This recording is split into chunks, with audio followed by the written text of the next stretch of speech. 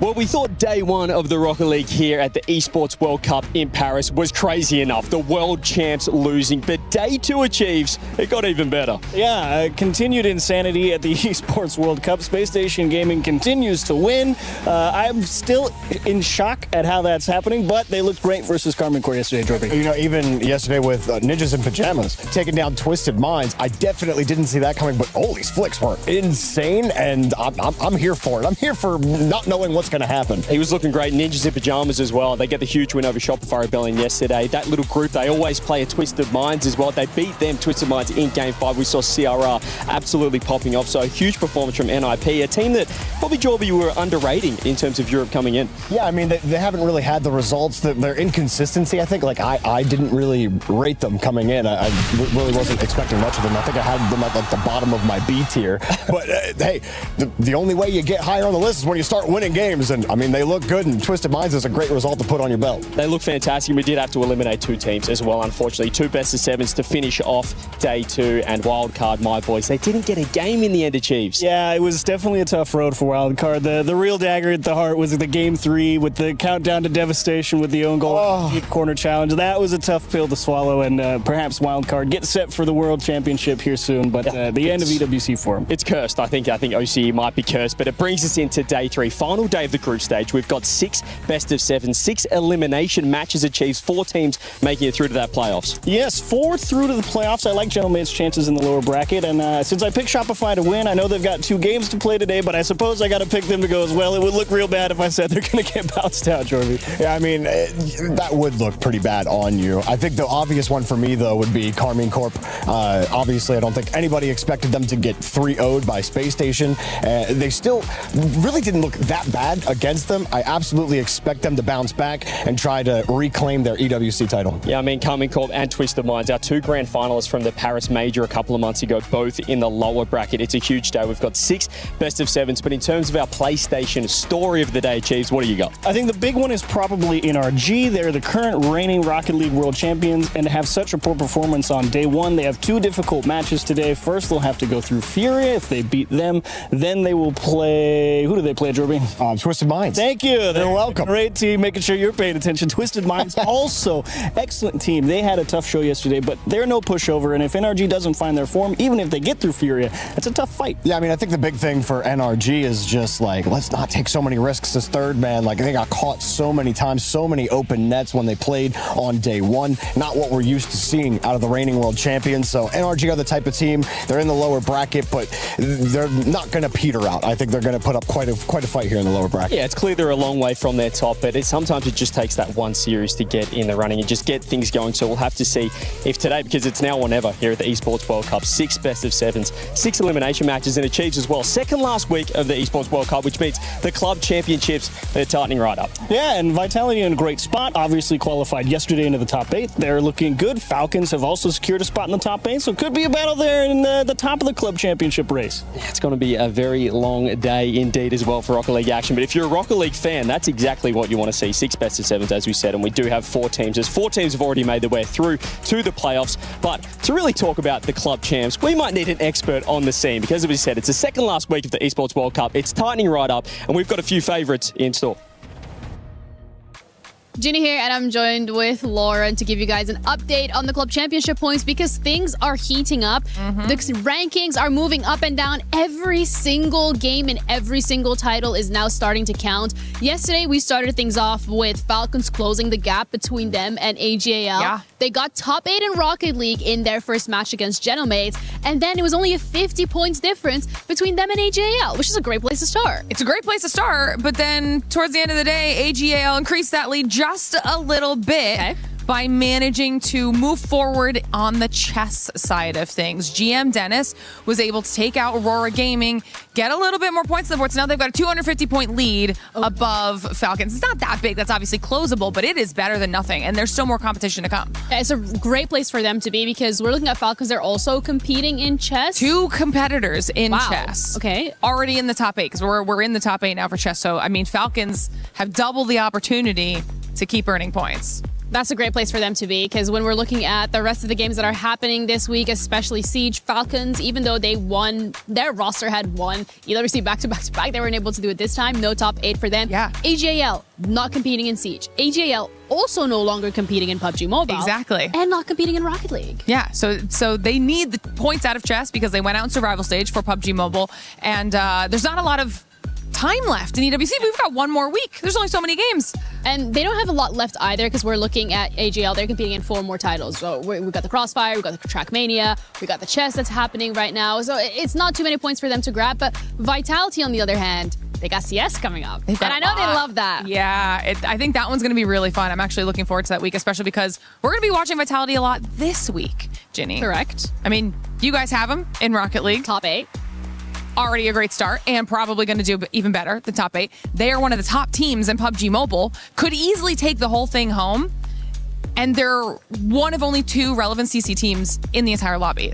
So it sounds like every single game that we're going to be looking at for this week and the next is going to be absolutely crucial to determine which one of these teams is going to come out on top, because the competition has never been more cutthroat. We're currently chilling in the green room. It's nice here. It's a good vibe here. I'm here with my best friend, Cool Cole, and we are going to be filling in our EWC pick'ems on the app right now. Cole, kick us off. Match number 1, Foot Esports taking on Rebellion, an NA head-to-head. Firstly, thank you for finally admitting we're best friends. I appreciate Colleagues. that. Foot Esports definitely have more form at the moment. Shopify Rebellion better on paper. Are you backing them to get back up to their level? LJ disappointed me. I was upset with LJ, and I do really like Justin. So I'm going to go with the Foot Esports on here for me. So give me Foot. Okay, I'll go for Shopify Rebellion. I will change the opposite. All right, next match, Furia, NRG. NRG on one heck of a downturn. Yeah, I don't think you can predict NRG at the moment unless you really back them to jump back up. Furia played well against Vitality, Yep, 3 very. overtimes and lost one game 1-0. I'm going to go with them. You're going to go Furia? Yeah. NRG, do I back NRG? That's my question. Go and on. a lot of people who know me will say, no, I don't normally. And it's going to have to continue. I was really unimpressed with them. They got beaten by TSM, and Furia did great versus Vitality. Completely agreed. So Furia for me as well. Next one, Gentlemates MIBR. It's the mates. For me, it's easy. You might have more nuance here. I'm a mates fanboy. No, that's fair. Made in Brazil playing very well, just about avoided or couldn't quite get a reverse up against SSG, and now they find themselves here playing well, but Gentlemates, just to me, that one step above. We'll go with them as well. And they got really sick chants. Loud up They there. do, yeah. We've Very heard of good. them, but not really in French. And the final one of the matches that we know, Carmine Corp are 8. Carmine Corp. Come on, it's good. It's Carmine Corp, surely. What do you mean? R8 beat 5 Fiats. They can beat anyone. It's going to be Carmine Gotta Corp. be KC. Make sure that you get all your choices in on the app right now. It's available. Enjoy the show.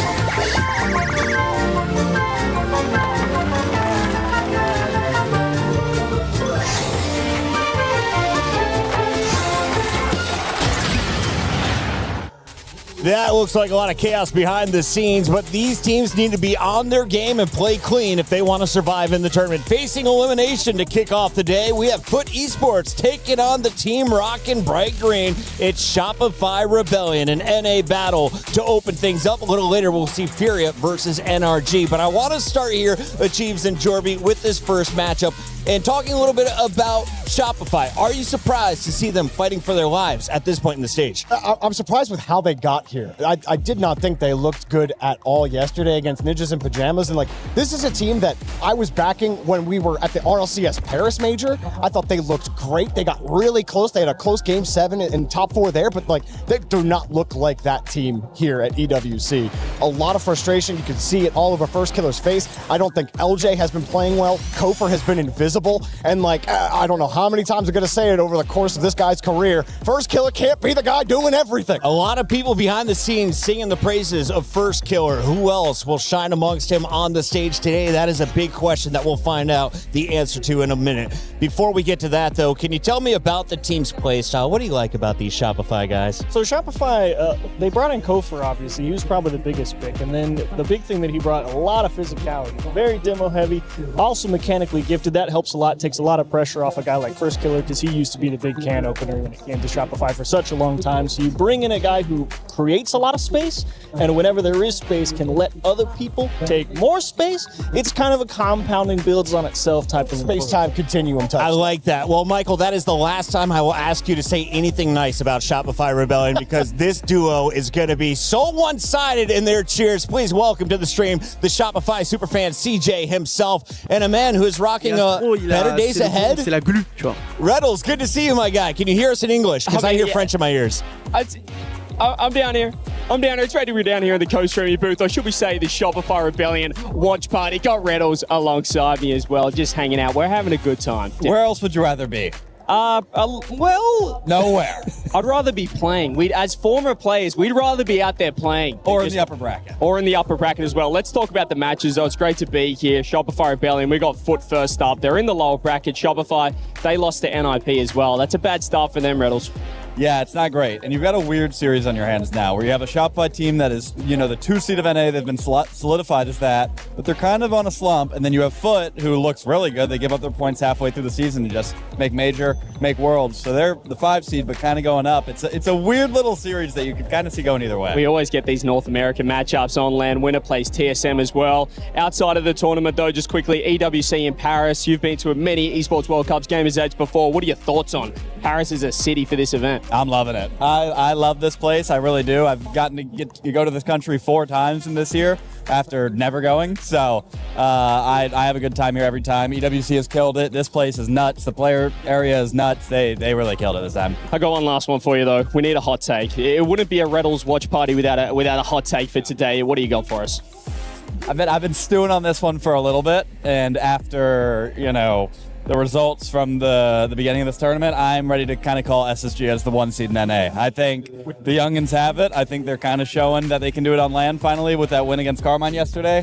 I'm feeling like we've got a new Titan of NA. Well, that sounds absolutely crazy since we're here at the Shopify Rebellion. No Shopify. I love Shopify. It's about to be in full swing. We love Shopify. Puck it back to you. We're going crazy. Shopify. Say it 3 times fast. Let's take a look here at the Group A bracket.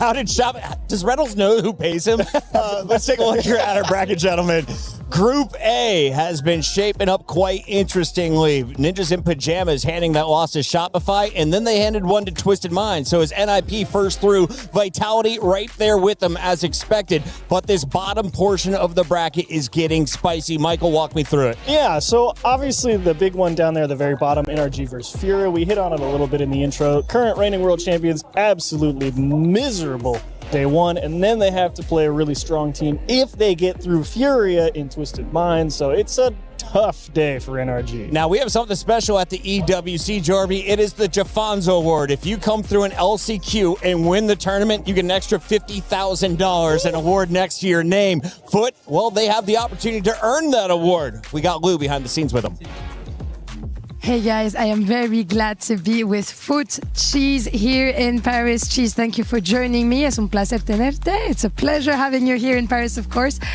Talking about cheese, I want to get into serious things first. How much do you know about cheese? Have you been able to taste the French fromage? And what have you thought of Paris so far? Well, I haven't tasted fromage, but I love cheese. I know I eat a lot of cheese. I eat a lot of Mexican cheese at home, especially with quesadillas and stuff. I love Mexican food. But yeah, I love Paris. I've been here like 3 times already for like Rocket League events, and it's been a blast. The Eiffel Tower especially is my favorite thing here. It's so beautiful. But yeah, I love Paris. I'm very glad. I feel like the mayor of Paris, being proud of my city. But yeah, we need to get him a plate of cheese backstage before the game, of course. And you guys seems like you're like truly enjoying yourselves here on the stage and stuff. How meaningful it is for you to like play those big lands all over the world? Oh, it means the world to me, to be honest. That's why we play the game, to make these lands, and it's the time of my life. It's been my dream since a kid to be playing at these lands, and it's honestly a dream come true. So I'm very happy to be playing at these lands and representing fellow esports. Man, you definitely deserve it, and you guys are so entertaining on stage, so of course keep up the good vibes. Next up, I wanted to ask a little bit more about the game. It seems like since you started playing international lands in 2024, there was always something missing, to beat all the regions or the big teams, whether when it's regionally you're doing amazing. So I want to know, what do you feel like was missing and what will be different here at EWC? I think experience, first off, as a team.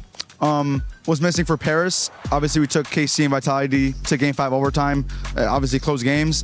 But I think our boot camp went well this time, and we're ready this time. Obviously, we lost Twisted 1-3 in Game 4 overtime. Very close series. We feel like we could have played better, but I'm very confident in Shopify. It's an NA team, so we know how they play. They know how we play, so it's gonna be very fun. But I'm very confident, so I'm very excited. Yeah, I'm excited too to see the game. And talking about Shopify specifically, it's a team that you know very well, right? But it's always hard to beat them and stuff. So can you tell me what you're gonna do to them, and what do you think of the team in general? Why are you gonna beat them, basically? We're gonna beat them because we're just better. We got the experience. And honestly, if I had to predict the score, I would say like 4-2. I'll give it a Neo Tokyo Game 6. Wow, and he gives us also the analyst job, and he gives us also the predictions. Who are the big threats here in Paris, do you feel like? Who are the big names, big teams that are the favorites according to you?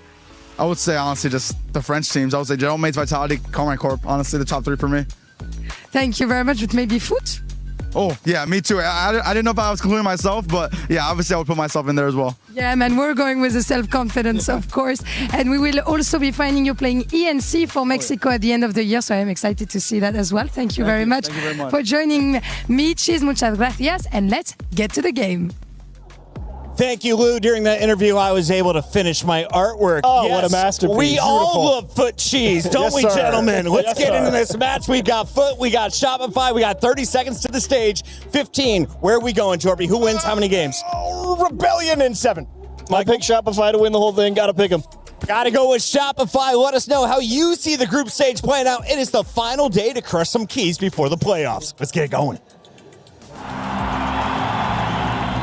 Sweeps or full-length matches today, so it was all or nothing with these matchups. Send the third French team to the lower bracket, or will the Bees blast through to the quarter-finals? By Kevin, they're surviving for now. How long can they do it when Zed's going for double?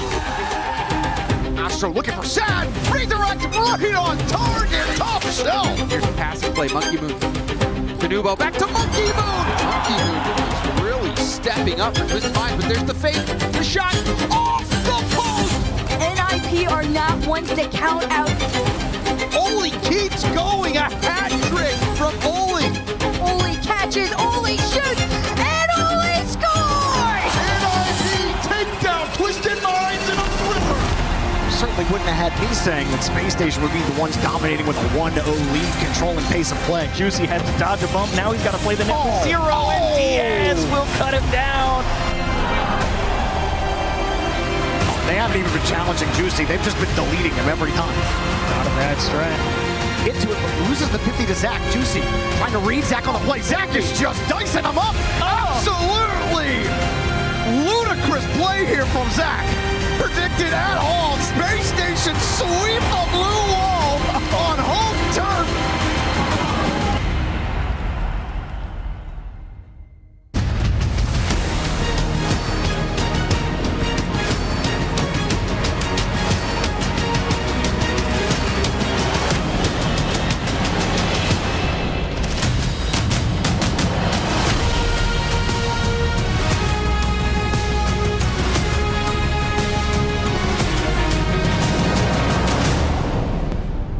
It's a beautiful Friday in Paris. It is day 3 of Rocket League at the Esports World Cup, but it is a scary, scary day to be an EWC key.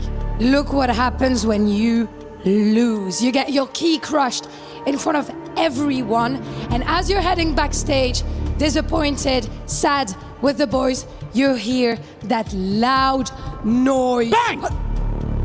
Yeah. Oh, that's exactly what I'm talking about. Literally. And today, 6 teams are going home, Ian. Did I scare you then?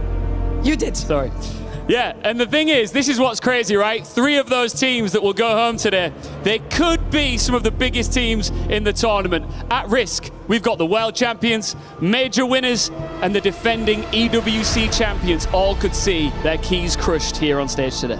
Parmi les 6 équipes qui vont nous quitter aujourd'hui, vous le savez, il pourrait y avoir de grands favoris, des représentants français. C'est évidemment pas ce qu'on souhaite, mais ça pourrait être possible. But for each loser, there's a winner, and 4 teams are going to get their spots in the playoffs today. But what is sure that if you want to go through, you're going to have to drive to survive. Well, let's find out which team will be the first to take the driver's seat here in Paris. Welcome onto the stage, Foot Esports!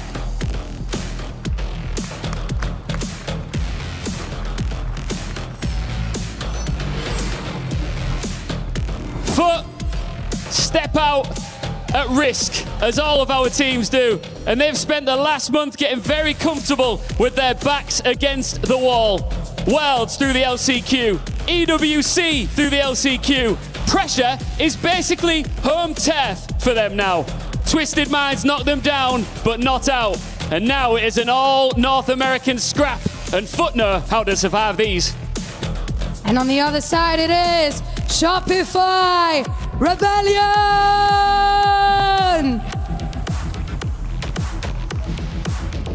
But this is not the Shopify we have watched become one of North America's strongest LAN teams this season.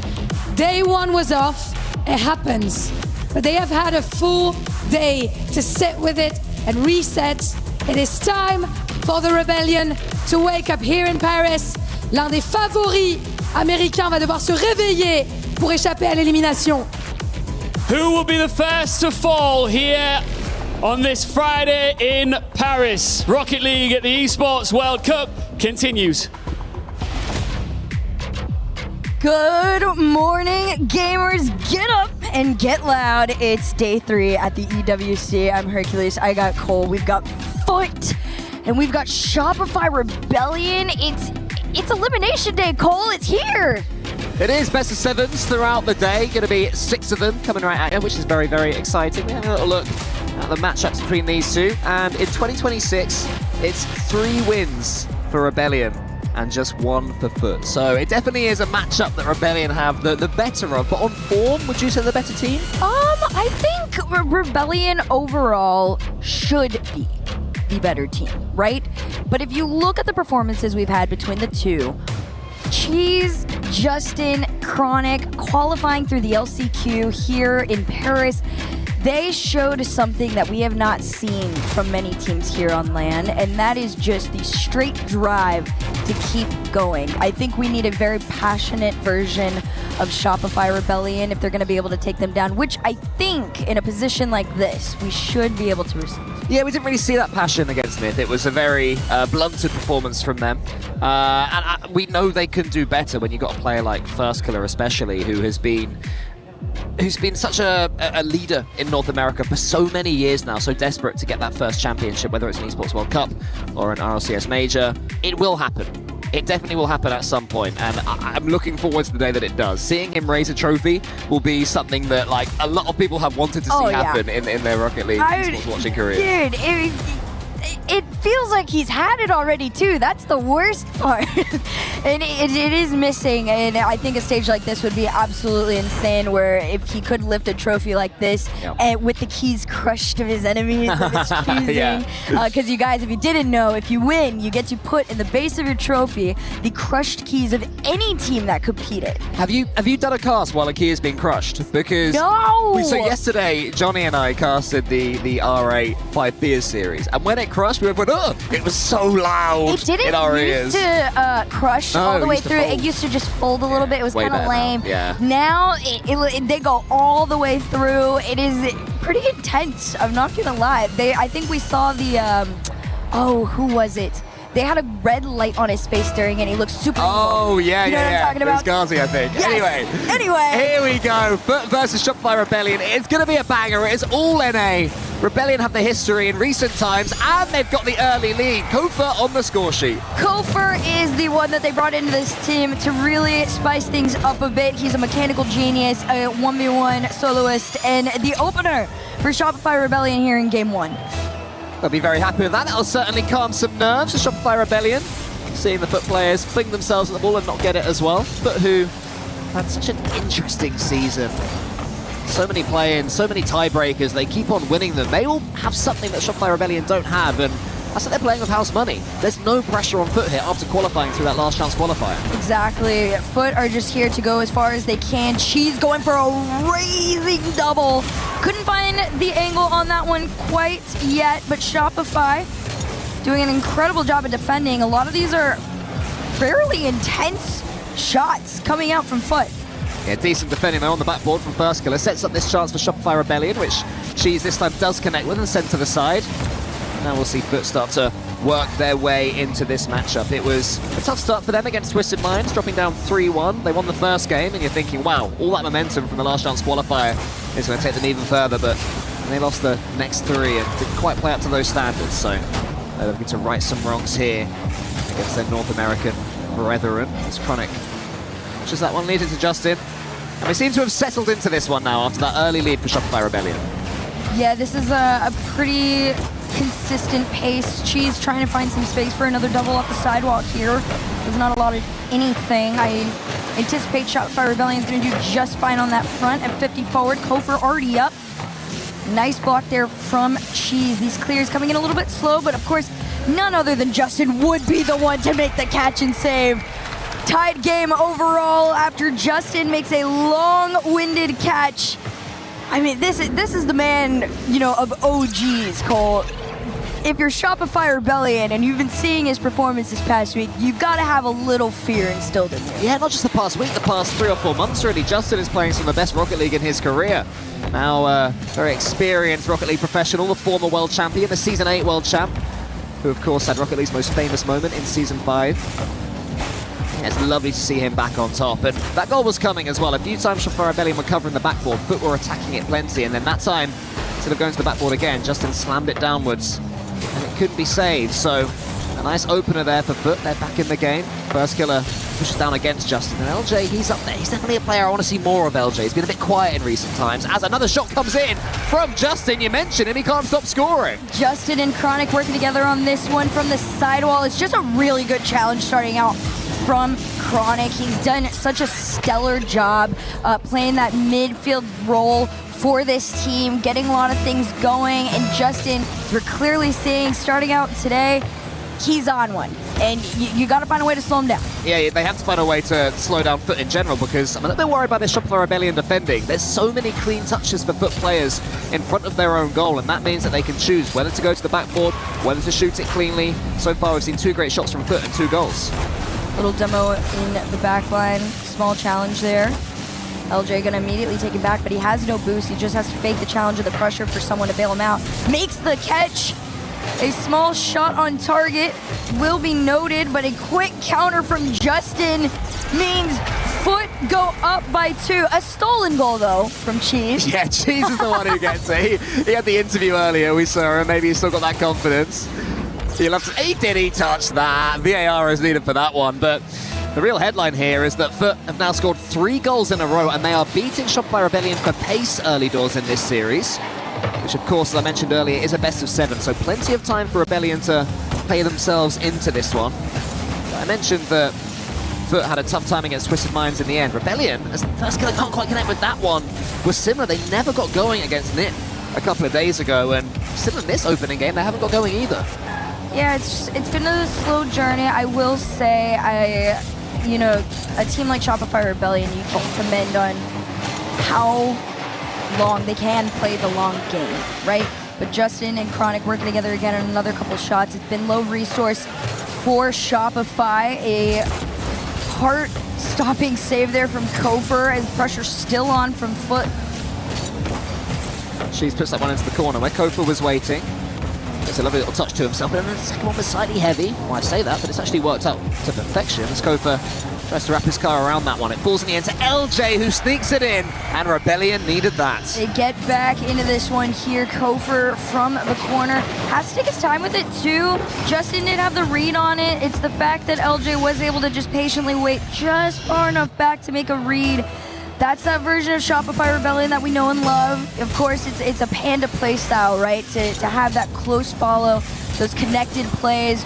Once Shopify Rebellion is able to find themselves a little bit more, we're going to get that. But it is still the Foot story, same as before. Chronic and Justin spotting each other perfectly. Yeah, Rebellion have got a big problem, and that problem is Justin. He seems to be the player that Foot are relying on right now. I don't know what training packs he's been hitting over the last month or so, but they are clearly effective. He needs to keep them to himself so not everybody can use them. 4-2 now for Foot. As soon as Rebellion come back into this one, they get that daylight back, but it's awkward defending there from Foot. Rebellion just wait. Kofa gets it towards First Killer, who tries to push it home. It was a good decision from LJ earlier on to get shot by Rebellion's second one. First Killer couldn't quite do the same. She's going to try and make this handoff here. It is possession taken away by First Killer. Just throws the ball towards the net. Going to try and go again. One after the other. Shopify Rebellion want to regain possession of this ball. LJ almost has it, but it's that low boost that really is forcing Shopify back. Another shot taken on target from Foot. Cheese keeping the pressure on. Fakes the double, just leaves it. They know that they're ahead enough not to have to force anything. Oh, lovely pre-jump there from First Killer, who gets the shot on target, and it's followed up by Kofa. Rebellion did everything right to make it 4-3. This is pretty much a full team effort too. Just a lovely pop from First Killer, like you said, already up, ready to go. Shopify Rebellion, they give themselves just enough time to try and tie things up here. It's a game that's felt like it was going the way of Foot for huge swathes of it, and if Rebellion could steal it, that would be a massive dent to the confidence of Foot.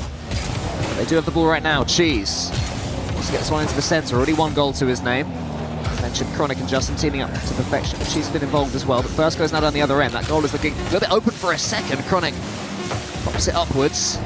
Just a few more seconds. Can Foot hold on? This is what they need. Control of the ball. Cheese around the corner. Wants to hit the floor and does hit the floor, and Foot win out, but Rebellion make a few statements of their own. Oh yeah, Shopify was definitely getting back into that one in the later moments, and the good thing for them is this is a best of 7, you know? Sustaining pressure like that in terms of Foot is a challenge, you know, for some teams. I do think they are able to hold it consistently, but Shopify Rebellion do need to get back into the swing of things. Game 1 opened up, the beautiful pass and play, Justin just reminding everybody exactly who he is. Yeah, I mean, it was the Chronic dunk, and then Justin to go for the backboard, trying to do anything fancy, and I think what he's learned over the years is when to just shoot, when to just take the simple shot, put it in the top corner, and it will be enough, and that was more great work between Chronic and Justin, looking like a dynamic duo out there, but this is where Rebellion, you know, answered back somewhat. It was a great dunk by Kofa on Justin. No harm done as far as Foot are concerned. They take game 1, and my eye is immediately drawn to 2 things. 1, Kofa 613 points, but 2, Justin 859 from him. An insane level of involvement from the two, statistically all the way around as well. It was an incredibly even game. I'm excited to get the boost possession in after that. I want to see where it went. It was a matter of, you know, what you were doing with what you had between the two.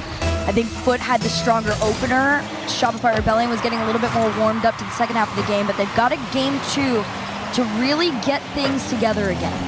5 demos each in that first game as well, so I wonder if any of the teams will be thinking, maybe we can try and expand those numbers a little bit. I'm looking at Kofa as well in particular. The Shopify Rebellion loves taking out his opponents, not his teammates.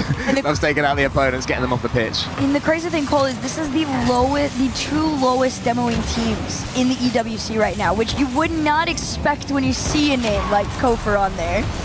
Maybe things are getting ramped up towards, you know, elimination days. We will see. Well, they have to get there first. They have to survive into these playoffs, into the quarterfinals. Starting right here, right now.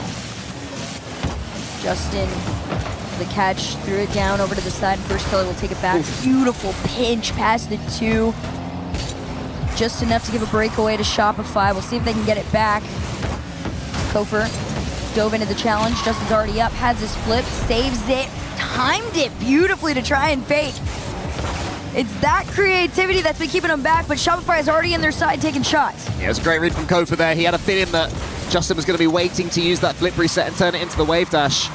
Justin again, fantastic control, can't quite get the flip reset that time, and LJ punishes him, sending it forwards. LJ might be able to complete the job here with Cheese trying to get the block on him. First Killer can't quite get the double, so close for Shopify Rebellion. That last piece of the puzzle not quite there once more, and Foot can get it away.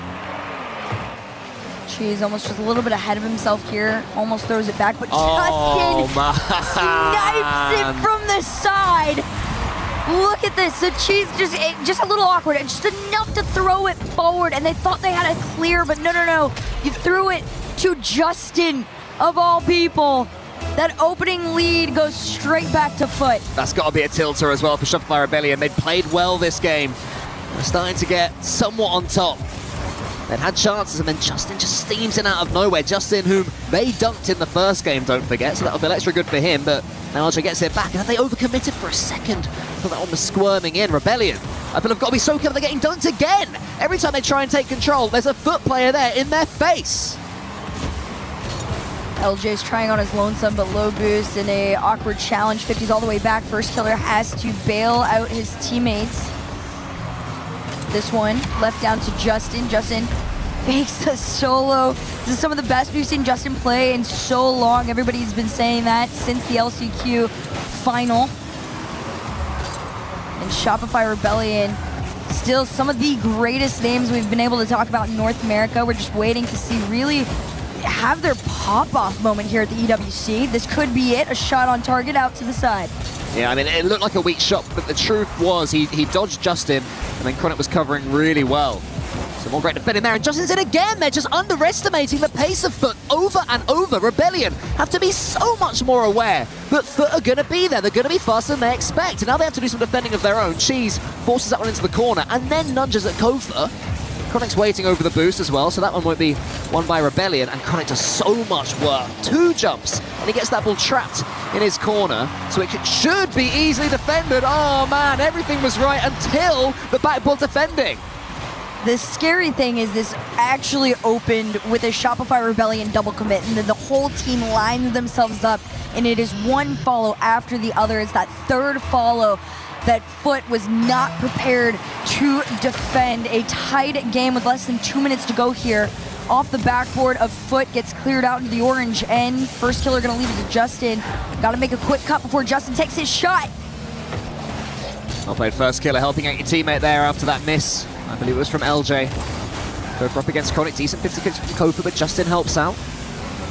Chronic will be able to cover this one. What does he opt to do with it? Is it touch? And into the corner where First Killer was waiting, so now it's Shopify Rebellion that have upped the pace. LJ was really hoping that boost would spawn in that corner, but it didn't happen. Kofa at least can get this central one. Should be able to turn this into a shot, actually. Justin's underneath it, gets a save towards Cheese. Great block. Just hard enough off the crossbar, but it's not going to slow LJ down. You see First Killer lurking, and that's where things are going to start to get scary here. Is able to take it back. 50s to the other end. LJ, nice cut, and takes the boost. That's going to be the difference maker between these two teams because they've been so even with the boost. It's with Cheese that's just been a little bit ahead in terms of that, but if Shopify could take it away, they could slow them down to find that pace play that they've been needing. Interesting skim there, puts a little bit of pressure on Shopify Rebellion's defending. Chronic towards the center, but it's blocked by Rebellion. First Killer was in there, and I will say on Rebellion's behalf, they no longer seem to be underestimating the pace of Foot. I think that message has finally made its way through the ranks. They're expecting these dunks, they're expecting these challenges, they're expecting the follow-ups, and they're expecting that one to break the net. It's 2-1. First Killer and LJ, just a beautiful duo on this play. You saw LJ go for the bump, and it was just enough to let First Killer slot it in from the side. You can see the shock on everyone's faces too. A 1-goal lead with less than 30 seconds to go here, and another clear upfield. Shopify Rebellion might have been able to find their way into this. Yeah, when they're dealing with the pace of Foot, they look at the better team in my opinion. As First Killer gets that one towards Kofa. That's a little bit loose though, is it? No, it's overplayed well towards LJ. First Killer keeps it going, makes it again towards Kofa, so good game management so far from Rebellion, but that's a mistake there. The demo will leave the ball in a lot of space. Justin has Chronic in front of him. Can Chronic do anything? Cheese wasn't quite there for that pass. And Kofa should be able to kill this one, and does, and Rebellion nervously their first game of the series. Rebellion, it's so frustrating because they are so good. And you can watch that they are, definitely struggling to kind of find their flow a little bit, but I think anybody that goes against a team like Shopify Rebellion understands that you have to show no fear. You play the pace that you want, and when they did, that version of Foot could not be beaten. But when First Killer and LJ started to find each other again, and they had just enough space that they were also creating with a couple of those bumps, like in this one, Shopify looked much more like themselves, like that top 3, top 2 team that we see in NA. Yeah, I mean, Shopify Rebellion forced Foot to make 5 saves. Chronic made 4 of them, so Chronic was doing everything he can defensively for Foot Esports, but it wasn't to be enough. And Rebellion do get that game. It was opportunism, I would say, probably for all 3 goals. There was the dunk, then there was the mistake on the backboard that was punished by Cheese, and then finally there was First Killer just lobbing Justin, who trended forwards a little bit further than he should have done with a nice arced shot. And now it's Foot Esports and Adam Baguette. They're going to have to do some thinking of their own, but I think they'll be comfortable enough still. You know, bearing in mind that they've come through these qualifiers, they're here, and they're definitely going toe-to-toe with Shopify Rebellion right now. Well, they're going to try and get back into this. Foot got responded to in that second series there. Another very even game, 49 to just over 50% with pressure on either side. Both of these teams, it is so much more of an even matchup than you could even fathom. It's just about what they are bringing to the table when they're on the other end. And I will say, this is a much more aggressive Foot, especially after that last loss. Remember as well, this is the lower bracket, the very first one. Whoever loses this one is out top 16. These are not players that would see themselves at that level. They will want to make it further than that into the playoffs and beyond. Rebellion in particular are here to win championships, so it'd be really painful if they lost this one. There's just some thinks about going for that ball, waits well, wants to follow it up, but the ball rolls instead of bounces. I think he was hoping that it would bounce off and he'd be able to follow up with a nice finish, but it's decent attacking pressure so far from Foot in game number 3. Agreed. This is a really strong version of themselves, but Kofor has been waking up since that game number 2. Shopify Rebellion trying to find each other again. It's going to be First Killer on his lonesome, though, from the midline. Look at this. Just such a nice read. They do an incredible job with spotting and following the second there is a loose ball. And once again, there's Justin flat-footed on the goal line, hopping as the ball sails above his head. Brilliant shooting from First Killer there, but straight from the kickoff it is Justin. What a save that was! What a block! Look, for all the world that was going to either bounce in or fall to Justin again, but somehow it's beaten away from the crossbar. Chronic's going to try and get this one cleared out. Going to continue to follow it. Low boost all the way around. 0 between Justin and Chronic. Shopify Rebellion trying to starve them out. Play this to the high backboard here. First Killer, second touch, keeps it going. Chronic will catch and collect. It does 50 still to Justin, and a shot will come through Foot. Such a well-rounded team. Look at how consistent these follows and passes are. That is just straight communication between the entire squad. Yeah, Kofor covered about 80% of the goal with his positioning, but the shot was good enough and the pass was decisive enough to completely take him out of the game. Kofor again, lovely couple of touches, making sure that Rebellion don't collapse here after conceding, but the games remain close. They remain incredibly hard fought as First Killer wants to get that skim and does get plenty of distance on it. Cheese can clear it. Chronic's already up here. What can he do with it? He catches it to himself, turns it into a flip reset, scoops it up. Lovely play, and if he'd have got Kofor's bump there, it would have been a really interesting goal.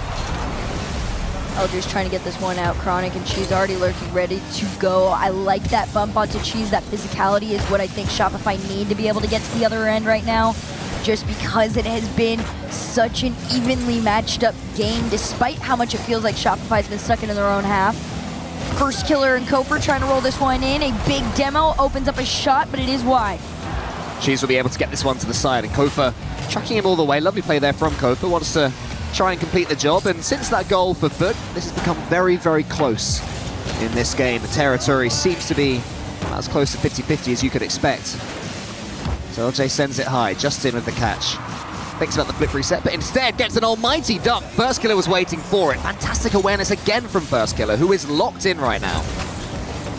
LJ and Kofor were on the other end. They're leaving. First Killer on his lonesome. That clear, though, does come through, and Shopify Rebellion are going to try and find each other to make some pressure. First Killer shot denied by Chronic. Justin on no boost, still enough to get past the midline. Kofor's going to steal that boost away and force Justin to go back a little bit there, and Shopify going to try and force some pressure towards that Foot net. It's a little bit slower. And that tied game remains into the next 90. Loose ball for a second. Kofa is the first to react to it. It's a great pass, and somehow Justin gets that read. I thought that was going to be 2-1 Shopify Rebellion. First killer again, trying to take these opportunities.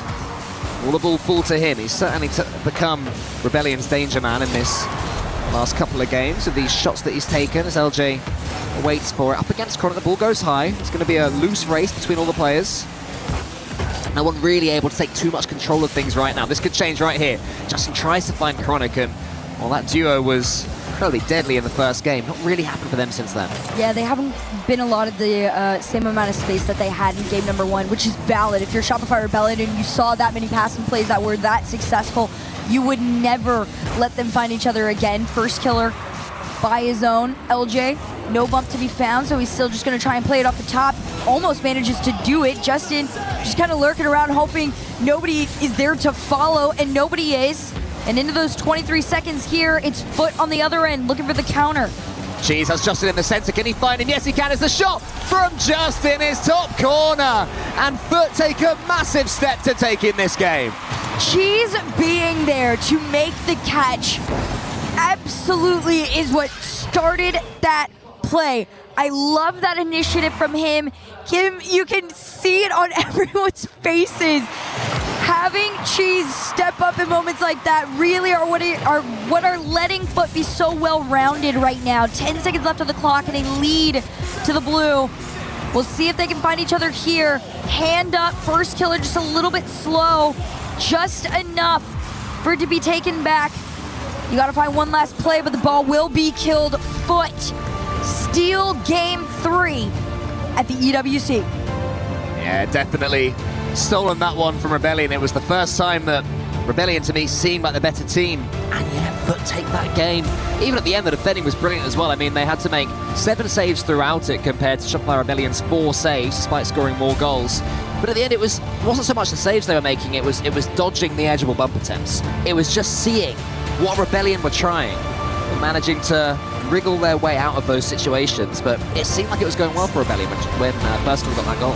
It really did. It felt like Rebellion was starting to figure, themselves out a lot more. But Foot, this play in particular, Cheese being full commit on this, Justin knowing when to call himself up. That's the other thing, right? There is no overextending with this Foot team right now, at least in this series, right? We have not caught them extending themselves by any means. They go for what is given. They don't take much. And looking at the scores as well, you can see how perfectly poised this series is. No one really stepping forward. Everyone within that sort of 2 to 450 range of score there, because everyone's involved in every way. It's complete parity across the board.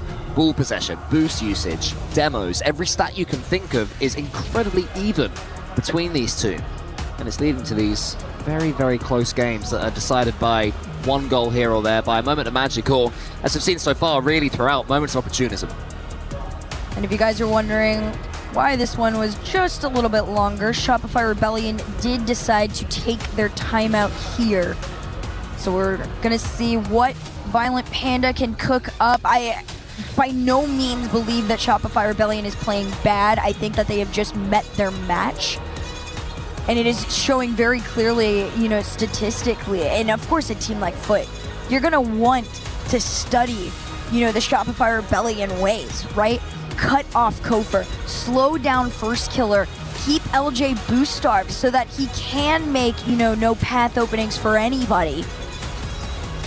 We're gonna have to see what version we get of this team next. I know this is a man with a plan for sure. You see there, Kofer taking off his headphones, just trying to maybe soak up the atmosphere, or the opposite, just try to completely turn everything off for 30 seconds or so as the game builds up. Utopia Coliseum is loaded in, and we are good to go. Headphones back on, because there's no slowing down now. This series will march on, and that, as you say, is a tactical timeout used by Rebellion. So Foot will have that in their locker going forwards if Rebellion can get a game or two here, but that's a big if based on current form, because Kofa can only get that one into the center. Justin waiting for it again, and the positioning from Justin throughout the series has been impeccable.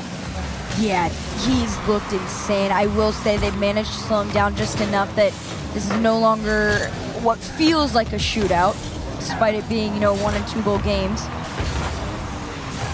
LJ and the rest of the boys getting held back.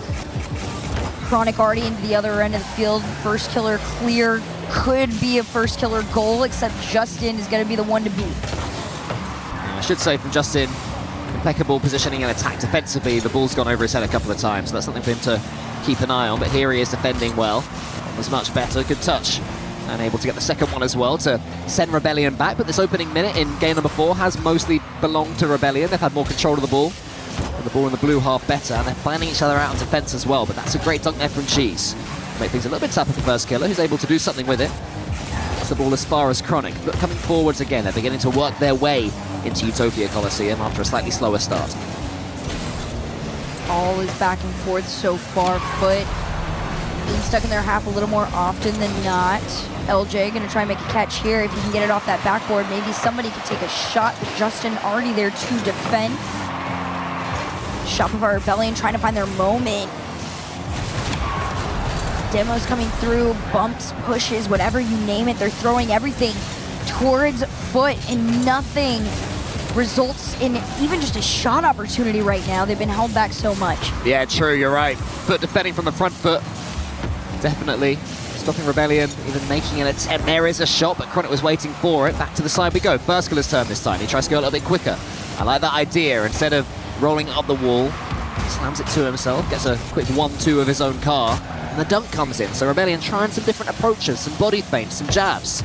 Seems to be working so far, but are surviving. If Foot can break through, then Rebellion may well have overextended. Justin tries to do that. They can only get it as far as first killer. The 100 boost is able to do some damage here. Wants to get the dunk on Chronic. Chronic pushes it to the side. Kofa, he goes up, it goes wide.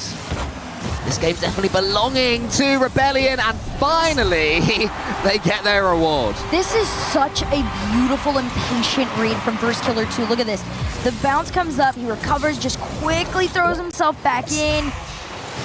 That's the version of Shopify that I want to see again, right? This very patient but striking team. Now off the kickoff, a slow rolled ball. LJ gonna try and take this one from the side. Actually has to play it to the corner pocket here because it was just a little bit awkward for them, but off backboard they go. Still a continued even matchup between the two. Couple shots roll in as this one stays out mid. First Killer will send it back. Yeah, big boom, but it's a smart one because LJ was in that corner, able to at least swipe at that boost. He didn't get it, but he made Foot think that he was going to. First killer forwards towards LJ. They're definitely finding each other much better now. I wonder if that's something Violent Panda talked about. But there's a big dunk again from Justin. They haven't done that for a few games. Allowed Foot to dunk them. And that's what changes the game. That's what changes the pace. Justin now is up for the pre-jump. He uses the ceiling. Leaves it to Cheese. One dunk hook after all of that pressure. And Rebellion go 1-1. I mean, when you got a team like this, like I said before, some of the best shots that have come out from Foot are when that third man just feels that it is the right time to full send.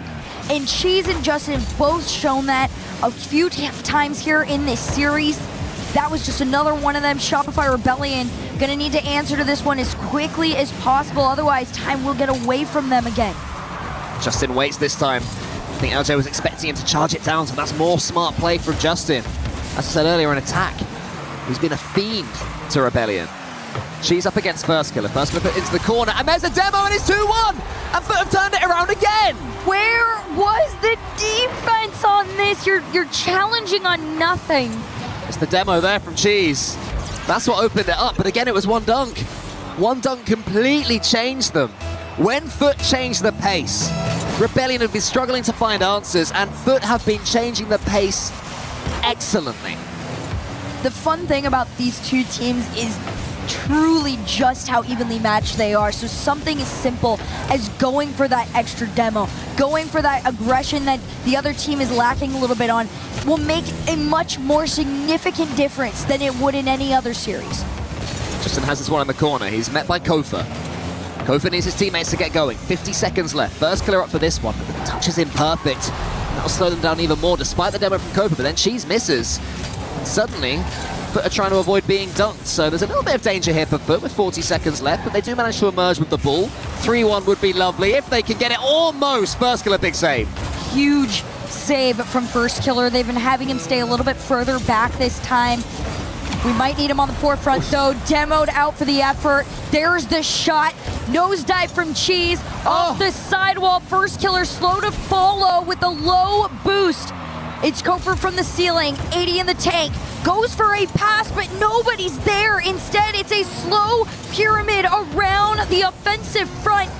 And a clear like this could waste the time that they needed. There's 3 seconds left on the clock here. Shopify Rebellion, they need their Hail Mary moment.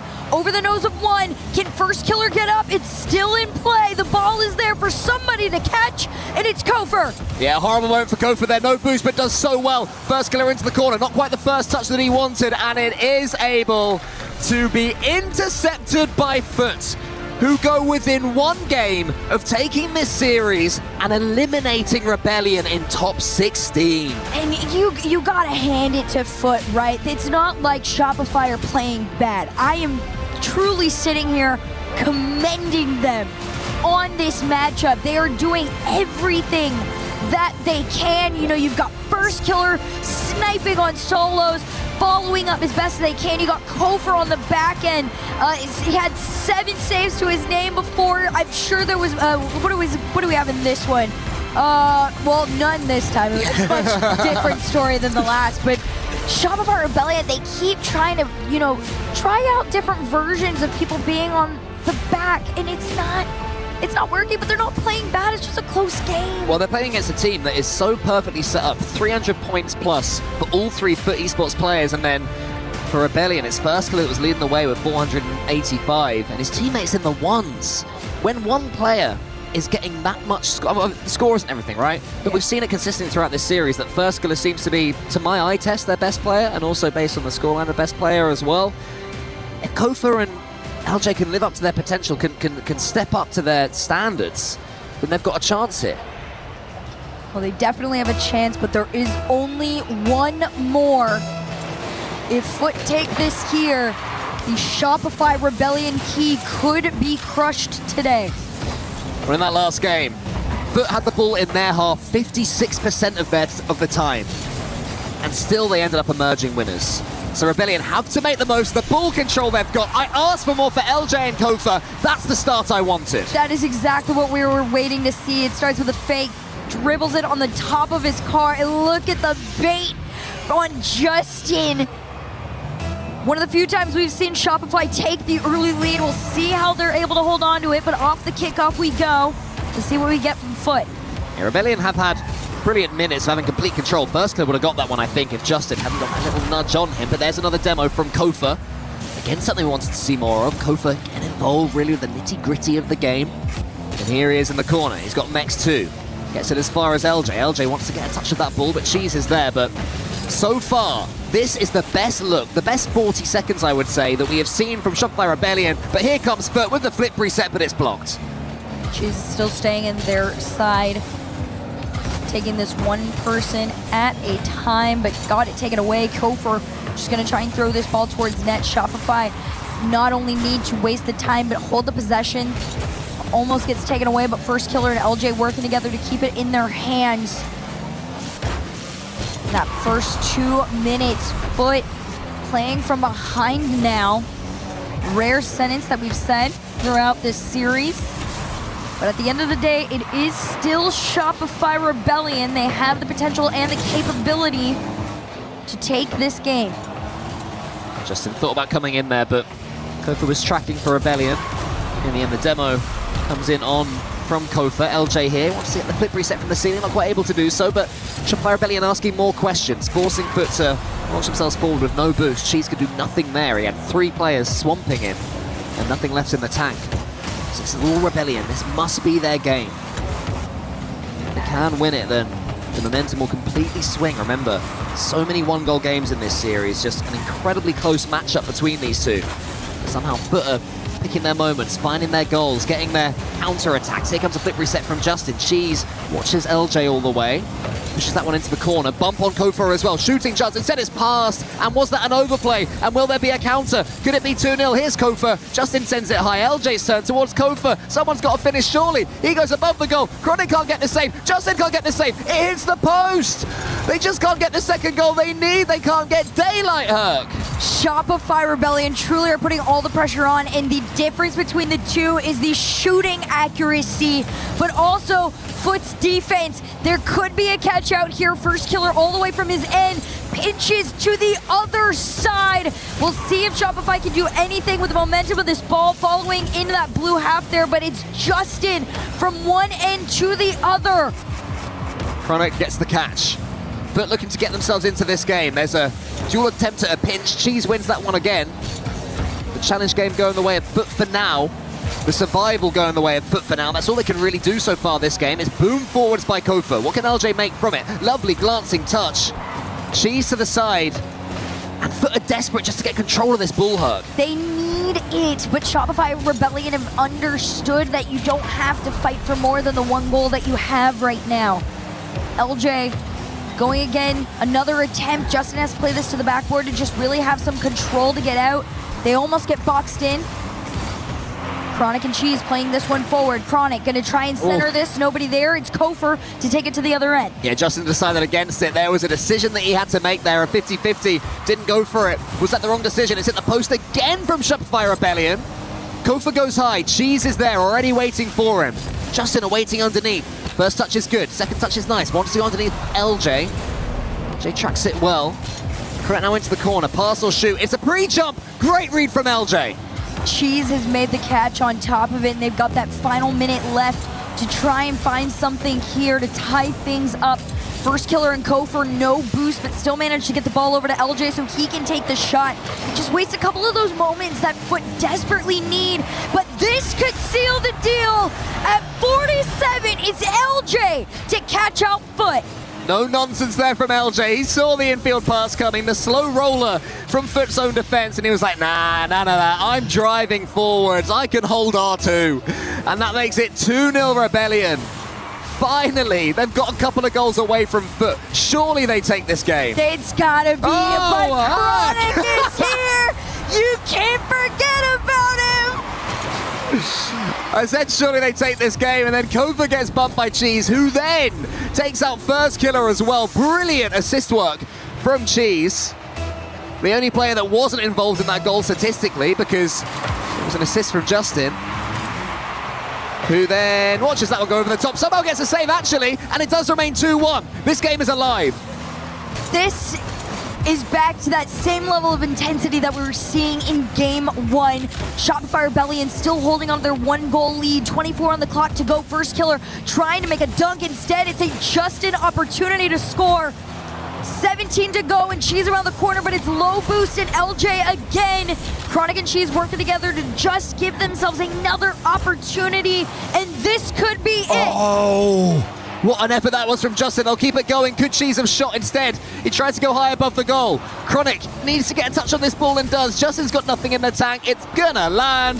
Shopify Rebellion get the game win, keep themselves alive. But I don't know about you, Hark, but I'm pretty nervy as a neutral. So any Rebellion fans must be terrified right now as Foot take that tactical timeout. If you're a Shopify Rebellion fan, you are stressed. However, you've been in these moments before. You've walked away successfully. These players understand that. Like we've said, this statistically has been a closer series than anything ever that we've gotten. But plays like this, that LJ step up on the solo sniping when there was a small overextension from Foot, that was the difference maker. Shopify Rebellion finally just having a bit of space and time and staying strong. And that was the first game that Rebellion had better shooting accuracy, despite that one not quite making its way home in a game than Foot Esports, which seems to be the big difference. In a series as close as this one, that is what it all comes down to. And Rebellion, they can let out some deep breaths, they can offer some fist bumps, and all of them in the 500s. 500-point game, 518-point game for all three of them. For all three. That's a collector's item. To be fair, that is origami. all LJ. Oh. Yeah, okay. But to be fair, that's good exactly how the game was. Yeah, true. That game was all LJ. Yeah, he did well to clone fight his opponents there to force Neo Tokyo, and of course we've had some famous and infamous moments on Neo Tokyo. It is a terrifying map. To me, Neo Tokyo somehow is even scarier than Champions Field. I don't know why. There's something about Really? it that... Yeah, I just feel like Neo Tokyo is like... It's got... There's so much that's happened on Champions Field, but Neo Tokyo, the key moments, you know, the ones I'm talking about as an NA fan, they're the ones that stick in your mind.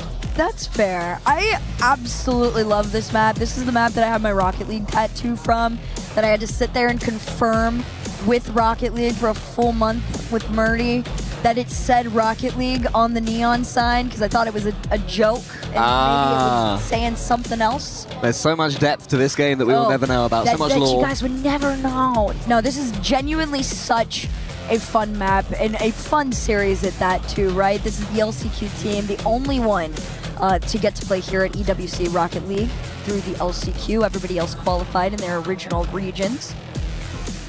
We'll see how this goes. That timeout did get called by Foot, by the way, you guys, so they are taking their moment. They do sit on match point, but 1 second away and a game away from continuing on and crushing the key of Shopify Rebellion. This is the first time we've seen Neo Tokyo in Esports World Cup 2026 after a couple of 4-0 sweeps yesterday, so a proper series to start our day today as First Killer backflips that one towards Kofa. And how important is a fast start for Shopify Rebellion here? At the moment, they've just got the teeniest smidge of momentum, Huck. Yeah, that small momentum, by the way, is about to get cut off. Yeah, potentially. But when they had it, it's theirs. And that, again, is a testament to how close this series has been. The second one of these teams goes ahead of the other, whether it is in shooting accuracy or ball possession, they tend to win the game in its entirety. So Shopify need to find their edge here in game number 6. LJ was the key man in the last game as well, so keep an eye on his Octane. Love to see an Octane rather than just endless Fenix. I think Justin's using an Octane as well, so there's definitely been a few players that are choosing to go with the old school car. There is Justin getting that block with the Octane. This one rolls forwards towards Kofa. He's been a little bit quiet the last few games. Will he come alive? He flips into that flip reset. It's going to fall towards LJ, who scoops it high for First Killer. He goes to the pass towards Kofa. Here is Kofa. Wants to get the double, leaves it instead towards LJ, but the shot just won't open up for any of them. Little rough there, but I like the idea of it. It's a very classic Shopify Rebellion as well to be able to follow each other in that way. First Killer around the corner here, but no boost.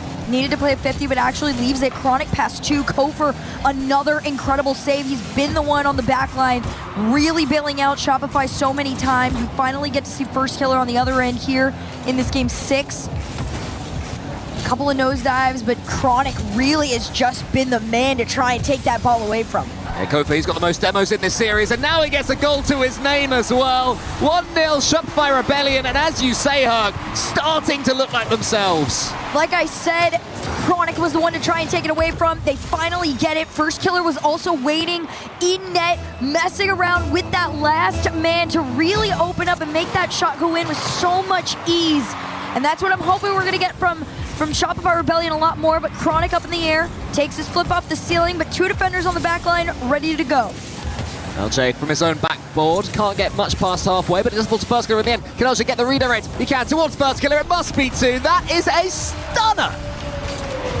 First Killer finally finding some space. I liked that from LJ too, plays it a little bit back, just gonna let First Killer take that follow-up. It kind of, makes Foot question themselves a little bit, and that's what you need to do.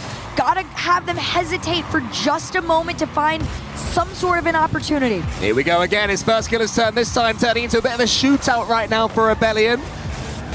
Really felt their way into this series now. Certainly favourites in this game. If it does go to game 7, I'd say they'd be favourites in that as well. But that's still a long way away, and we know that Foot never seem to know when they're beaten. Multiple last chance qualifiers, that's how they got here. So they're used to being down and out, they're used to having the odds stacked against them. Still being able to find a way back into a series, back towards victory as Justin catches that ball from the ceiling for the flip reset.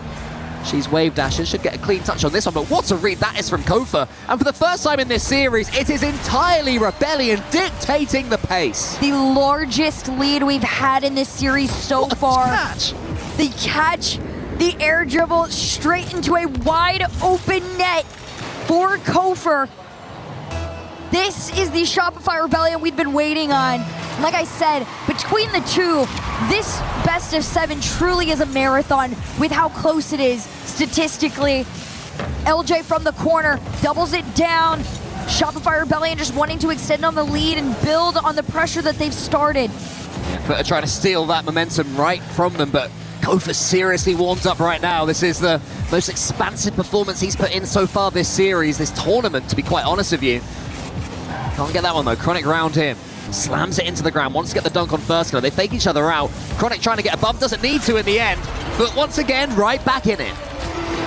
Of course, too, it is starting off with Chronic. I love this like fake and save here just because he's got fairly low boost in this moment. The communication to let Justin go and take the shot worked. Foot finally on the board here in game number 6. The Shopify Rebellion still up by 2. That could go away, but a team pitch all the way to the other end is going to be caught out by Justin. Yeah, I want to see Rebellion being a little bit careful for the next 30 seconds or so. It doesn't matter if you don't score again, but you do not want to concede one more and really let Foot get the bit between their teeth. That is the danger. As Kofor keeps control of that ball, Justin's in there. It's a nudge on Chronic, his teammate. Didn't want to do that, but does manage to get the next touch. Good defending from Rebellion again. They're keeping that third man camped back. I don't mind that at all. They have to cover that backboard and to make sure Foot don't score. Justin with a shot on net. LJ out over into the corner.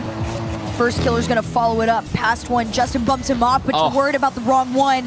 That one going off the crossbar is gonna frustrate them, but first killer already back to take another. They're just opting for pressure. And that could be more than enough to be able to win this and force game 7. Justin booms, 40 seconds left now and Foot needing 2. Rebellion doing an excellent job to steal those seconds away. Demo potentially changes things though. LJ has to be careful for this 50-50. Chronic gets some pace on the ball. Who's following up? It's Cheese, but Chronic, I think it was again, to complete what he started earlier defensively.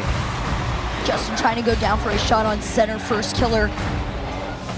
He is hunting.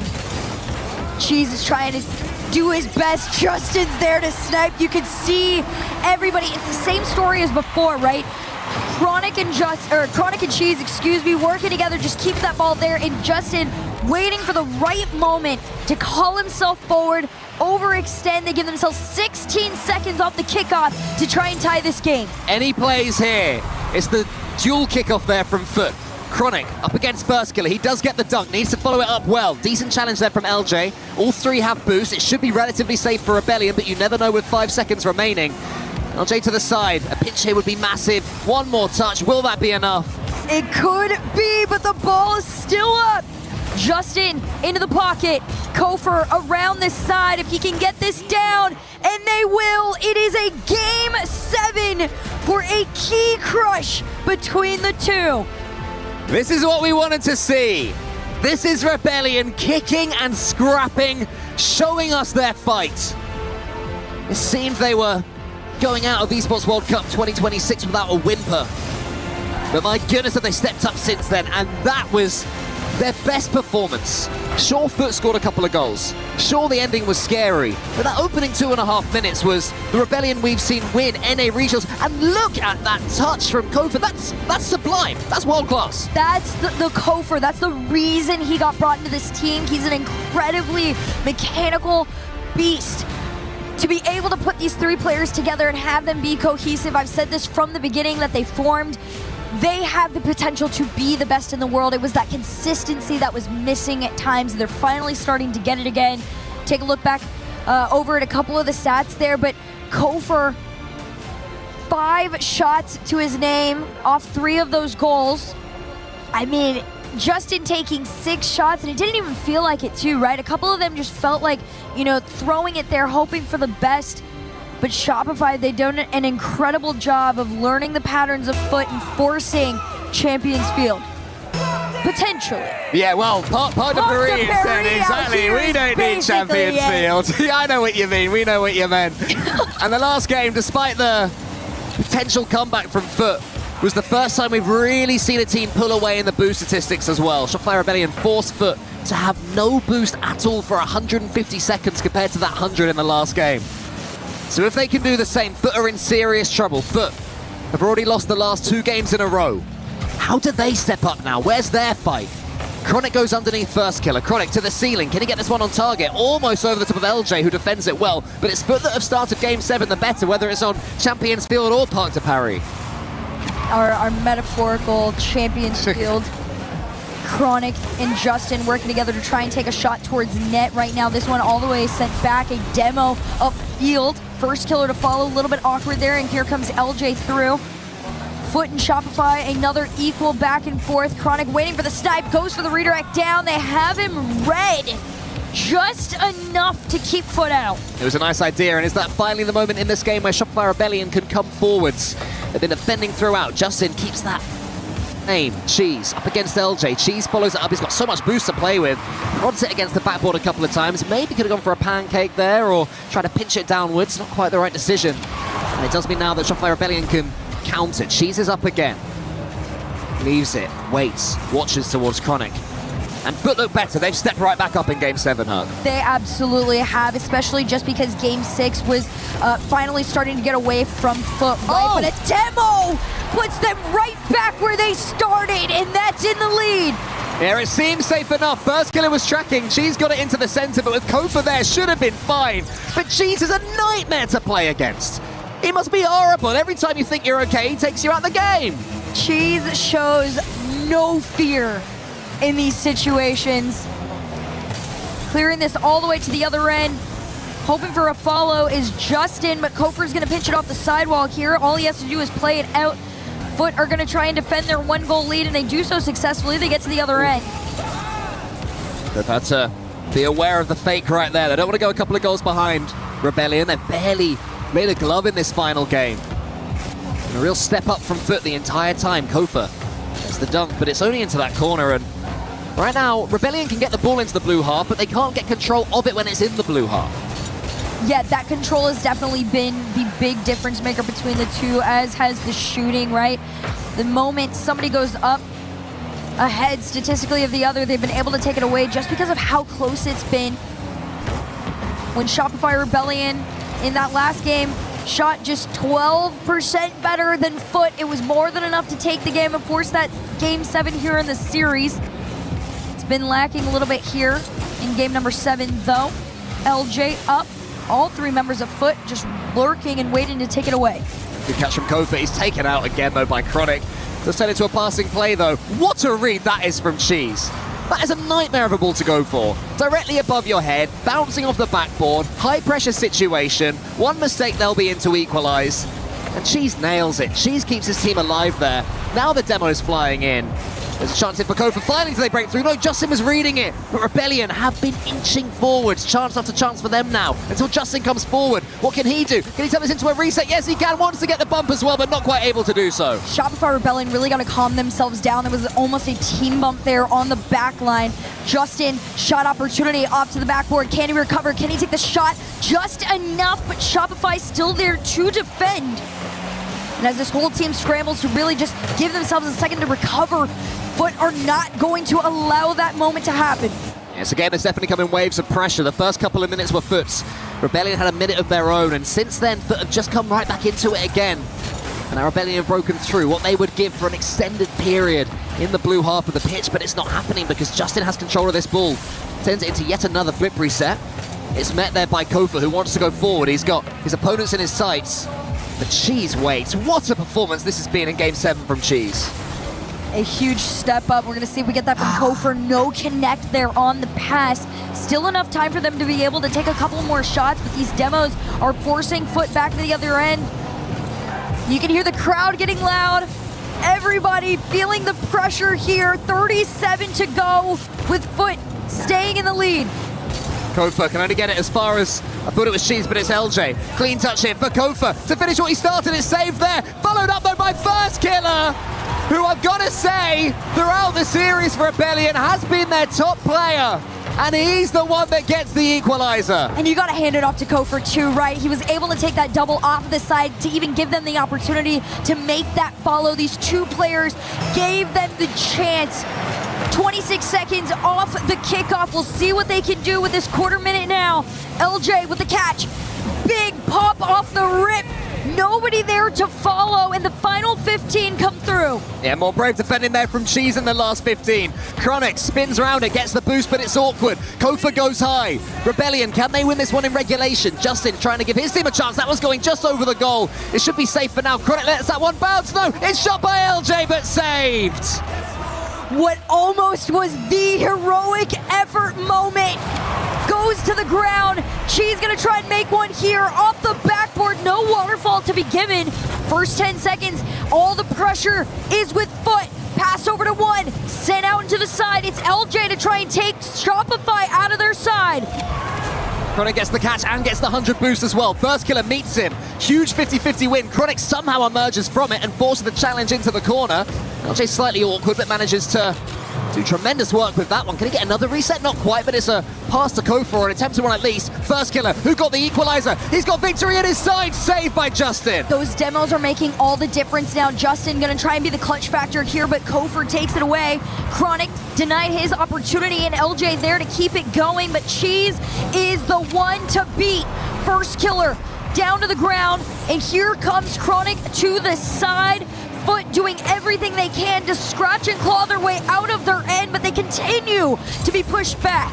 So much pace on that touch there from Kofa. He did so much via a flip reset and a challenge. I was going to fall into the center. It's LJ. He shoots. Who's following up? Kofa leaves it for first killer. Saved. Nobody can get past this line of defense. Kofa might be the one here. LJ tried to find a bump off the side. It's real close on the ground, but Chronic is there.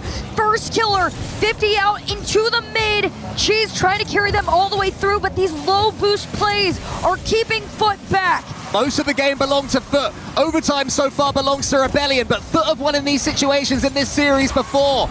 They've been camped on their own goal line and scored counter-attacks. So Rebellion have to remain vigilant, but Chronic, his touch is poor. It's as far as Justin. Cheese behind him.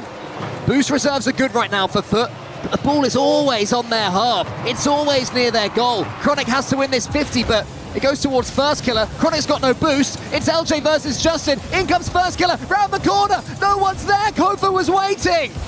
The pressure is starting to build. 1-to-1. First killer's there. And so is LJ. Shopify Rebellion in Game 7. An exhausting series. A true battle between two of North America's teams who are so close in every metric.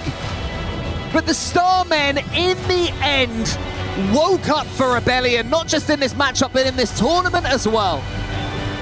First killer, what a performance from him. LJ, who carried them a few games ago, got them back into this match.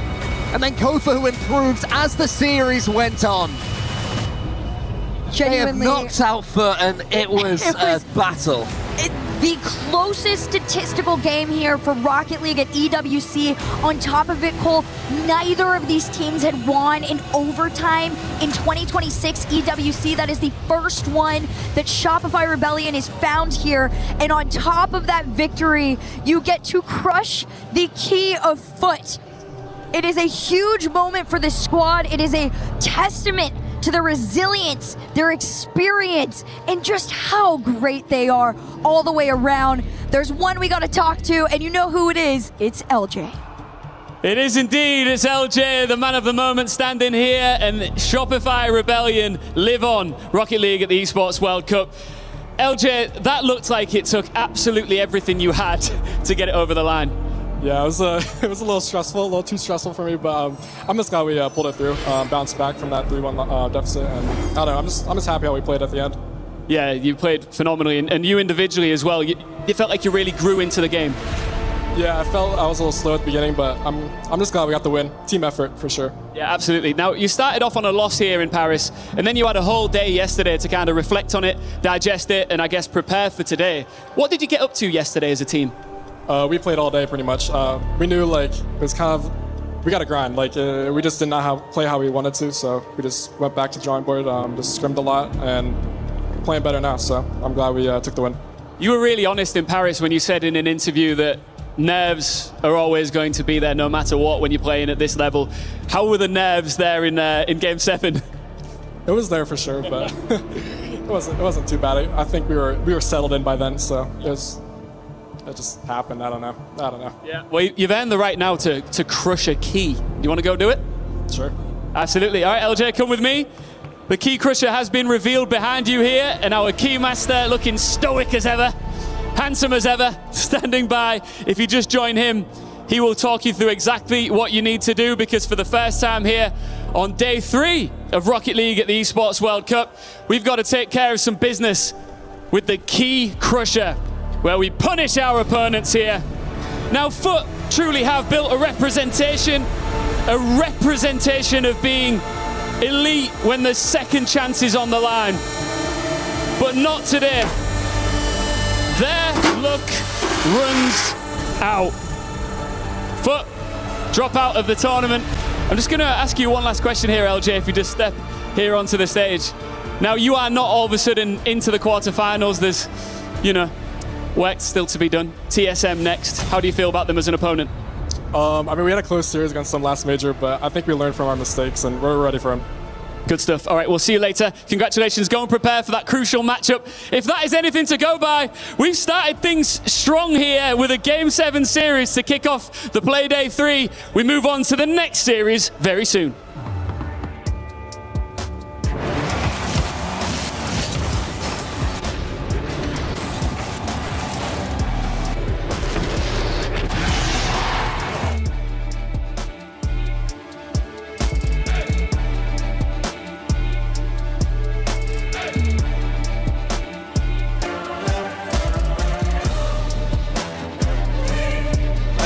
He's awkward then. Yeah, I got Justin's boost. He has 0. He's left open.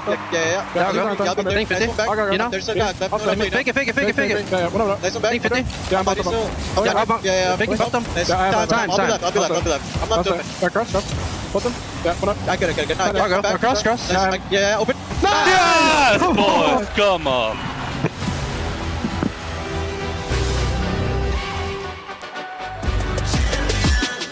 This ain't no regular thing. I came for the ring, you know what I mean. You see my name in the lights, better get right, I'm champion.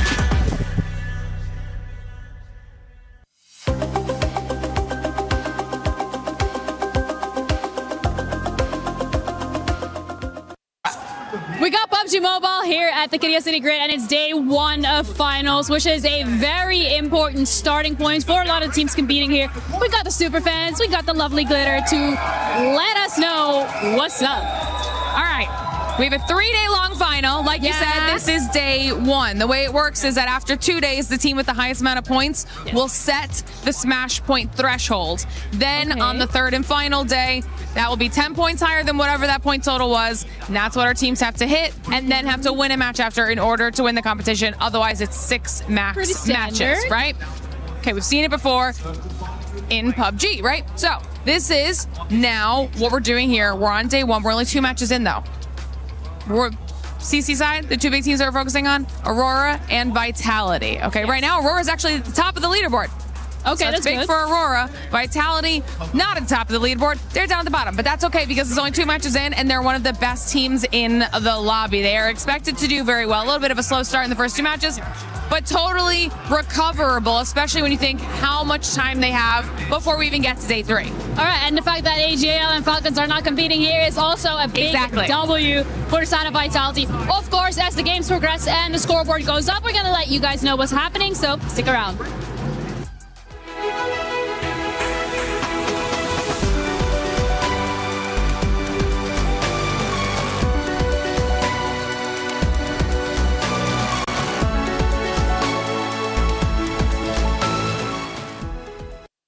I'm here at the Esports World Cup, and I found Musty, YouTuber, content creator extraordinaire. What's it like here in Paris? I mean, the vibes are great. They just finished a match here on Parc des Paris. I think it's really cool. They built the Eiffel Tower from the map.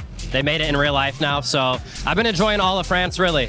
Been enjoying France, but in terms of the Rocket League itself, I know you're an NRG man, and they did have it. They're looking a little rough. They're LCS World Champs at the moment. What do you think they need to do? I mean, yeah, we didn't play our best, I'm not going to lie. I have been, contacting the staff there. I'm thinking about subbing in this next series, but still in talks here. But I think if we sub me in, I think we can perform a little bit better. Have you loaded up the rings map to practice yet? Yeah, I've loaded up the rings map. I've been practicing my musty flicks. I hit a really fast pinch, so I think I'm good for RLCS. That's good, but just in case you don't get subbed in, what else are you going to be looking at here at the Esports World Cup? Yeah, I mean, if NRG loses, bro, I'll be going to the Eiffel Tower.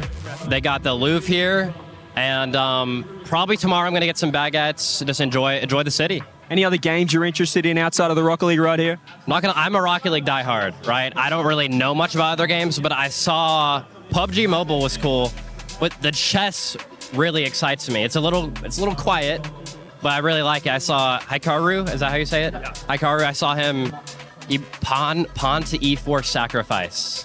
I went crazy. There was a few golf claps in there. It was nice. Golf claps. I don't know what any of that means, but I know you're excited to check out the action, so I won't take up any more time. Thanks for hanging out with me. Thank you. Cheers.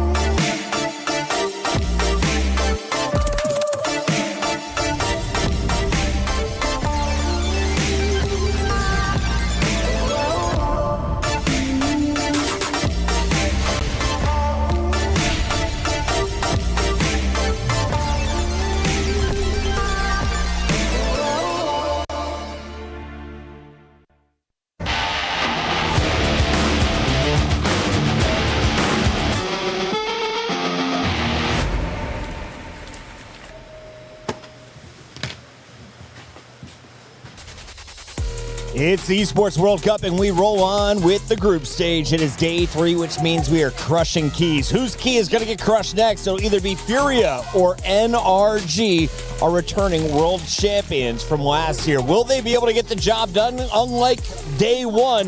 That's the big question for a lot of NA fans. Furia, though, is the team I want to start with as we welcome Stumpy and Hercules on the desk.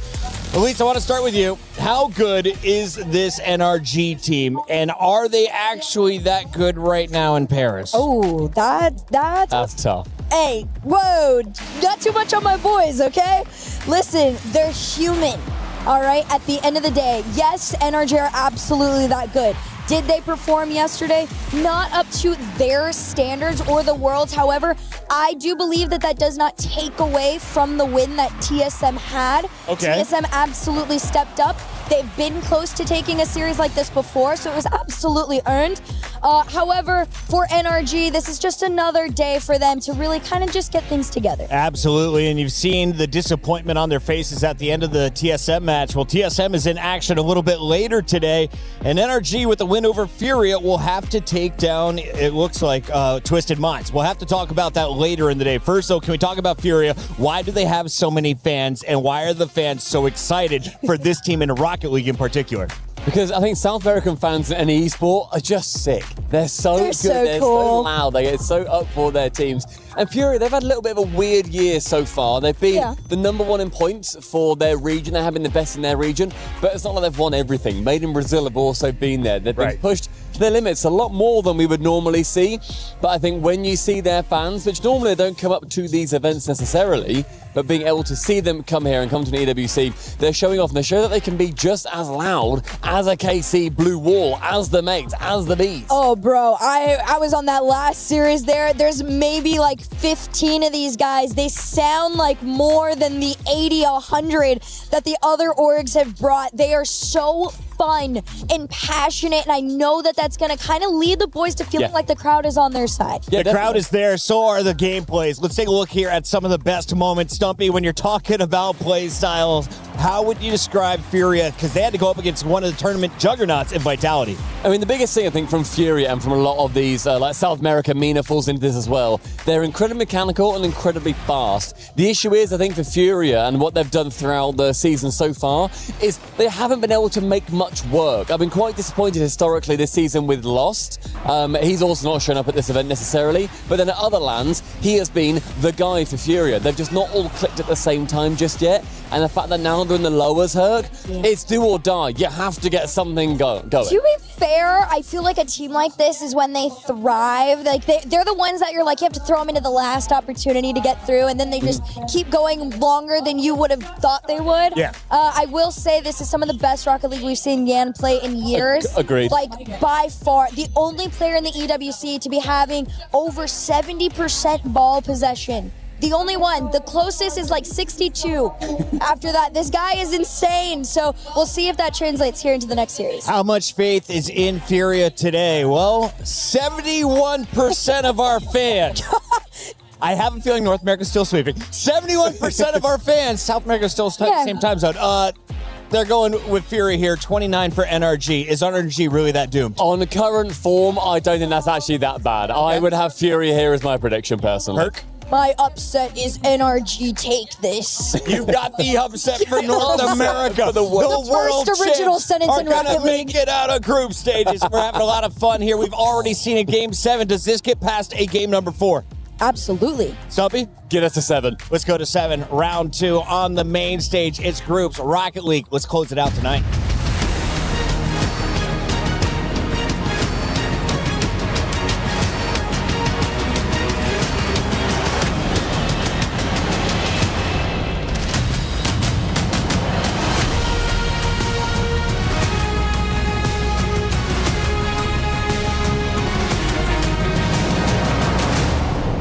If the rest of the series that we're about to witness are anything like the first one, we could have a really long day of Rocket League ahead. Lou, are you talking or are you just miming? Okay, you're just miming. Good stuff. She's got the Key Crusher gloves on right now.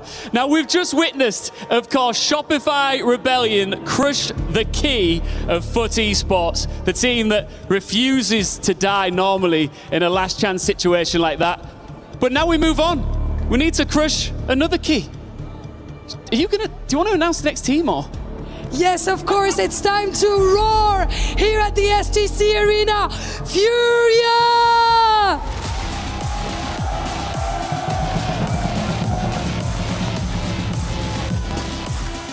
They took Vitality to overtime in 3 of their 4 games. That tells you everything you need to know. They do not go away quietly. They bring heavy metal, Rocket League, and the last time Energy met them in Paris, Furia sent them out of the major. La dernière fois qu'ils ont affronté Energy, les Furia les ont sortis. And their opponents, NRG!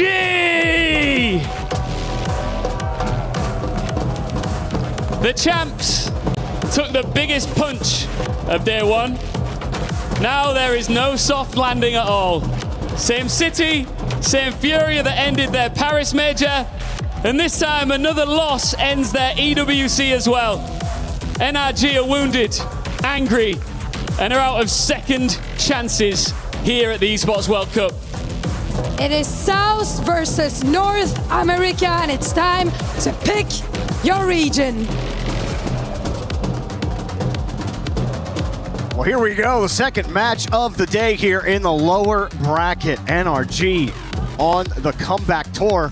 Furia on top of it as well achieves. And, well, I've never seen Furia get like 73% prediction for anything anytime I'm on broadcast casting this team. Yet, a lot of confidence in Furia. Seems like across the board right now, but maybe that's more due to how poor NRG have looked as of late. Yeah, it's a lot of confidence in Furia or a lack of confidence in NRG. Half of one, half dozen of the other. But NRG, it was definitely not a good show on Monday. Hopefully, they've had a day since they didn't have to play yesterday. Settle in a little bit more.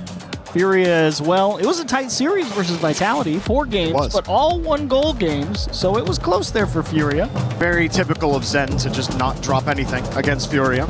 But the thing is, Furia did beat NRG in Paris in 6 games, and they had looked better in that series. I remember watching it thinking, where has this Furia team been?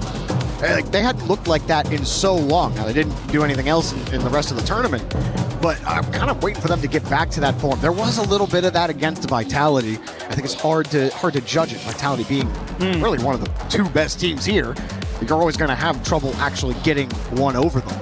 But I think it matches up well for Furia against NRG here, who are reeling, aren't looking the best. Their comms really weren't good on day one.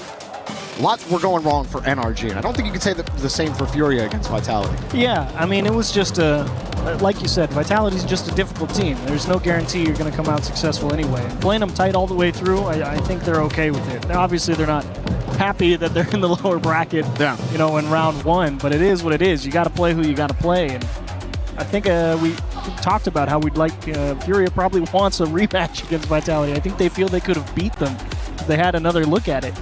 And here against NRG, you're right, absolutely reeling. Big step back after Paris. It's and day one here was not pretty. So we'll see what they've got. Lost has been questionable on the shooting so far, only 10%. Yeah, that tracks.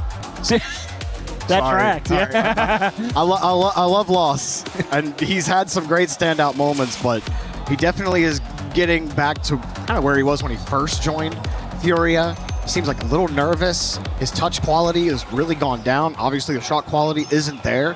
And so he is my player to watch on Furia. He's got to be the one that steps up. Like, Yan is back in it. And if Yan is looking this good, Lost has to find a way to get back to that level where he can match Yan's pace. We'll see what Furia can do. See if NRG can bounce back. We're underway in game one.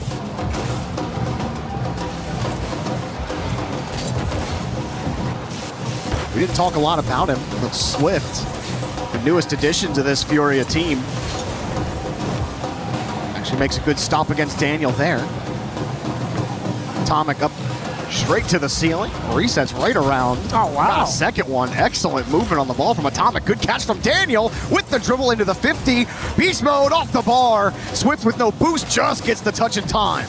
Great start there from Atomic. I mean, if you know that Beast Mode's not having the greatest go around of things, hey, you got to maximize all your time on the ball. Atomic doing a pretty good job of it to open up.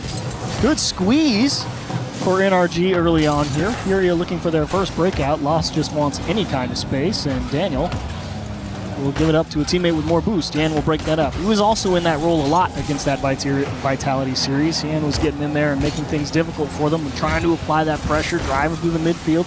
Made him a little bit slow on the rotate back sometimes, but in general, when Yan got his looks, he tried to make the most of them. Really like how NRG are structured right now. They're using each other a lot in the third on offense, and then even there on defense, finding ways to get it back. TSM were just kind of caught them several times. That's a good pass, though, and Lost. He did have to avoid Daniel, who was sitting with full tank of boost in the net, tried to dot the upper right corner. Beast mode coming around, can't quite get the dunk. A couple close calls on both sides of the field right now. Daniel with control, Beast mode right behind him. Has a chance at the net, double tap, triple tap, Swift and Lost get the job done and keep it out. Feels like NRG definitely had a look there. Atomic was coming in pretty hot as the third man. Maybe you lost a bit of confidence at the end, wasn't quite sure of it. Atomic does find a bump, but can't find the continuation. They will get the ball right back, though. It's been Daniel out of the midfield a lot here in game one for NRG. Furia still looking to really establish a foothold, though. Beast mode got that midfield boost. Yan able to shift the ball back over to Lost, but they don't have control, and Beast mode a long clear down the field.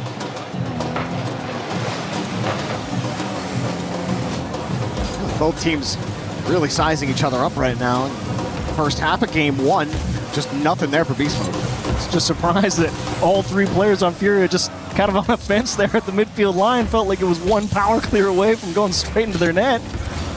Thankfully, NRG not able to put the heat behind it. Swift picks up a dribble with 0. Decent flick. Daniel equal to the task. Yan will try and press the attack. Finally, Furia has moved up the pitch. Now fighting for control at the midfield line. They have pushed NRG back. How long do they get to stay here? No risky third men so far for NRG. That was really hurting them against TSM on day one. Third man getting caught playing real tight to their man on ball, and how many times we just watched the ball just squeak out and just go into the net for free. You haven't seen any of that. Their rotation has been tight. Furia finding it troublesome to actually get some consistent possession. As Swift is forced to boom it right back to the orange half, but Beast Mode has control of the midfield.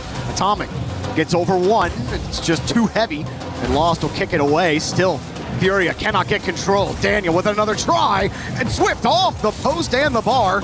That's a couple close calls for Furia. Yan breaks out quickly against Beast Mode. Against the wall, tries to squeeze it. The shot will not happen. Beast Mode stuck to it. Really great job of Beast Mode denying all the boost on that transition back as well. Didn't let Yan ever really get a handle on the ball, and helps his teammates were able to come through as well. But a great job from Beast Mode to delay Furia's counterattack just enough. As NRG trying to rally here in their own corner. Limited pressure on Beast Mode. Lost finally gets there as Atomic up early. Yan there to meet him as well. Should be Swift's turn, but he's not going to have a whole lot of help. It's a great pinch, but you know nobody's there if you're an RG. You just saw him leave. Lost does get that corner boost. Probably not the touch he was hoping for, as NRG try to punish, and they will. Atomic will pick up the first goal of the game. Good follow through here from NRG on the counter. I mean, it feels pretty bad as Fury, because you see that pinch go across the NRG net. You feel kind of priced in to push back up, and trying to take that extra space is actually what lets the counterattack get over your head. And then you have to play defense over your shoulder. You end up not being able to keep it out. Yeah, I mean, Lost, he stole the corner boost and thought, I can just turn and challenge this immediately, but yeah, NRG just had too much pace on it. That's a demo, and Lost misses contact. That was an opening. Another one. Bump though. Atomic through the smoke will have the save. Lost can't get the corner, but he does get the ball. It's not enough for Furia.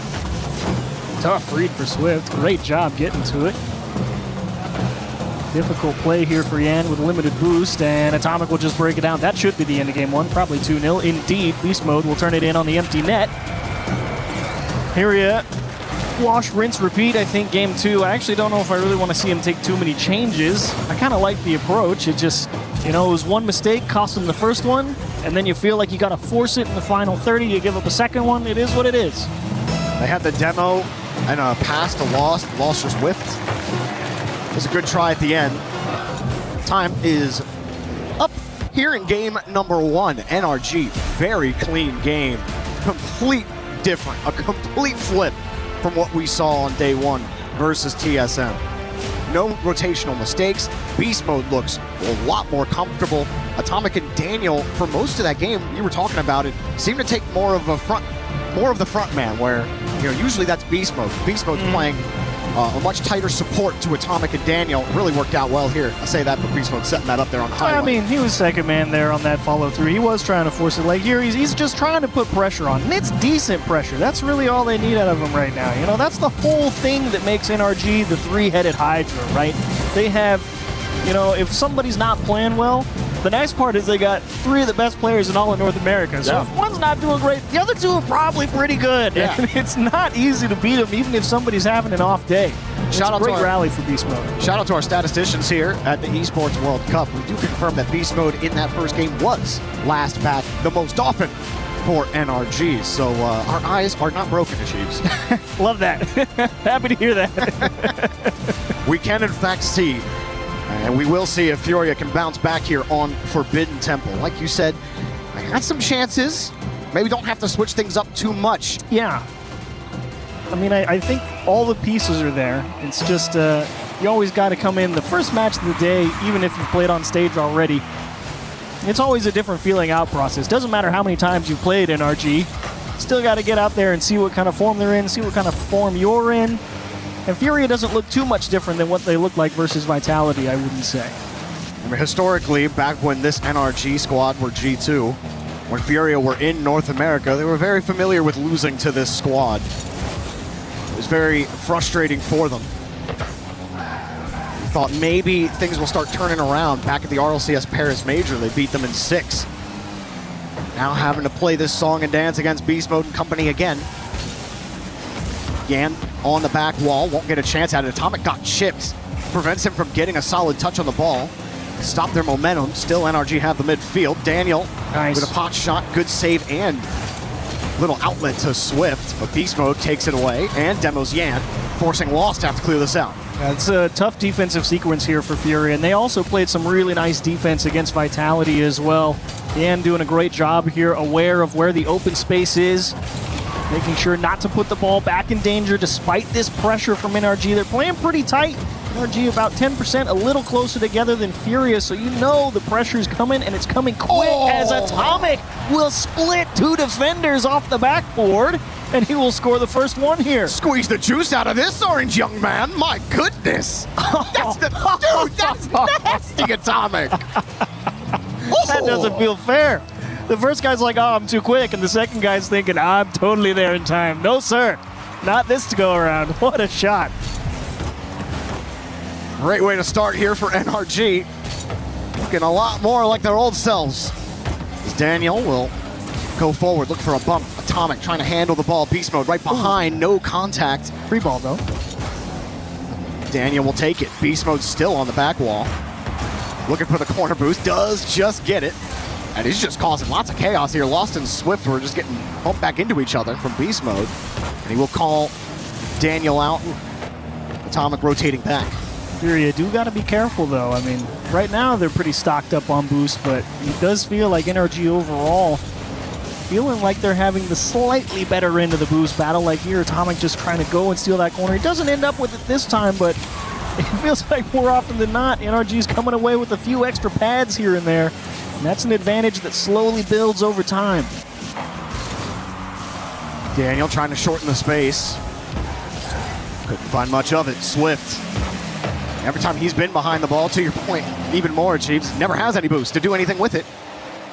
This time he does, but Atomic steals his corner. He can't go for the ball. He's having to fight beast mode off. Yan now on the ball. Swift was going out wide. He was hoping for an advanced 50 there. Instead, Lost has to play defense. Swift is on the back wall. Atomic finding beast mode, and Yan said, no, we're not dealing with this. Takeaway on the blind side. Challenge. Now they get the go-ahead downfield with a demo, but Swift dropped the ball. Back over to Yan. Thought that might be a chance for possession, but beast mode, double tap. What a play from NRG. Look at the speed. Daniel, it all starts with a great 50 on the sidewall. Actually gets back to it, puts it into a playable spot for Atomic, lifts it towards the net. Beast mode says, yeah, I'm first there, baby. Straight in off the back wall. Furia still left without a goal in 8 minutes of gameplay. Daniel. No chance for him there. As beast mode swings it across. Couple pinches. They just keep having to chase this ball down. Yan will get a boost steal. But I mean, Swift was so far back there. No one was going to take a 50. Kind of driving themselves out of position a couple of times. Lost with a catch. Not going to get a dunk. Yan won't get a boost, but he will get the 50. Swift through the smoke. Could not find the read. Beast mode. Excellent stuff so far in the first 2 games. Good bit of control here from NRG. I think they know who's got boost and where. Swift, good job through 1, but can't fight through 2. Yan looking for an extra bit of help. Back up to Swift. Can't make the read. That is a tough one going around the corner like that.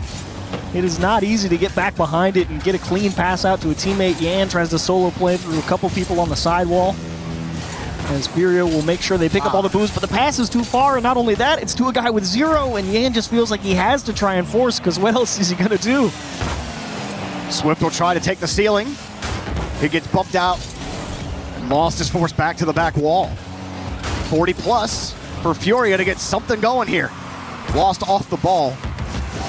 Oops. As Swift will still make his way through. Yan next up. This is the most pressure that Furia have had, and it's not a lot.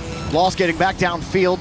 Also having to face Atomic. That was a tough spot to sit there. Good save. Really tough save there on 2v1. One guy air dribbling at the top of your screen, one guy coming to hit you at the bottom. Not easy to split the attention. Lost doing a great job defensively to keep that one out of the net, but time ticking. Only 10 seconds and you're down 2. Could be too little too late. NRG probably just, smash the ball a few times and walk up 2-0 in the series. Comfortable game number 2. And a comfortable series so far for NRG. It is kind of feeling like the G2 Furia days back in 2022. Don't ask. Dark times, Jorby. Flashbacks. But no, I'm happy to see NRG looking a lot better. It was tough to see them struggle against TSM.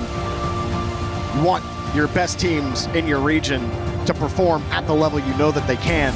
And we don't see Daniel on 80 points. We don't see anyone kind of tripping each other up in the rotation. It's very solid, classic NRG gameplay. Atomic hit, an absolute banger. Still can't believe that went in. That's ridiculous. That's a great shot. And there's Beast Mode first to it. Look at Swift rotating back on the backboard. Good luck, buddy boy. No boost in the tank. You're not stopping anything. Beast Mode will turn it in. It's a great game 2 from NRG. Furia only able to muster 2 shots. Again, it just does feel like a minor boost difference there, because all that boost is what translates to all these extra chances on net for NRG. It's hard to build an attack if you got 0. You know what else is hard to do when you have 0? What's that? Get to the other half of the field. NRG were in the blue half 68% of the time on Forbidden Temple.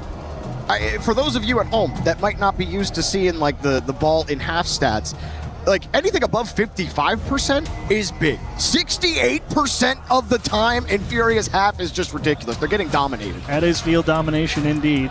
Does not feel good to get squeezed back and back, and you combine that with Furia having about 10% average boost fewer than NRG. Not helping situations. You're getting compressed and starved, and that is not a winning recipe. That being said, keeping it at only 0-2 is pretty good.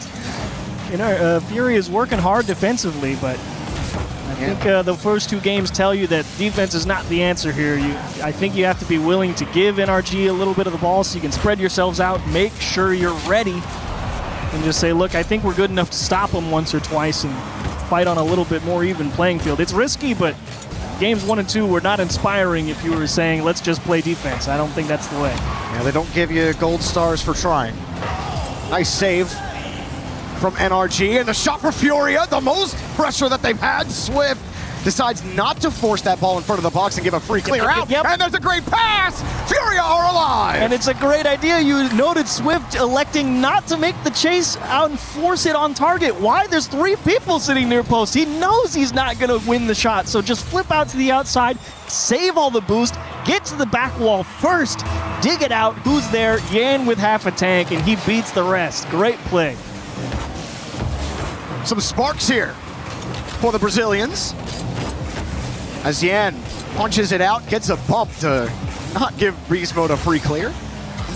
Swift does not get the corner boost steal. Yan with an excellent touch off the side. And a pass here to dishing and diving. Oh, baby. Loft puts this one in. That was a beauty.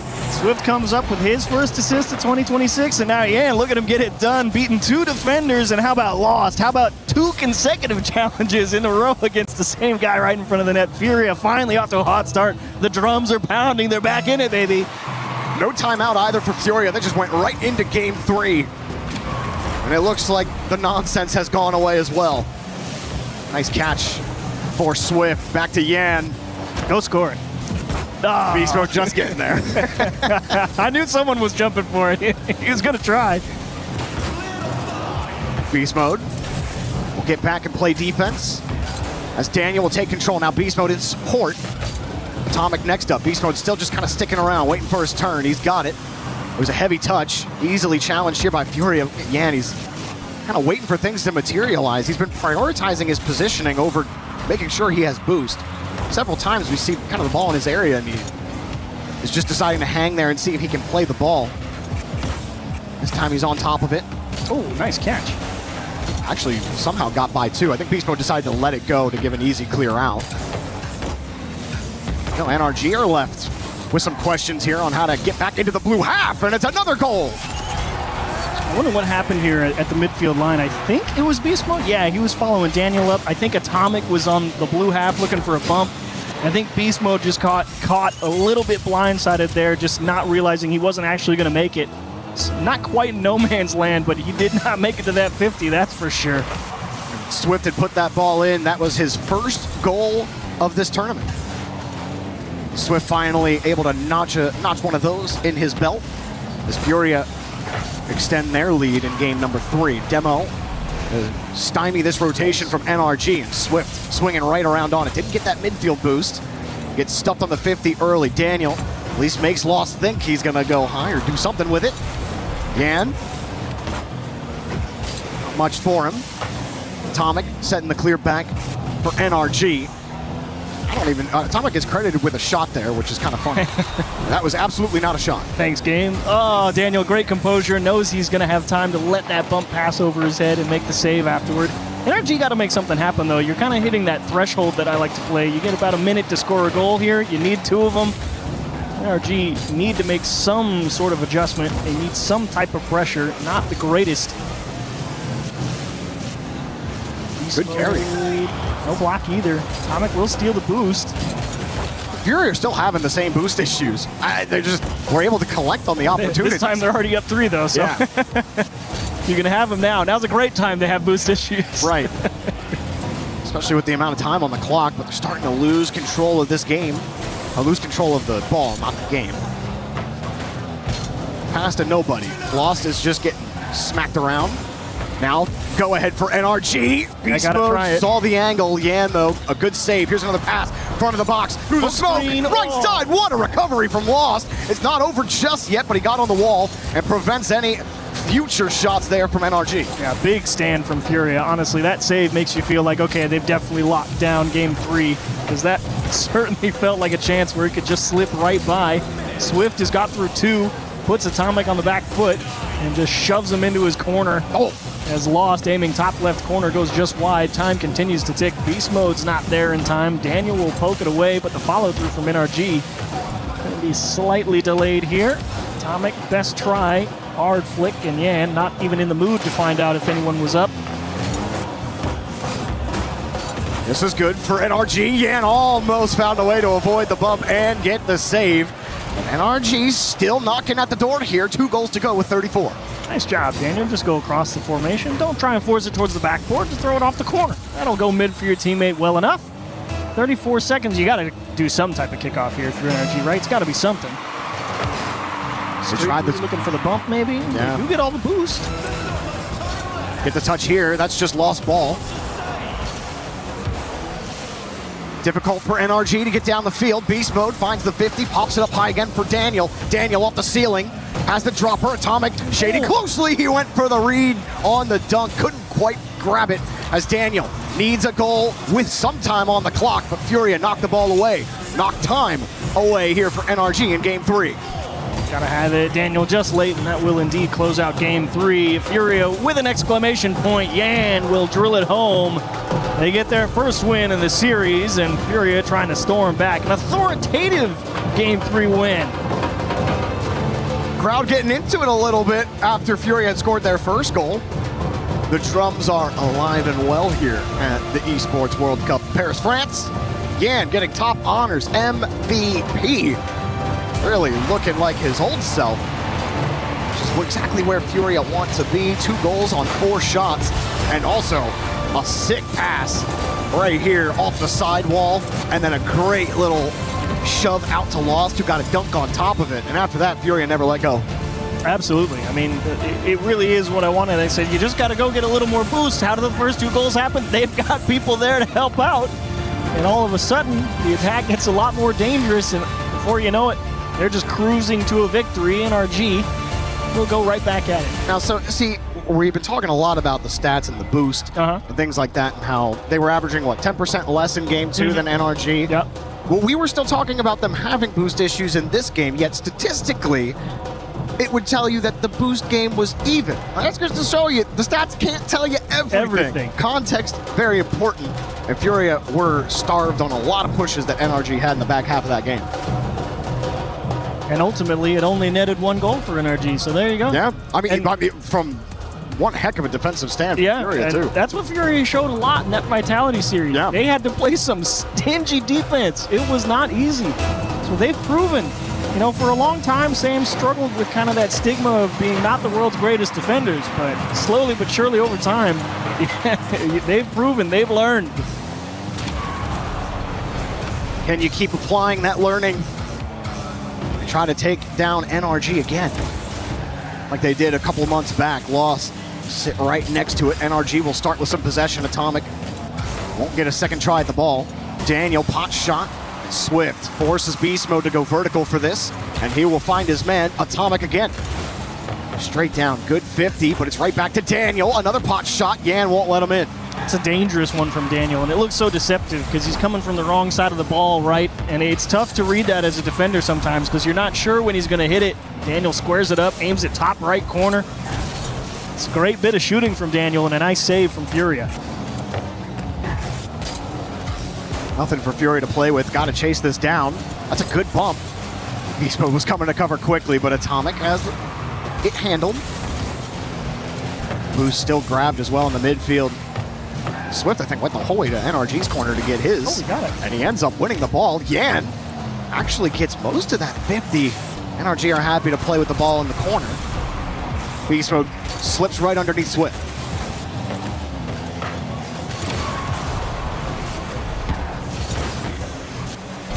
Demo on the second man means no one's going to be there for that play.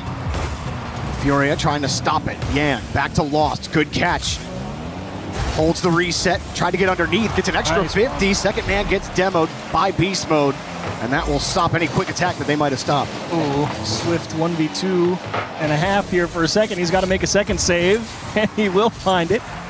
It does buy enough time for Lost and Yan to pick up a little bit of boost. They don't get to stockpile too much, though. It's getting squirrely in front of the box. Atomic will indeed take advantage, blasting one top left.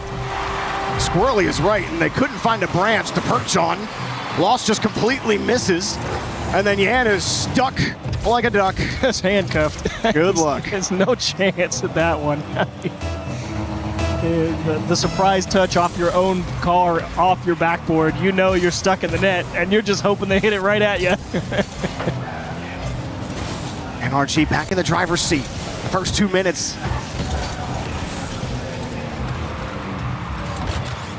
Lost stuffs Atomic on the play. Tried to use his reset to force it through. Yan was the only one with boost, and he got deleted. High value demo there from NRG. Swift with nothing. And it's double trouble, right? Because Daniel's the one driving through the corner, and it forces Furia to have a guy with 100 boost deny it from his teammate, and then you find the demo behind him, and that's what leads to this defensive stance for Furia. It's a tough spot, again, fighting with limited boost. NRG, it just takes one little thing. Wow. And then they'll try and compound those advantages.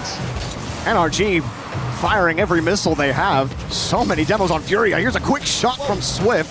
Daniel forced to get up quickly. Good recovery on the backboard. Lost, tried to stick in between the pass. He got nothing done as Beast Mode swings up quickly, sets it in front of the box. No one from NRG will go. Looking for a high percentage chance. Lost with a clear, but the midfield is still NRG's. Yan gets there quickly, and he just runs into his grave. It's all right, though. It does kind of stall Beast Mode out. Swift actually ends up putting this on a tee for Daniel, I think. And wisely went for the bump, not allowing him to turn back into that and start the attack. He will make NRG play from deep. But again, those bumps coming through from NRG on the net, forcing Furia to play passive on the back line. Lost is stuck in the net with 0. Yan is glad to have a nice big clear. But boy, go take a breath, Furia. Go get some boost. Daniel is getting shoved inside the net. Here's a good shot and pass to Lost. Tie game. Beautiful play here from Furia. Lost gets the corner. Look at Swift just leaving, and Lost cutting back into the box, finding the bump and making sure. I know he didn't die, so I'm not in the mood to find out if he makes the save. Just taps it into the net. Find a way to get this goal late. But they have not had a lot of fun in this particular game. They've gotten demoed a lot. I haven't been counting, but I think it's over 7 or 8 demos for NRG right now in this game. Somehow Furia have kept NRG at 1. Beast Mode with the first carry. It goes straight down. Lost in an awkward spot, but Swift in position to handle it. He won't get the midfield boost. It was taken by Atomic. Will get the corner boost for his effort. Lost. Awkward spot on the ramp. Yan will come in to help him out. Swift sitting around the midfield line. Ooh, this time a little bit better. You got your camera on a swivel. That one you're not going to avoid. You're going to get demoed there every time. It's a great bit of timing from NRG on the challenge. And again, they just find another one. Just keep turning them to dust. I feel like this is a philosophical statement right now, more than like a useful thing. What if we just hit them? Yeah, they might tilt out if we keep demoing them. Hey, you'll always try to generate any kind of man advantage. Even though demo's slightly nerfed at this level, being able to pick your side, everybody still low on boost. Yan got a canister, but there's not a lot for his teammates. NRG hunting at 0 seconds. Yan keeping control of it. Got a pop and a release down the field.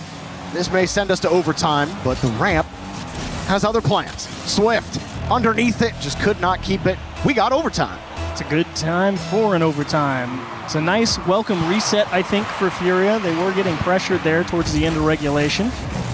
Chance to catch your breath and start off on equal footing, I think, is good for them. Daniel with a wise back pass and kaboom for Atomic. He was happy to get the ball, not so happy to catch the bumper in his face as lost. Great try and double demo. Each team getting one there on the NRG half. Yan elects to turn hard and smash towards the wall with 0. Swift decides to give up on it. Didn't feel confident trying to force the issue there. Okay, they really are just running into them now. Beast Mode wasn't even in that play. Just, we're going to make you think about it every time. Are we going to demo you? Beast Mode tries again, but misses. Here's Lost, gets the 50. Just wide of the net. Yan attacking the read quickly. He's gone. Swift wins the ball. Lost up for this. Daniel gets there in time. Beast Mode and Atomic run into each other, but Beast Mode kind of got bumped into position. Daniel calling Atomic off. This actually opens things up. You got to redirect this somehow. They still get a chance at it. Swift plays the 50, goes for a touch instead of the bump, and Beast Mode gets kicked out completely. Oh, hello, Yan camped out on the backboard and doesn't make contact, but actually Atomic and Beast Mode figure out a way to find a big clear there and take a breath of fresh air. Here you got to be real frustrated that they didn't turn in that open net off Yan's great challenge earlier. Wow, Yan and Lost full commit there. Yan didn't get the bump. Lost couldn't get the ball or a bump. Oh, nice spawn for Lost to take the corner boost. Yan gets some pace on the ball. Beast Mode knocks it away. Swift has to wait. He didn't want to force a challenge on low boost. Lost gets deleted for his effort. Daniel with some control underneath Daniel! It's a great goal from NRG, but I'm so confused why Swift postured like he was going to challenge there in the midfield line, elected to leave and let his teammate come from further back who had boost to go for the challenge, which might seem okay until the guy with boost gets turned to dust and you've rotated back into your corner, and just like that you lose the game. I mean, I didn't quite understand. I don't know if that was good or bad, but I didn't like just token pressure from Swift at the midfield line when he couldn't actually do anything with it, and all it resulted in was getting his teammate blown up and losing the game. So I was not happy with that one. And lots of explosions in this game. It still was a lot better for Fury in the back half of the game. Fun fact. Right there, he gets his teammate blown up, he gets 100, but at what cost? You lose the 50 and then the game. Would it have been better for Swift to force the challenge at the midfield line with 0 and let the guy play defense behind you with 100? Because then the guy who gets demoed already has 0, and it doesn't matter if he dies. But I don't know. That was an odd one. I have to watch the tape. I have to go back and look and see exactly what went wrong there for Swift. That was the longest overtime that NRG have played at an EWC, minute 47, which is not really long by Rocket League standards. Even other overtimes we've had in general here, we've had 3-minute plus overtimes. Fury got to get this figured out, calling a tactical timeout. Down 1-3 in this series. What can they do? I mean... well, we were talking about demos a lot, they right? They were getting demoed a lot. 15 for NRG. That's the most this tournament. Yeah, it felt like it. It was like every other touch was a demo. And then Beast Mode at some point just stopped caring about the rotation. And he just... What if I just hit him? He just started hitting people. He's like, yeah, it worked. Your teammate has control. He's going the other way, but you're not gonna be there. 8 demos for Beast Mode. Can you believe that? I can't, because he was... That's all I saw him do. Exterminator Deluxe. But that would be cool if you had the Deluxe little, Exterminator. Yeah, there we go. Yeah, a little star next to it. We probably shouldn't encourage the ranked warriors out there to go headhunting. You know, there's a couple losers out there that don't like demos, so we don't want to hurt their feelings too much. Or maybe they do. Hey, if you queue up ranked, demo the other team a couple times, see if you can tilt them. It's a great strategy. I don't think Furia got tilted. I just think they couldn't get on the field long enough here against NRG. This is Furia's timeout, if you were wondering at home. They're the ones figuring this one out, which is, a decent time. 3-1 in this series. So we'll see what adjustments they make. Definitely seemed like their coach had a fair amount to talk about as this one was about to get underway. Bruno was another change they made, kind of almost alongside Swift. They did have STL Mateus as their coach before. Bruno comes in, long-time Team Secret coach. Furia have shown improvement. I think things have been better for them overall, but I think it's the same things that are still hurting this team is they just can't get over the hump. You know, whether it's unable to win an overtime versus Vitality, unable to save that shot from Daniel to the top shelf, and NRG keep on rolling. A dot from Daniel, no doubt. And talk about the timing. I mean, Lost knew he had to have seen him coming as he was at the net there. He knew a shot was coming, and it's no worse feeling when you see one coming and you still can't get to it. Talk about hitting one with power and placement. Great job, Daniel. Furia down 1 again. They were able to tie up the last game. Here's with the reset. Got a man downfield, but doesn't matter. NRG find a way to get the ball to safety. This one saved by Beast Mode. A little bit of room. Nice job from Beast Mode. Tries to take the best 50, and that's always, to me, a good idea. If you've got 0 boost, I kind of like having the guy with 0 fight for possession, because again, going back to like Swift just giving it up there in the midfield that cost the end of the last game. I mean, if you let the guy with 0 fight for the ball, yeah, you want to use your resources to push down the field, to add momentum. Exactly. I like it to let the guy with 0 fight for possession, because if he loses, well, you weren't expecting him to win anyway. See what they can do with a little bit of boost here. Oh, hello. Beast Mode picks the pocket, but can't get the read. That was not the bounce he was hoping for. Ooh, and Daniel squeezing the defender back into the net, but Atomic can't put it on target. Beast Mode will win the next 50. Daniel gets a pseudo-free look at it, catches the flip reset, top right corner. A complete inversion from day number 1. Maybe Daniel's twin was playing on Wednesday. This looks like the Daniel we all know and love. Beautiful push down the field. 2 goals to Daniel's name here in game number 5. If you're going to do the right thing, they follow that classic fighting game tech. Don't get hit. But unfortunately in Rocket League, it costs them valuable space to defend. And NRG are also playing hit the enemy. So. Yeah. Both principles at play today. Yeah, NRG doing a great job.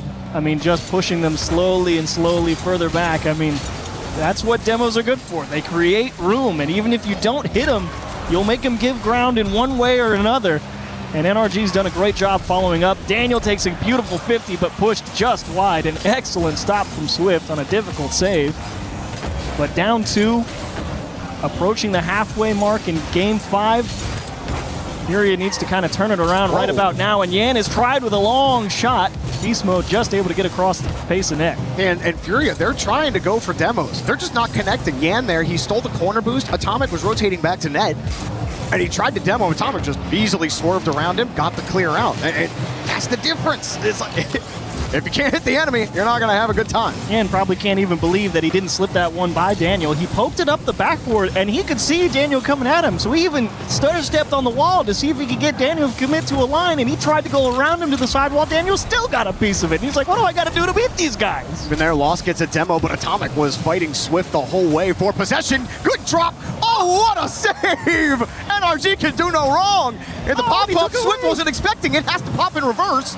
And it's just all falling off the wagon for Furia. Small miscue at a big moment, and the demos come back through. Now Atomic's just going to sit on the ball. Beast Mode, awkward read, and actually Swift, the beneficiary, ends up donating the ball to Daniel. NRG just pushing this back into the corner, and that's exactly where they want it. You can play a game in a corner for 15 minutes, and nothing will happen. NRG's up 2. They're happy to play that game. Wow, Daniel gets bumped, then flips to recover, get the touch. Even when they're hitting the enemy, they're losing. Furia, they gotta be frustrated right now.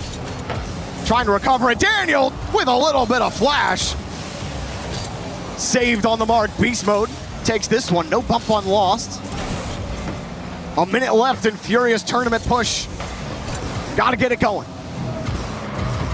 Yan, stutter step on the 50. Swift needs 2, and Yan committed with 0. Lost is priced into going for it because they're down 2, and he's jumping at it with 0, just hoping that the defense shows their hand. Yes, they get the ball out to the corner, but feels like desperation mode for Furia right now. It's not measured on the attack. It's kind of just throwing everything at the wall and seeing what sticks, and that's definitely not something that's going to get it done against a team like NRG. They have definitely rallied in their day 1 performance. Swift with a look, but Daniel right on it at the point of contact. Get right series for NRG, and much needed for their push as Yan gets the pass And it's not over yet. 21 seconds. Swift picks up his second goal of EWC. Nice job from Yan fighting through contact, and Swift just in time to get over the top of Atomic. 21 seconds. The drums are pounding for Furia. Will they be silenced? Close cheat up. They go for the fake close cheat. Lost. Gets demoed. Story of the match.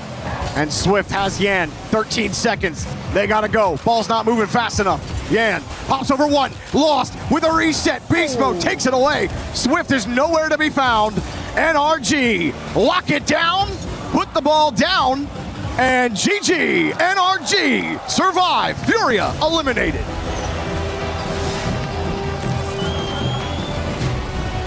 Well done, NRG. Back to life, it would seem. Much better. Much better is the way to go, I think. They're happy to find a win. Their next opponent will be Twisted Minds. And unfortunately for Furia, 0-2 at EWC 2026. 2 tough draws, but this one probably stings. Probably felt like they had a real opportunity with how shaky NRG looked. And felt winnable. It did feel winnable coming in. But game one, I mean, NRG really did set the tone. They pushed them back, and then they kept them there. They got their lead, and then said, great, if you want to push out, take some risk. Furia tried their best and just could not make the adjustments. I mean, credit to Furia. I thought they tried some good things, and it was just what they were doing just wasn't working. Like, you bump Daniel recovers, gets the save anyway. Ton of physical. You get a demo, well, Atomic's there to cover. Like, I just love how NRG looked. I want to hear it from Atomic, though, with the interview. Yeah, I think we all want to hear from Atomic. Listen, NRG, that is the kind of performance that I think we expected from you coming into this tournament. Does that bring some relief?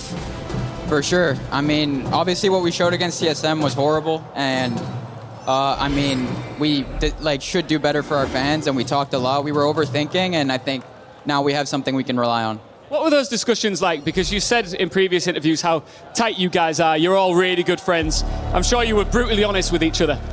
Yeah, and it can get messy sometimes because everybody's has high emotions about what's happening, but Sathu helps us mediate it all of it, and then you have to get on the same page eventually, and that's what we did. So great. It's great to see you back on the same page as the defending and reigning world champions. What is the expectation now? Do you feel like with a win like that, you're back with contention and eyes on the trophy going forward? Yeah, I mean, we always have our eyes on the trophy, honestly. We think we're that level of a team, and so I think now that we have a win under our belt, we want to go all the way. Well, there's something else you need to do before you continue this journey, and as you can see behind you here, Atomic, we've got the key crusher. So would you like to crush a key here in Paris?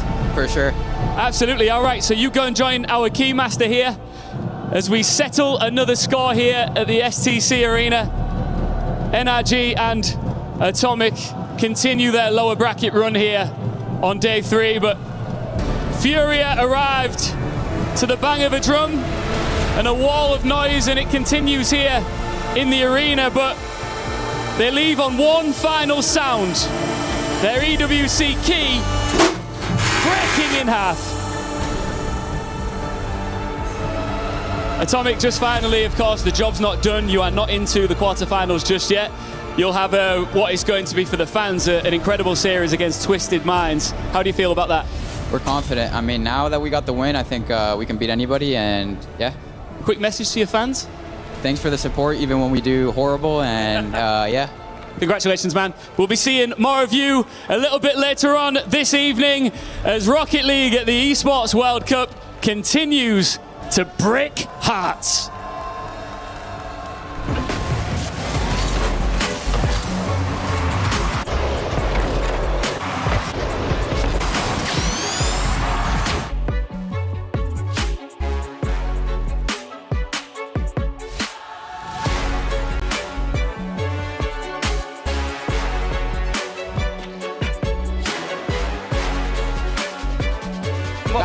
I'll stay on. Yeah.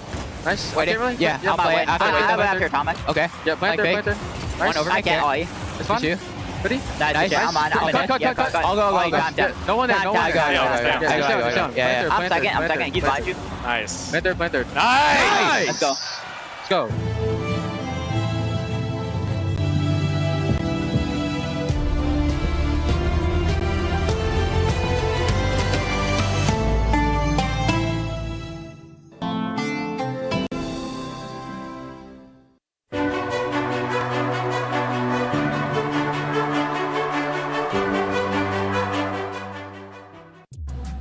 Chess action is heating up as we're heading into semifinals territory. AJL, Falcons, both very relevant to the club championship, but also to this stage. So what's going on, Trav? Yeah, so Denis Lazovic for AGL has managed to take down Navi's representative, which is huge when it comes to the club championship, considering the position these guys are in. Yeah. AGL still sitting at the top. Won't be progressing any further, but AGL still trying to stay ahead of Team Falcons. And touching on Team Falcons as well, they've still got 2 players in the competition at the moment. Ali Reza Farouja still yet to play and will be coming up soon, but Hikaru Nakamura has just powered through to the semi-finals, and he'll be meeting Denis Lazovic for AGL there as well. So that is a big swing when it comes to the club championship. So then when it comes to that next matchup, I want you to tell us your prediction, but also from Falca's side of things, are they getting points for both of their players? And my prediction, I think, is got to be Hikaru for Team Falcons. I think it's... you can't predict against him at this point. He's just such an unbelievable player.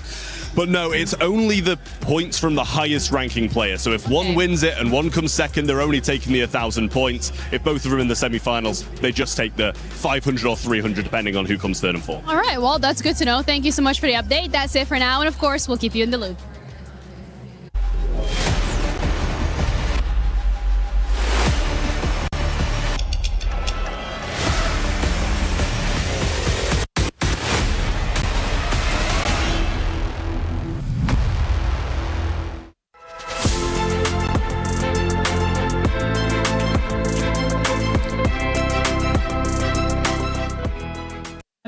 I'm here at the Esports World Cup with Musty. And we are going to be asking fans who the worst of the worst Rocket League players are at the Esports World Cup. The worst. Hopefully, none of these guys. Let's go. Let's go.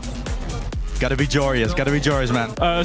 Zen, interesting. Okay. Joreous might be the one. Atto, I think. Okay, why? Because he's so mechanic, maybe he can improve more than... Okay, the mechanics, interesting. I will say Zen. Okay. Cool. I think he's Virtua of Coming Cup because mechanic. I think it's Archie because we can't win. I'm gonna say Zen. I love Team Vitality. I've been watching him play. Loves Vitality, pick Zen. It's gotta be Vatira. Vatira? Yeah. 100%. Okay. Vatira, of course, because of his mechanic and he's part of the team Carmine Corp. I would just say, like, of course. Yeah. Okay, interesting. Archie. Okay. Atto. Yeah. Awesome. Cool.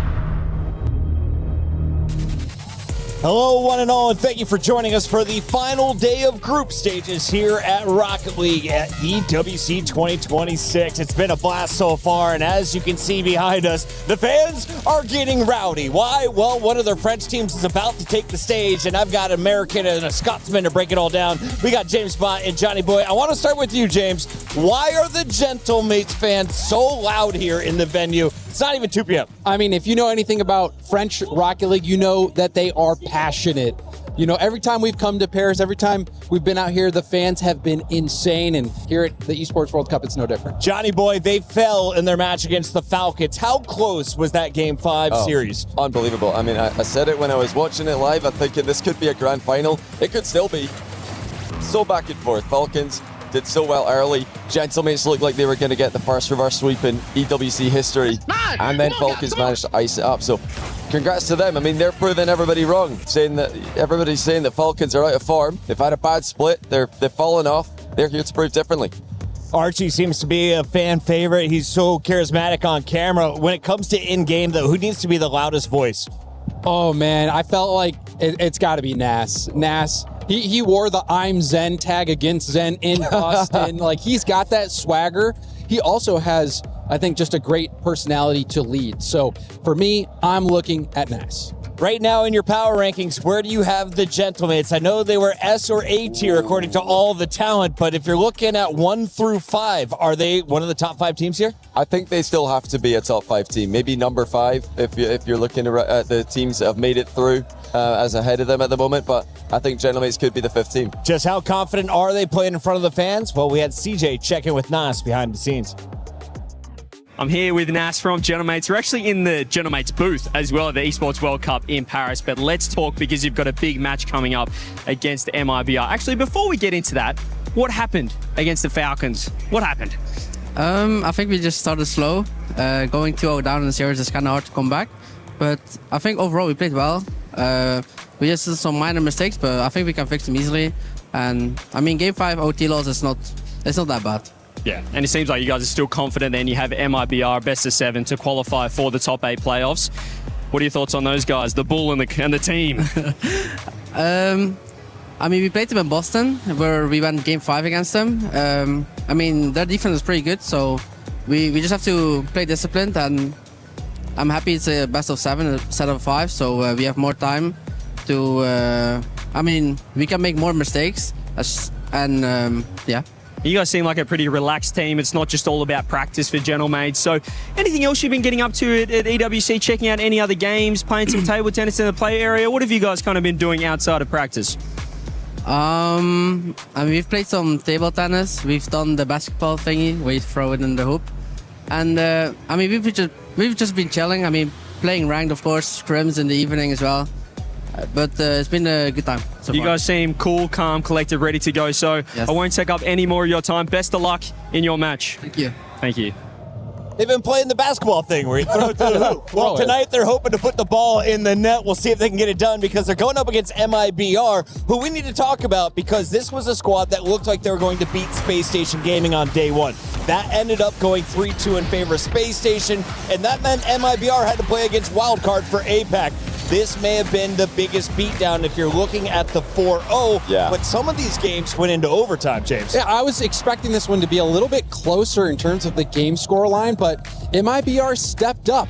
And so I don't think you can count them out. MIBR has continually gone to Game 5 with some really, really good teams, even Gentlemates back in Boston. So they have the skill to get these wins, even against the team like Gentlemates, but that closeout factor was missing, but it wasn't missing against Wildcard. Raise Bull won me over with his finger horns, but who is your favorite player to watch on this squad? Who do you have eyes on for MIBR if they're going to pull off the win? I think Raise Bull's one of my favorite players in the scene for sure. I think Astromic's got a really cool story as well. He's had so many teams that have benched him, gone with a different roster, and then he always finds a way back. He gets back with a new team every time, and this time they're just trying to get that little bit further than they've been before. You got to win 2 matches if you're going to make it through today. Gentlemates have already got 1 big match in front of them. They've got MIBR, and 10% of the fans out there have faith in their opponent. Is the 90-10 split accurate here, James Spot? I would probably give it more about a 75-25, but yeah, not too that's far. fair.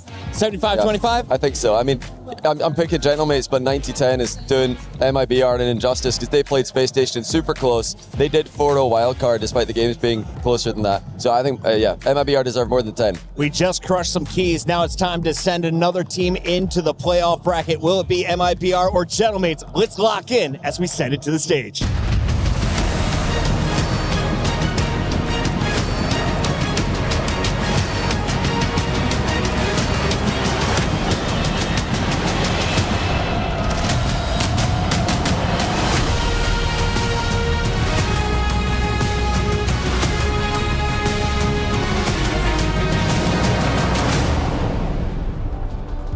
Mesdames et messieurs, on est avec les fans Gentlemates ici à Paris. The qualification games to playoffs are about to start here in Paris, and I can't wait for it. I feel like we should get some scarves on right now. What do you think? We should. Do we take one of these? Definitely. Do you mind? It's contagious down here because the Gentlemates fans always blow the roof off the place. It's incredible. And they've got extra reason to do so this time around, Lou, because the last 2 matches were still lower bracket runs where they have to fight on further. on this play day. But you win here. In this one, you lock in a quarter-final spot. Yeah, I'm not gonna lie, Ian, we might be biased here, but when we have the French power in the house, we have to go with it. I actually feel like I should take this off. Nah, man, what are you doing? Do you want to get out of the building safe, man? Okay, all right, let's welcome onto the stage, MIBR!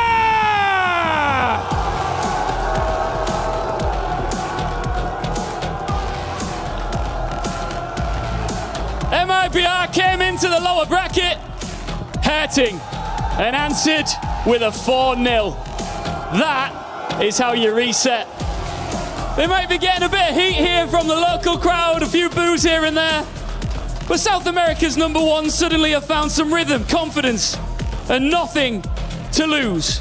And they have already shown this season that Gentlemates can be dragged into a fight. Et à Paris, on voit la vie en rose avec Gentle! Gentle! Gentle, Gentle, Gentle! Falcons changed their route yesterday, but they did not change what this team is capable of. Gentlemates have already lifted a land trophy this season, and they know how to live when a series starts getting uncomfortable. Mesdames et messieurs, l'une des grandes fiertés de Paris est prête à aller chercher les playoffs.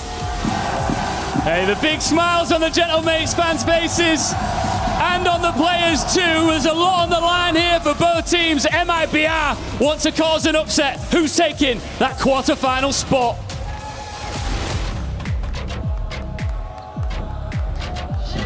Well, I don't think the crowd are too split for this one. There was some booing. You might have noticed it. I don't know if the microphones picked it up because it was only 100 decibels loud. Yeah, it's a cheeky little amount. We've had to ask our production to make themselves even louder in our ears because the drums are echoing throughout EWC 2026.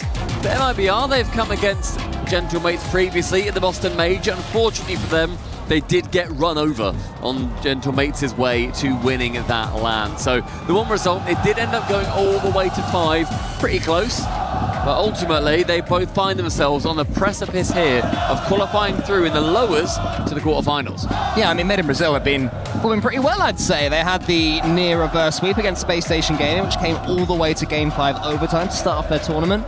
And then after that, a sweeping of Wildcard, which featured the most tilting goal of all time. Maybe one of my favourite goals of all time. Sorry, Justin, it's been usurped. Yeah, 0 seconds, I believe it was. Or was it the overtime one in the end? It was it was the 0 second goal in the corner. The countdown ticked down 2-0. Literally the furthest away goal I think it could have possibly been, from the top right corner into the opposite top corner. And from Made in Brazil, it was a very big statement for them. I don't think anybody was under the assumption that Wildcard could necessarily win that series, but they went through and won in an incredibly dominant fashion. Yeah, I mean, I think it says a lot that no one really expected Wildcard to be of a chance. I saw tweets saying they're so much better than what we saw, and I agree.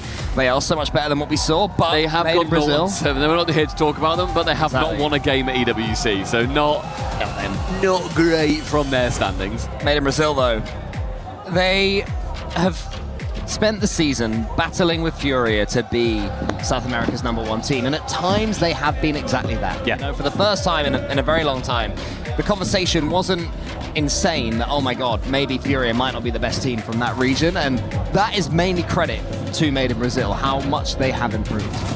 On the other side, though, with Gentlemates, they of course won at the Boston Major. First time any of these players have been able to take down that trophy. I wonder how many of this lot were there as well. Probably quite a large amount. They've got. I genuinely recognise some of the fans. I recognise the people on the drums as well. Yeah, I've seen them around. They were definitely at Paris for sure. And it's been very fun, I think, for Gentlemates to have a travelling band of crazy fans following them to whichever land they end up at. Yeah, there's a fellow leading the chance that I genuinely thought was Rettles when I saw it. It's very similar to Rettles. The camera sees him, see if you can spot the Rettles look-alike. Le Rettles. La Rettel. But they'll be ready for this one. They certainly are ready for this battle right here. And frankly, they're not expecting a battle. They are expecting a sweep. They are expecting domination from their heroes. They're non-French heroes, but certainly representing the tricolore. Oski, Archie, and then Assassin. This could be a good series. Made in Brazil, what have you got? Can you stand up to the mates? Let's see how they start. And I think a good start for Made in Brazil is going to be important here. Yeah, definitely. We saw just how well NRG dealt with Furia in the previous series. MIBR will want to continue push themselves far away from their countrymen, or continentalmen, I suppose, to start things off. If they could get a couple of goals, get the game, get it locked in. They've only actually scored only 5 goals against the Gentlemates. Archie starts things off, and he has had a fantastic tournament so far. Yeah, he always seems to. Such a consistent player, and while his play style doesn't need to rely on mechanics, he does have those in his locker. He's got the dunk already. A big beaming smile from Oski towards his teammates as well. So the Gentlemates' fire continues to burn up to this point. Raiseball, though, how pivotal will he be if Made in Brazil are to mount a response? I think that when it comes to Made in Brazil, the way that Raiseball carries himself in these series is so important. He has been in and out of the RLCS and across all of our tournaments we've had for the last few years, and it's nice to see him back. But there's a couple of players that have never left since bursting onto the scene, Oski being one of them. Large Oscar slams it into the ceiling, heads it home past the ball. An old-fashioned heat check as well. Put it above the goal line. Can you get that read? No, you can't, Raiseball. I'll follow it up myself. 2-0 easy as you like. All of Made in Brazil's thoughts about starting the series closely, making sure Gentlemates have to work for every single goal is completely undone. Falling apart. As within a minute, they've scored thrice. Made in Brazil are making an absolute mess of game number 1. Gets beaten to the backboard. Nas gets it round the side of the Made in Brazil defender. As Archie once again can tap it home. 3 in 54 seconds for Gentlemates. Sorry, MIBR, this is not still the warm-up. We genuinely have started. The starting gun has fired. All of this counts. The mates right now are finding this incredibly easy in the opening minute or so, but a couple of demos come in. Can Astra get something going back for them? Yes, he can. Through the fire and the flames and the smoke, it's 3-1. Turning it back around is going to be important, and thankfully for them, it only took about 10 seconds from that third goal. A wonderful dive across from Astro. Gets rid of one defender. 2 of them were off the pitch. It was all up to Oski. He was not large enough. And that is this goal lead now cut down to just 2, but the kickoff does go in favour of Gentlemates, who finally gets lost to Nas. A skim midfield is successful. Oski his time to get something on the ball. And the way that Gentlemates do wrap themselves around the play. Hello. It'll be okay for a second. Okay, it's fine. Panic stations, I think, for a second there. Yeah, we saw the fake kickoff there for Made in Brazil. They've been doing those throughout the entire tournament. They started their tournament, 2 of them in a row against Space Station Gaming. The first one didn't work, they did it again. So it seems to be their default is the fake, and I'm sure that mates under the tutelage of Snasky have realised that I'm going to be keeping a close eye on it because they've got plenty of kickoffs of their own. They've also got plenty of ability mechanically. There is Archie onto the backboard. It's cleared by Raiseball. And I tell you what, since going 3-0 down, Made in Brazil have more than worked their way into this one. It's a shame it took them 3 goals to get to this point. But that's a lovely pass from Raiseball central. Ceiling pass again. Go for the double. Sad could fake that instead. Drops it low. A fake, I think, would have been a little bit better. Would have completely caught Gentlemates off guard because the speed at which MIBR play with is so important towards their success. But it does then leave them vulnerable on the counter.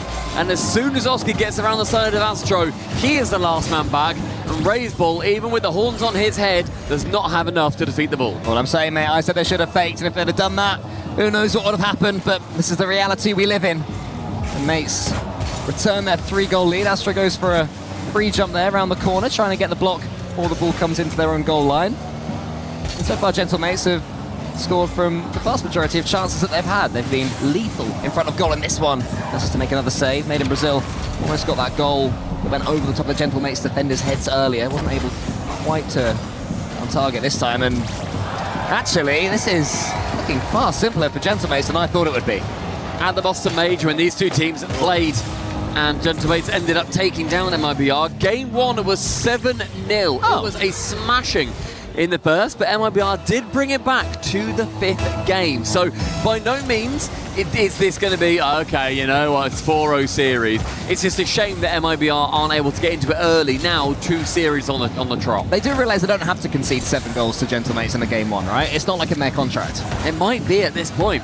There's still 2 goals off that though, as Nas is going to try and continue this push, this pressure. As Gentlemates have been on top of Europe so far. They're wanting to dominate South America while they're at it. Braceball comes up against Oski, that one.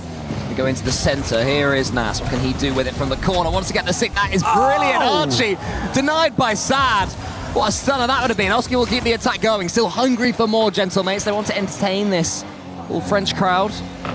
Sad against Nas. The thing about Gentlemates is they never seem to be rushing. You know, right now they're 5 goals up, but it doesn't seem to be that they're in flow state and playing brilliantly. They just... I don't really know what it is they do. They just sweep from left to right, and eventually the ball falls to one of them and they score. But throughout all that, they're stealing boosts, they're gaining territory, and I think challenges. I think you've summed it up there, though. I think they are so competent at the fundamentals and the way in which they approach the game. And if they need to make sure that they are sinking, you know, triple flip resets, that can happen. We've seen the iconic Oski pancake goal. We've seen Nas absolutely embarrass Vitality in the grand finals in Boston. They've got all of that, but they'll only resort to it as and when is needed. Final minute now ticking down as you see the scenes in Paris, and it really is a lot louder than I'm sure all of you are hearing at home. Their fans have come and they have made sure that they are the dominant force in your ears at EWC. Yeah, Gentlemates would have been wounded by the top 6 in the Paris major in front of their own fans, in front of even more of these fans than were at Boston, of course. Because it was in France, it was in Paris, just down the road. How much of a tonic would Esports World Cup victory for the Gentlemates and their fans? They're a quarter of the way to winning this series already, making it into that top 8. That's phase 1 complete. They had that tough loss earlier on against Falcons. Falcons played well in that game as well. It was a good Gentlemates performance, it's not enough to win.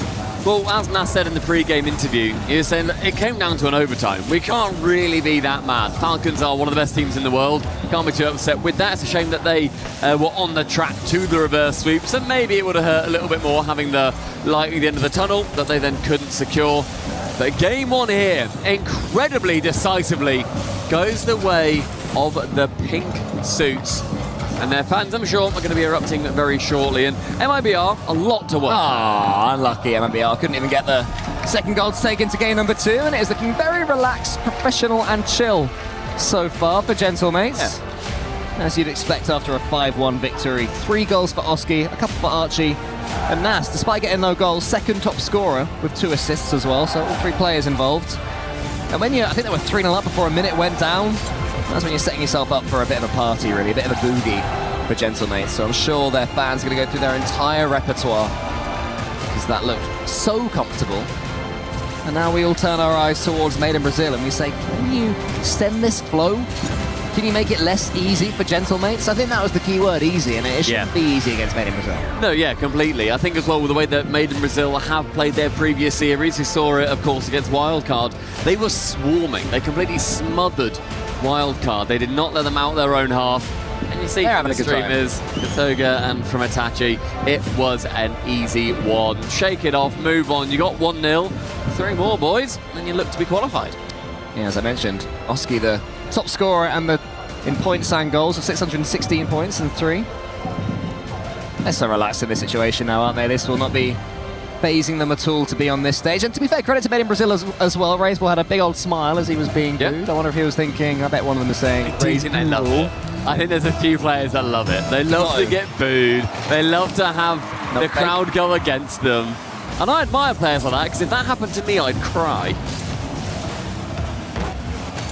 That was another fake kickoff there.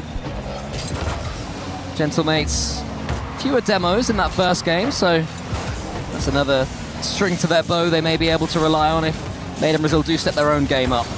Gentlemates will be hoping they don't have to. They can just keep doing what they're doing, swanning about, scoring nice goals as and when the opportunities present themselves. Made in Brazil have started game 2 much the better. Remember, as Stumpy mentioned, it was 7-0 in game 1 last they played. It went to 5, and this is following that script. Beautiful setup from Raiseball here. Sad then comes in, fakes it out, but Oski with 0 boost on the goal line has to basically respect 3 players. Where is one of you going to touch it?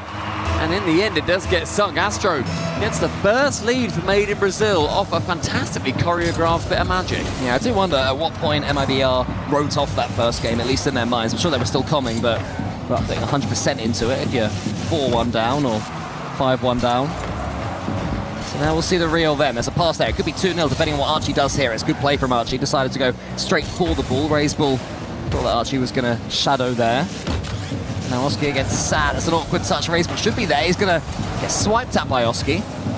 I think that's still looking a lot more comfortable. It looked like a silly shot to go straight for the man, but I actually do love the idea, and Made in Brazil, the other side, are going to have their own chance, but shooting straight for the man means that you know where he's going to be for the man finally from Gentlemates to bump him.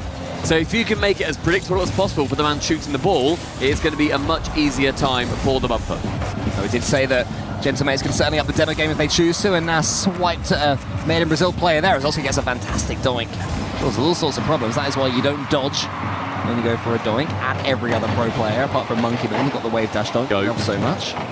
Sad on the left wing, gets past one of them. Oski is knocked out of the way by Sad. That's great play from Sad, but he's got no boost left to play with. Oski's already up. Raise ball wants to go underneath Nas and does so. Archie had to help out his teammates because they were in trouble there. Very well fought here from Made in Brazil. They've kept their wits about them. They're not being run over right now by Gentlemates, who have struggled a bit more in this game. They're alleviating pressure of the ball a bit more often. They're not finding each other quite as frequently. I wonder if that's just superior positioning from Made in Brazil. Good challenge from Oski, though. Gets it far as a Nas to the backboard. Double is on, but does get missed. Yeah, couldn't quite get the angle there. Hoped that he had a teammate following him up, but his teammates were from the same path.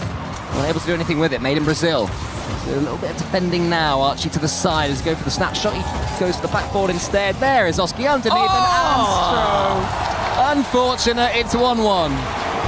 A little bit of ping pong on the goal line. Never hurt anybody apart from Made in Brazil. From Oski, down Archie, back onto the post, straight into Astro. Sneaks in the net. Or as Nas would call it, the version of ping pong where you get the ball over the net onto the other side of the table. Halfway through the game, and we now draw ourselves level. Kickoff goes very much in favour, initially of Made in Brazil, but a good interception from Archie for now. Unfortunately, I think every single Gentlemates player for a second there was pretty much in the blue half. As the ball found itself in the corner. It's hard to score from Archie on target. A diving Sad. Let's keep them level. Astro will have a chance here to keep things going here for Made in Brazil, who after conceding haven't collapsed, which is good to see. Very easy to concede 2 or 3 when you concede 1 against a team like Gentlemates. You have to hold your nerve against them. This is Raiseball diving into his own half. Nas keeps the ball high, keeps it away from Made in Brazil underneath. They assumed he'd have the reset. When you're as good as Nas, even when you don't get it, it's devastating. And it looked like he had it here, and so Raiseball has to respect it, has to wait and think, and Astro diving, goes for that block because he has boost. Archie can wait, ball is alleviated towards him. Again, well thought and well managed by Gentlemates. Even if it wasn't a plan, they come out the victors. Ooh, nice kickoff there from Made in Brazil. Didn't just go for the fake, had the second man go for it. I don't know if it was a Spanish, just a slightly delayed kickoff instead. But it has led to them having this pressure. Astro into the corner. They need a goal soon, you'd feel. Gentlemates are playing into it, and that's what's going to happen when you're up against the mates, double committing. One wrong comm and suddenly taken completely out of it, but that's good play from Astro, keeping hold of that ball, baiting in a couple of players. Nas puts it into the corner, asks a question of Archie, who didn't really want to be asked it. And they're all a little bit trapped in their corner right now, mates. I mean, with the lead, they won't mind because I think it's going to be a couple more seconds ticking down. It's almost impossible to score from the corner, so happy days for them as far as they're concerned. 10 seconds has gone. I started saying about that. Yeah. Archie fakes out Sad and then gets a beautiful 50 versus Raiseball. They are getting very tricksy, the mates, and nearly an absolutely banging own goal from the halfway line. Yeah, Made in Brazil. Not a fan of that, not a fan of Gentlemates getting their tricks on. Just want to hit the ball, but almost trip over each other's toes on the way there. So Gentlemates almost bait them into an own goal. It does remain 2-1 to Gentlemates, and they see this game away. Nas trying to prod it forwards.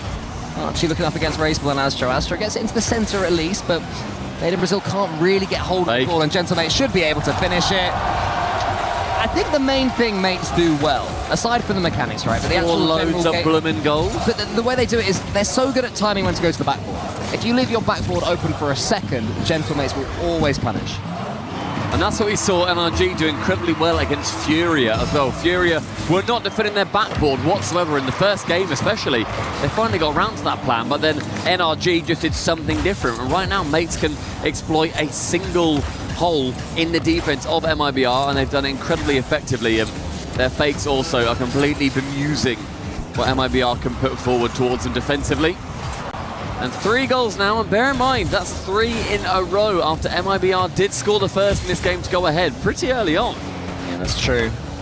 It's been better for Made in Brazil, but not enough. They had that lead. Never really looked like doubling it. That's a good touch though from Sad. Is Raiseball able to win this race? No, he's not, because again, in front of their own goal. Gentlemates completely confident and able to deal with the threat. Just going for a pre-jump, not really sure why. I think it's because he knows this game is over. It will be 2-0 Gentlemates. The crowd cheer. I presume we're going to have a tactical timeout from Made in Brazil, but so far we've heard nothing. I would also presume that is an identical game from Archie and Oski, both on 450 points, sweet. which is always fun. There was one, I think, where Twisted Minds were all on 499 points each. It was crazy. So not quite as in sync as them, but Gentlemates do go 2-0 up in the series, which triggers an MIBR timeout. Yeah, it had to be really. It's just not working at all. The playstyle's not working. They seem slower than Gentlemates. The demos aren't really breaking through their defense. They took that lead after 30 seconds, but as soon as Gentlemates came back, it went even, and then slowly but surely more and more in the way of Gentlemates. It's bad luck that that's the goal that led to the equaliser, though. Yeah, it makes it a lot harder. And in that game as well, it was 50-50 on the possession despite the scoreline. So both of these teams look to control the ball just as frequently, but Gentlemates doing that little bit more with it and being able to not just get one late goal and get the win.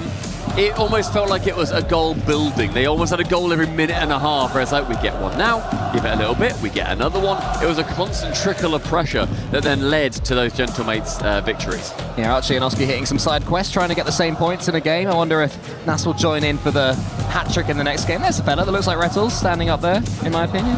You know, we'll see some content when they interview each other. It should be nice. They'll be very happy as a whole, this fandom right now.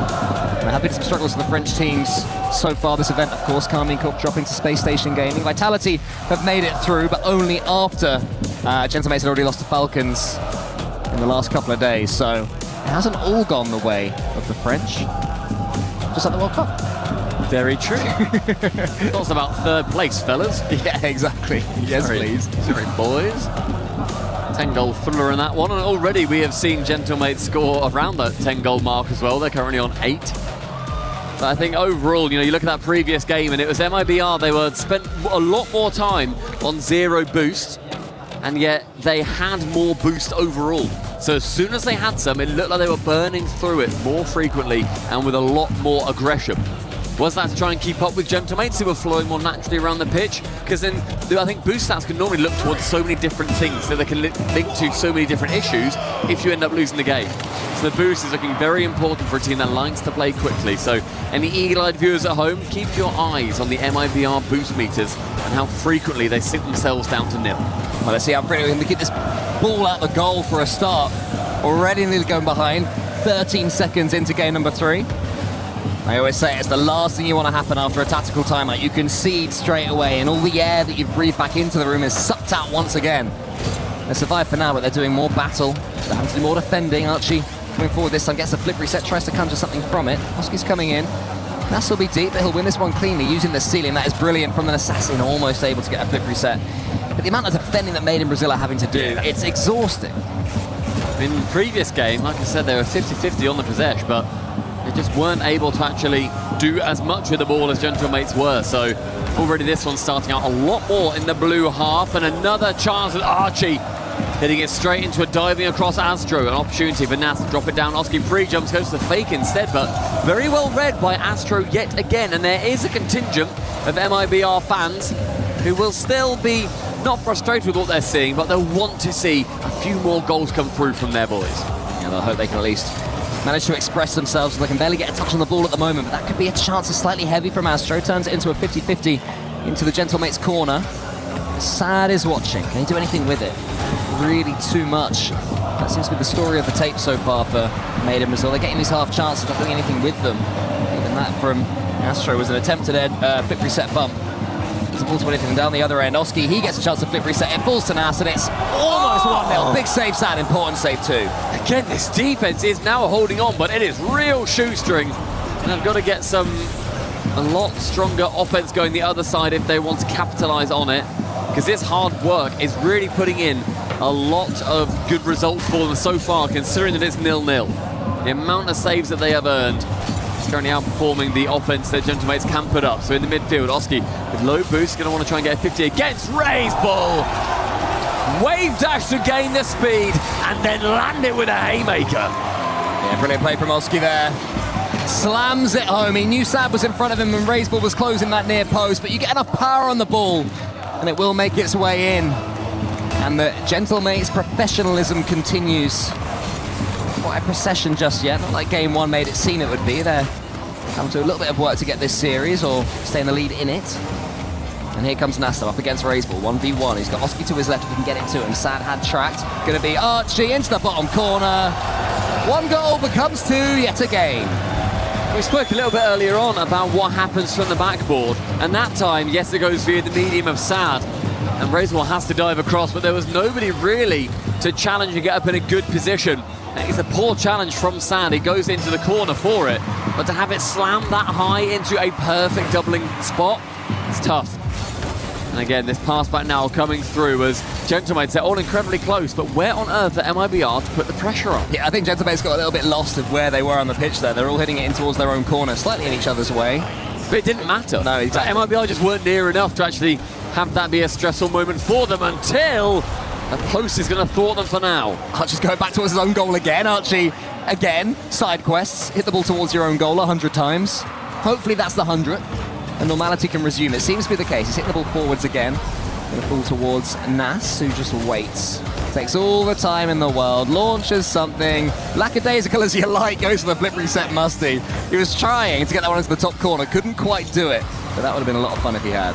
We're under 2 minutes now as Nas from the ceiling. We've seen a couple of players do that recently. And look at how much pressure can come on from a simple mechanic like that of just getting in the way. Even if it goes laterally, the way the Gentlemates position themselves, a lot better than Made in Brazil. Archie might just fake this instead. It needs to get something on it. Taps it down. 3-0 to the mates. Yeah, I'm not sure where Astro's off to. We underestimated how much power Oski could get off that one, and Archie with an inch-perfect finish. They're laughing about it. Was it nearly saved? Was it going in already? Is that why they're giggling? I don't think it was going in. I don't think so either. I think that Archie was genuinely needed there. I'd like to see the replay. I'm sure someone's going to post it on social media, but I'm sure that Archie was needed there. Something tickled their fancy just there. Getting a little laugh together. But they are now playing with pure freedom. It seems that this series is only going one way. It is the best of 7, don't forget, but Made in Brazil have already taken their tactical timeout, and this is what it's led to. Scratching Gentlemates. I expected more. I'm impressed by Gentlemates. It's tough to say I'm disappointed by Made in Brazil because Gentlemates are playing incredibly well. I wanted something from them. I wanted them to really, like, bloody the nose of Gentlemates here, especially the fact that the last time they played at the Major did go to Game 5, but we've not had any sense of that would be the case in this one.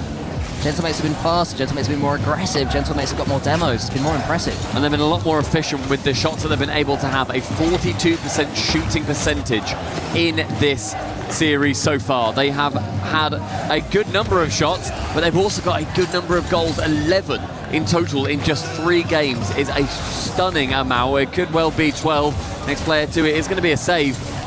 Astro, the other side, can get one. Oh my goodness, he should have got one for Made in Brazil. Yeah, he saw that the Gentlemates player was coming back and thought he had to slam it in. I think he could have played it safer and rolled it in. It's not going to matter too much for this game, but if there's to be any chance of a couple of games at least in this series for Made in Brazil, you'd think that every goal will bring a new breath of momentum. They're freestyling Gentlemates, they're freestyling and they're scoring. Oh man, that it's routine. It's routine for Gentlemates. It's going to be 4 in the 3rd. And I said in this series they're 42% shooting percentage, Cole. They are currently the leaders in shooting percentage. They are at 32%. They lead the competition here at the Esports World Cup 2026. And you can see with the snipers that they have on their team. Well, look, we're looking at, 14 shots in total. And they're still scoring about a 1/3 of them. It's phenomenal. They're certainly looking more like their Boston selves. And we haven't even seen Nas turn into full-on insane mode. Was that one going in? That was not going in! Archie was needed. Okay, I'd say crossbar. Based on that angle, I think it was crossbar because he tips it down and it only just goes in based off that. What a save that is, man. One in chat if you think Archie was needed there. Okay, well, let's see. Let's see.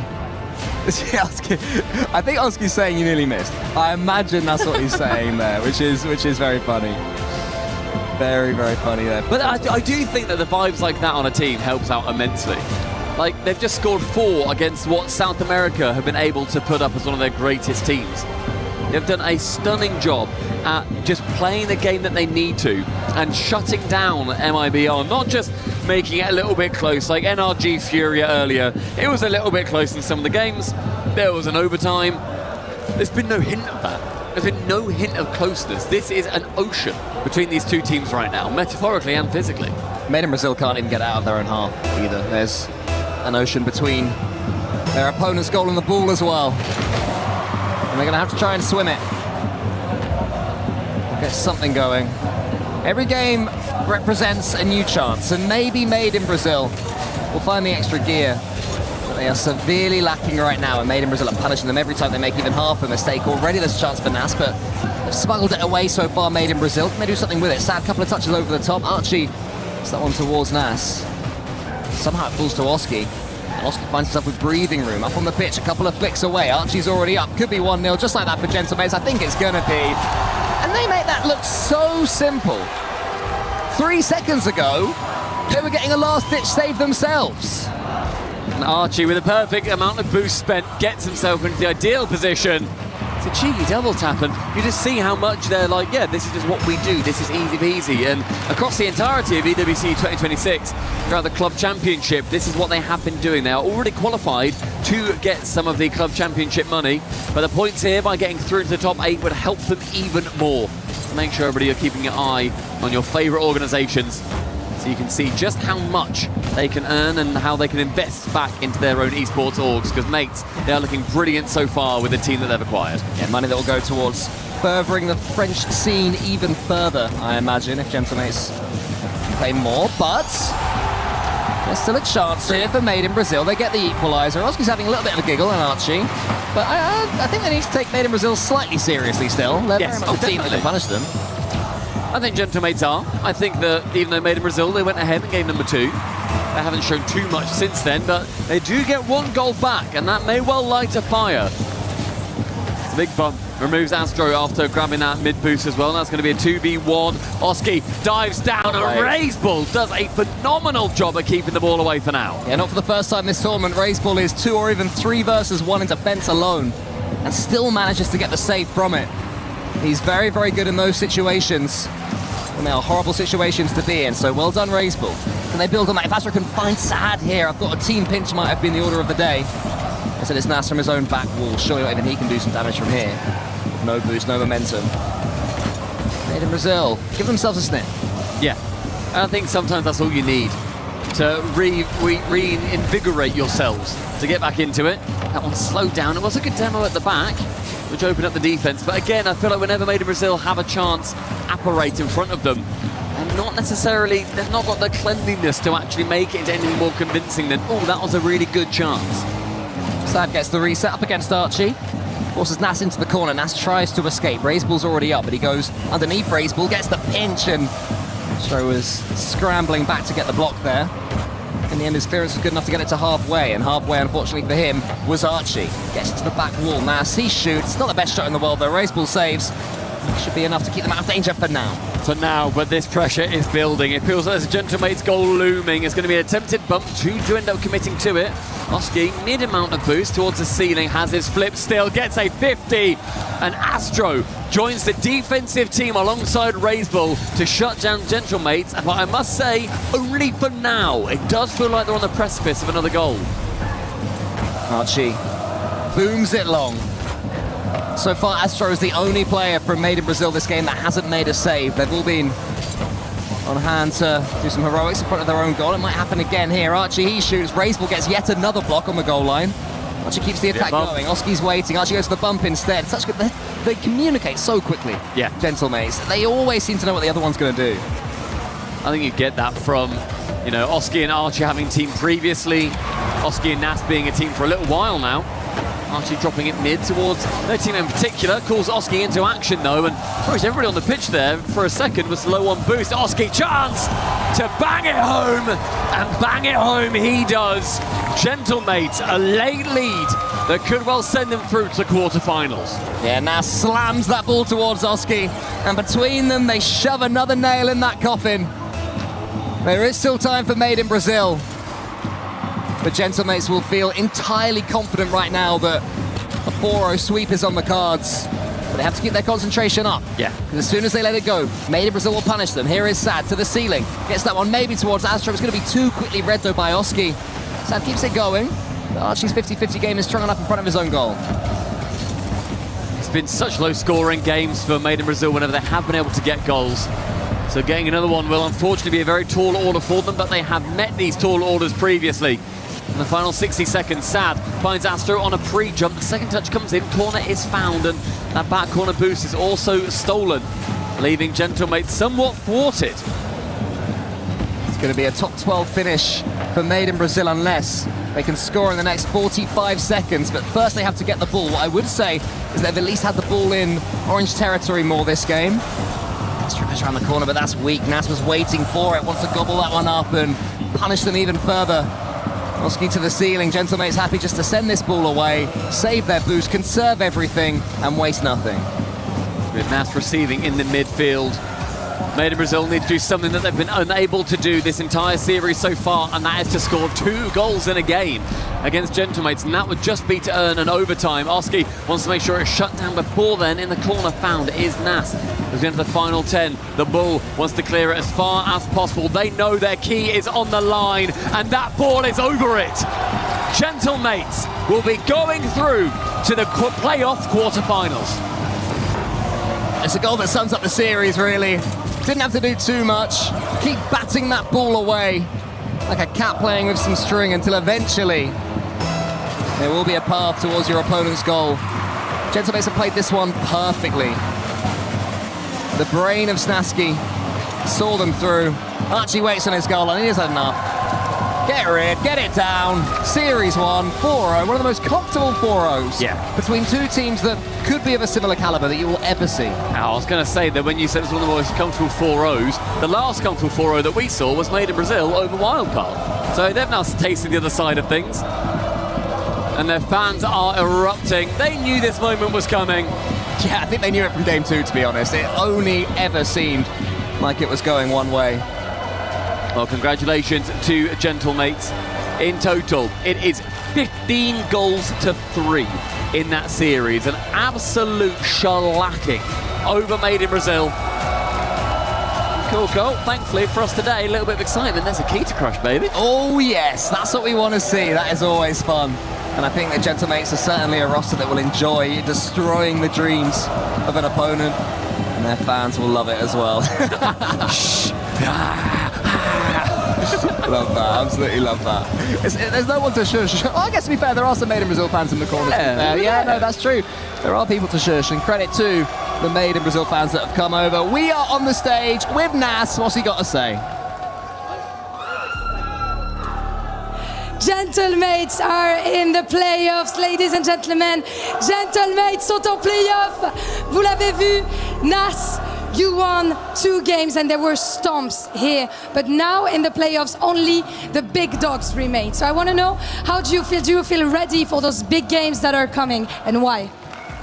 Yeah, I think we're ready. I think after yesterday, we looked over some mistakes and I think we fixed them. I think doing 4-1 against these players is a good sign. Yeah, good start because they're still good players, right, Amibia? Yeah, I think they're a good team and I mean, they're just a bit unfortunate that they had to play us in lowers. Oh, they're unlucky to have to face you in the lowers, but you're gonna have to crush their key afterwards, so don't worry. Première question, les 2 games que vous avez gagnés, c'était des stompes, mais là en playoff, il ne va rester que les grosses équipes. À quel point tu es prêt pour ces teams-là? Hier, on a review les erreurs, on est clairement prêt là-dessus, et en vrai, mettre 4-1 à MIBR, c'est un très bon résultat, je les respecte, mais juste dommage pour eux qu'ils soient tombés sur nous en loser bracket. And I have good news for you, or maybe bad news, you will tell me, because next game in playoffs, you're going to be facing either NIP, your former org, or Vitality. So I want to know which one you really want to beat. You don't get to choose, but if you could, which one do you really want to beat and why? I think they're both really good teams. I think they deserve to go through uppers. But I would like to play Vitality in front of the Vitality fans and the Gentlemates fans. And do you want to shut Vitality fans down? Do you want to shut them up? I hope so. And he's a good guy, of course, he won't get into the banter. T'as plus envie de jouer qui entre Nip et Vita? En vrai de vrai Vita, pour pouvoir jouer devant les fans Vitality et les fanmates, et peut-être faire taire les fans Vitality, ça vient de moi. And Nassim, we have someone in the building that you know very well. Your former teammate, Itachi, who's now co-streaming your games and stuff.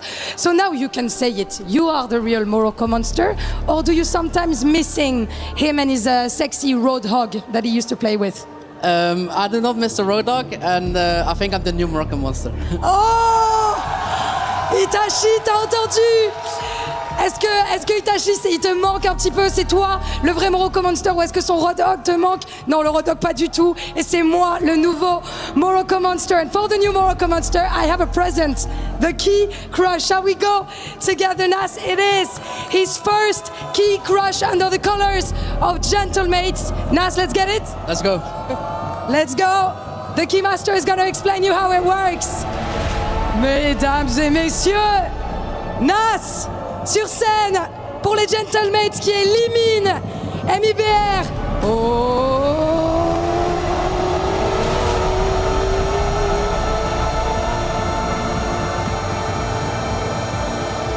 Alors. Oh. Ça c'était solide. That was a solid one. That was a very, very solid one. Nas, I'm gonna welcome you back in front of your crowd here on stage. That must feel amazing, but you deserve it.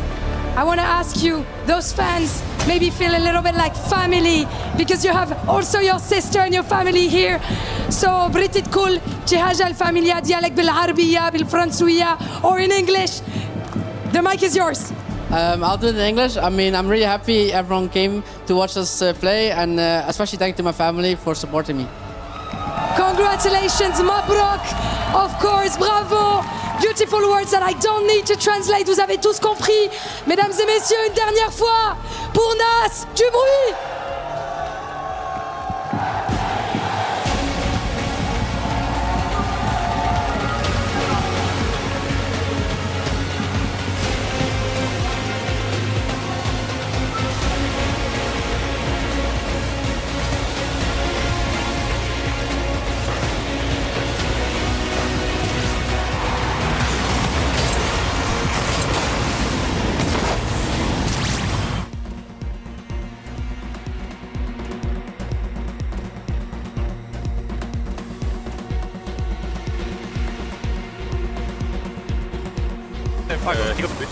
Yeah.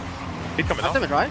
Nice. All coming? Yeah. Nice. I'm funny with it. Yeah, I'm out. Nice, you're up. So much time.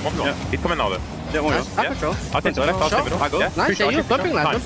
Down with last. Nice shot. Nice. Come on, Arch. Nice. Good shot. Good in the back.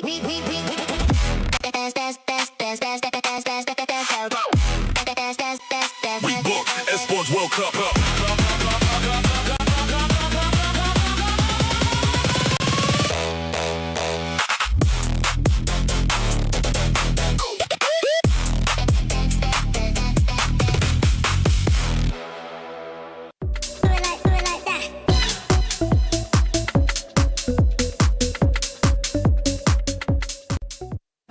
Here over at the Kiria City Battlegrounds, we got some CS2 action heating up. So Stunna is joining us to give us an update on what's going on, first and foremost.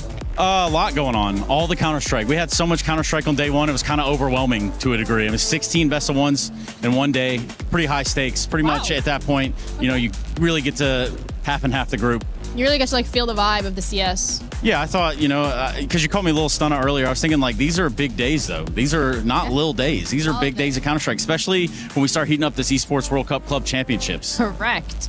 Because those are some teams that are looking for the big bucks. We're looking at Falcons, Vitality, G2, 100 Thieves. How are they doing? Okay, well, newsflash, 100 Thieves, they ain't make it too far over here Counter-Strike. That's so unexpected. Okay, yeah, it is. Not unexpected for me, at least. I mean, I probably could have seen that coming, but, you know, I'm just a desk host. So. Sarcasm isn't real. Yeah, it's in season. So for Vitality, obviously they're playing. It seems like they're a little bit back in order here. It's the business you would expect them to conduct, which is pretty much dominating everybody.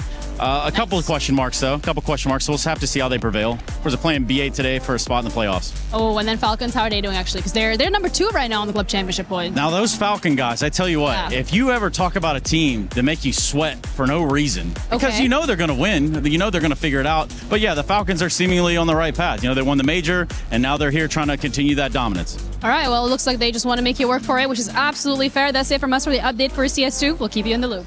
Thank you.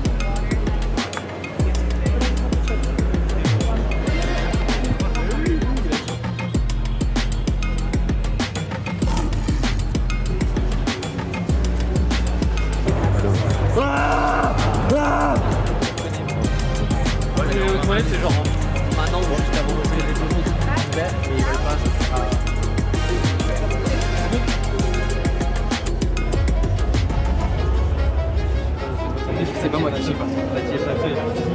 On voit qu'elle déjà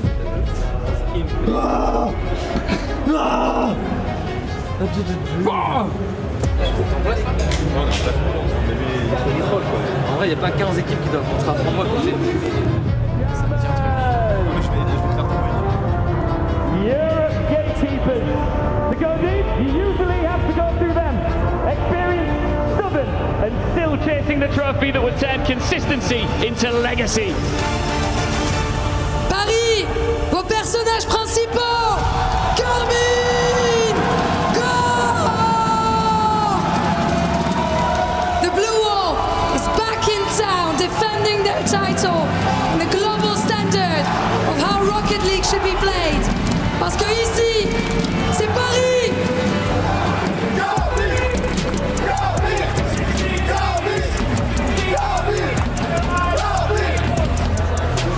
All alone right now, so he's 30 boost after getting that reset. That gets the floor pitch is going in. Oh, but Torsos saves. That would have been a spicy one. I mean, CNS kind of goals where they just come out of nowhere. Atto with a skin. We talk about out of nowhere. Who's there first? It will be B-Head. It will be a reset. And we drop low as far as Atto.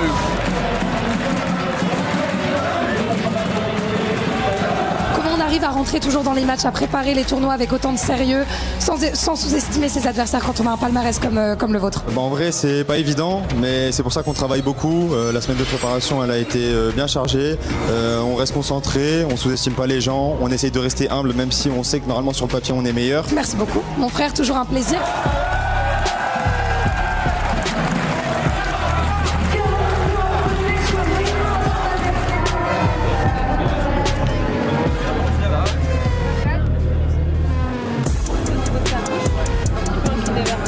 Oh, c'est que j'allais te donner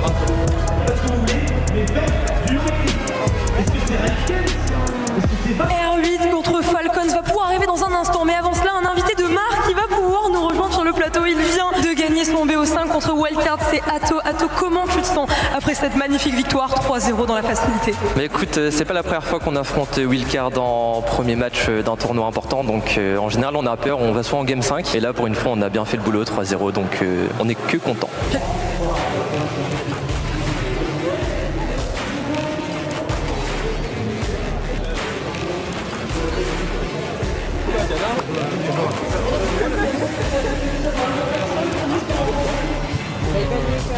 Bye bye les câbles.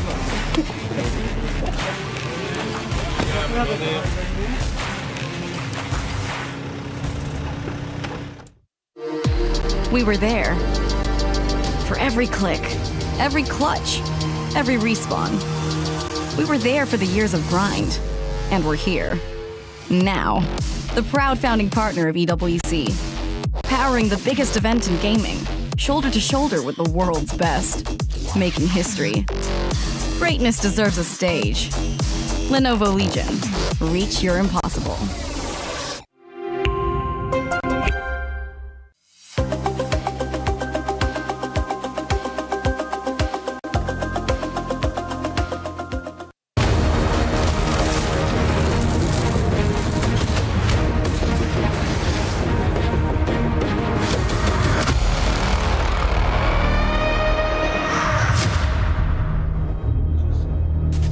Let's get it, baby. It's time to crush another key. And if you are R8 Esports, you have one of the biggest juggernauts in your wig. Carmine Corps fell early in groups. Now they're fighting for their lives, trying to make it into bracket play. That man leading the way, Vitari, has been on so many buses. I feel like he's on every poster around every corner, and he stood next to Ronaldo on all these posters alongside Zywoo.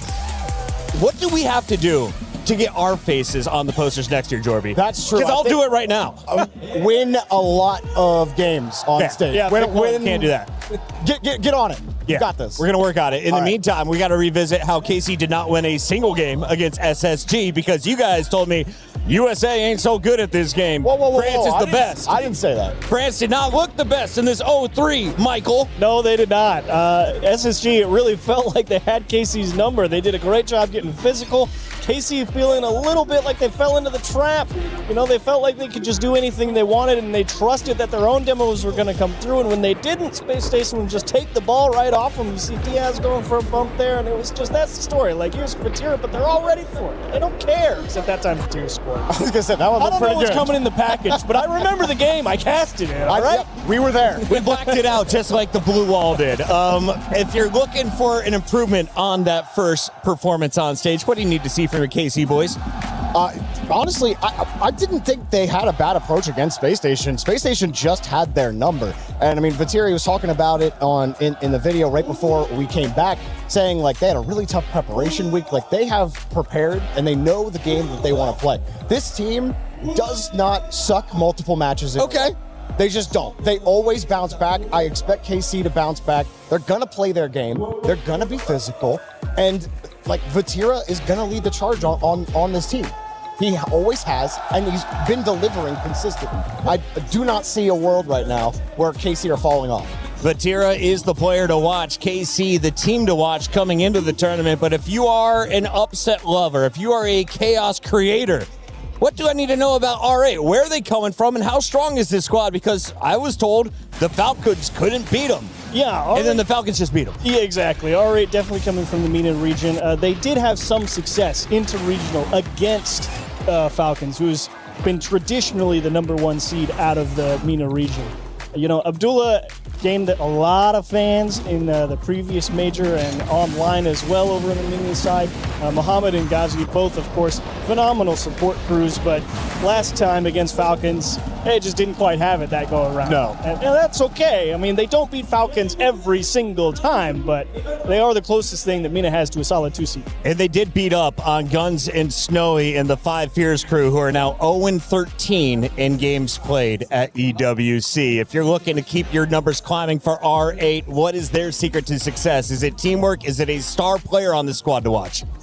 Outside of the star player, someone I want to see step up is Mohammed. I feel like Mohammed was a little lost against Falcons, wasn't able to create as much value, and I think we kind of expect Ghazi and Abdullah to do a lot of things at the front of the rotation. So I want to see Mohammed get a little more involved, create a lot more value, because I do think this R8 team has a lot of potential. I think they can do it. I just think this is a terrible draw. If they're going to win, do we need high-scoring games or 0-1 victories? I think I want low-scoring games if I'm R8. I don't think I want to get in a shootout against the experienced KC. I want to see if KC can beat NRG's 15 demos in a game. 15 demos was one of the most exciting things to watch on the day. NRG, thank you for making that one short and sweet. Checking in with the fans, it looks like only 88% are going with Carmine Corps, our #1 seed. R8 did earn 12%, which is actually a decent number compared to the previous votes. So what are the accurate numbers here in your eyes? KC 75. 75? Yeah, 75 is good. 75. Not 90? 95. 95. Yeah. 99. They got all the fans in France here to cheer them on. Let's see if they can make it into the bracket.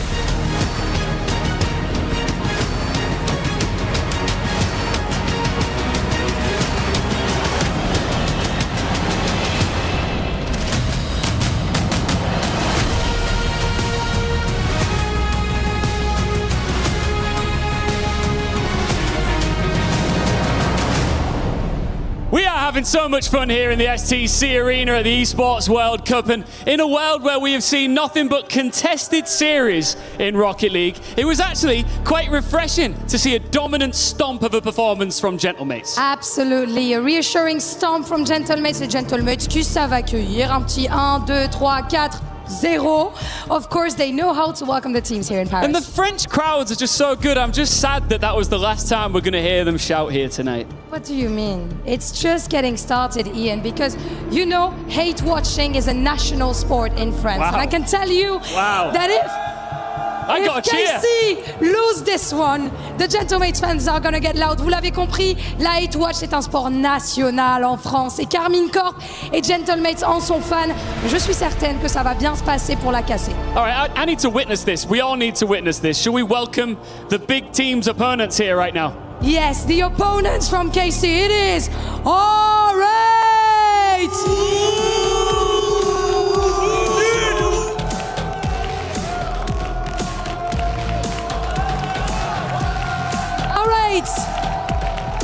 Representing the MENA region here in Paris. Perfect timing, because now comes Carmine Corp. They built their rise by refusing to respect the old order here in MENA. And tomorrow they get to bring the same disrespect onto the playoffs if they win this one. And their opponents, Carmine Corp!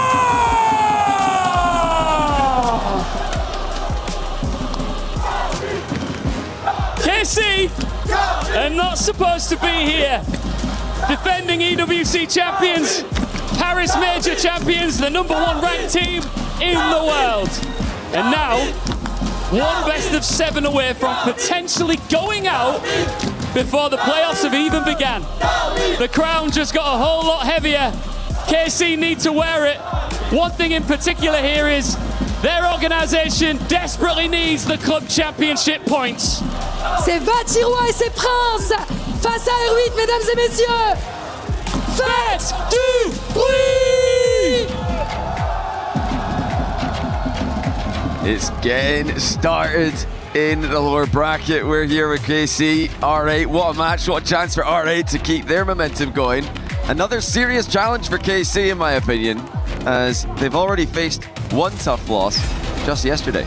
Yeah, I'm right there with you. This is no sleeper matchup by any means. Carmine Corp are going to need to come into this with a lot of respect for what R8 have done, not only here at EWC, but also online over in MENA against teams like Falcons and Twisted Minds. I expect a really good performance, especially now that R8 has had a little bit of LAN experience under their belt. And the loss to Falcons day one of the competition, it's not aging all that badly. Falcons have gone on to take down Gentlemates, so they're clearly back in form.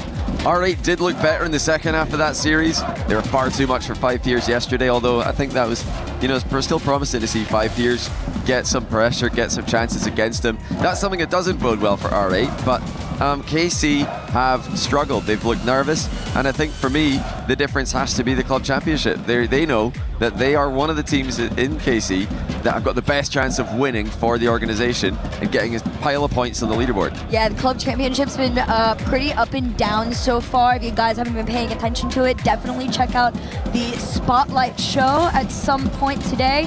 But yeah, Falcons are in the running, so are KC. I know Vitality is still in it. Navi is snuck in there, but we don't have Navi competed in Rocket League. Wink, wink. We hope you guys come one day again.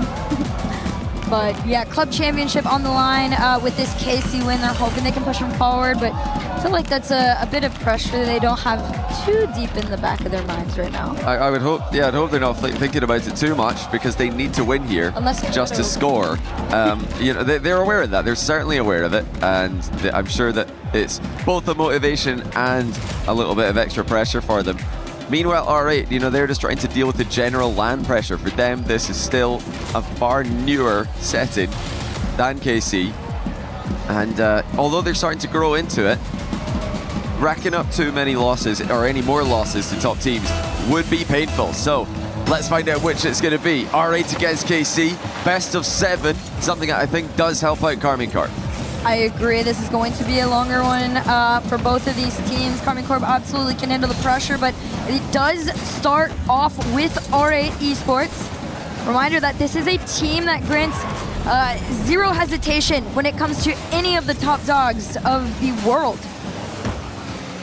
Yeah, they've been able to topple the order in MENA because they've brought a lot of the things that MENA teams do well, and then they've also just added, I think, a little bit of polish. You know, Twisted Minds and you know, any TRK team, so aggressive. This is good from KC. Nice little fake there, but doesn't come through for an early goal.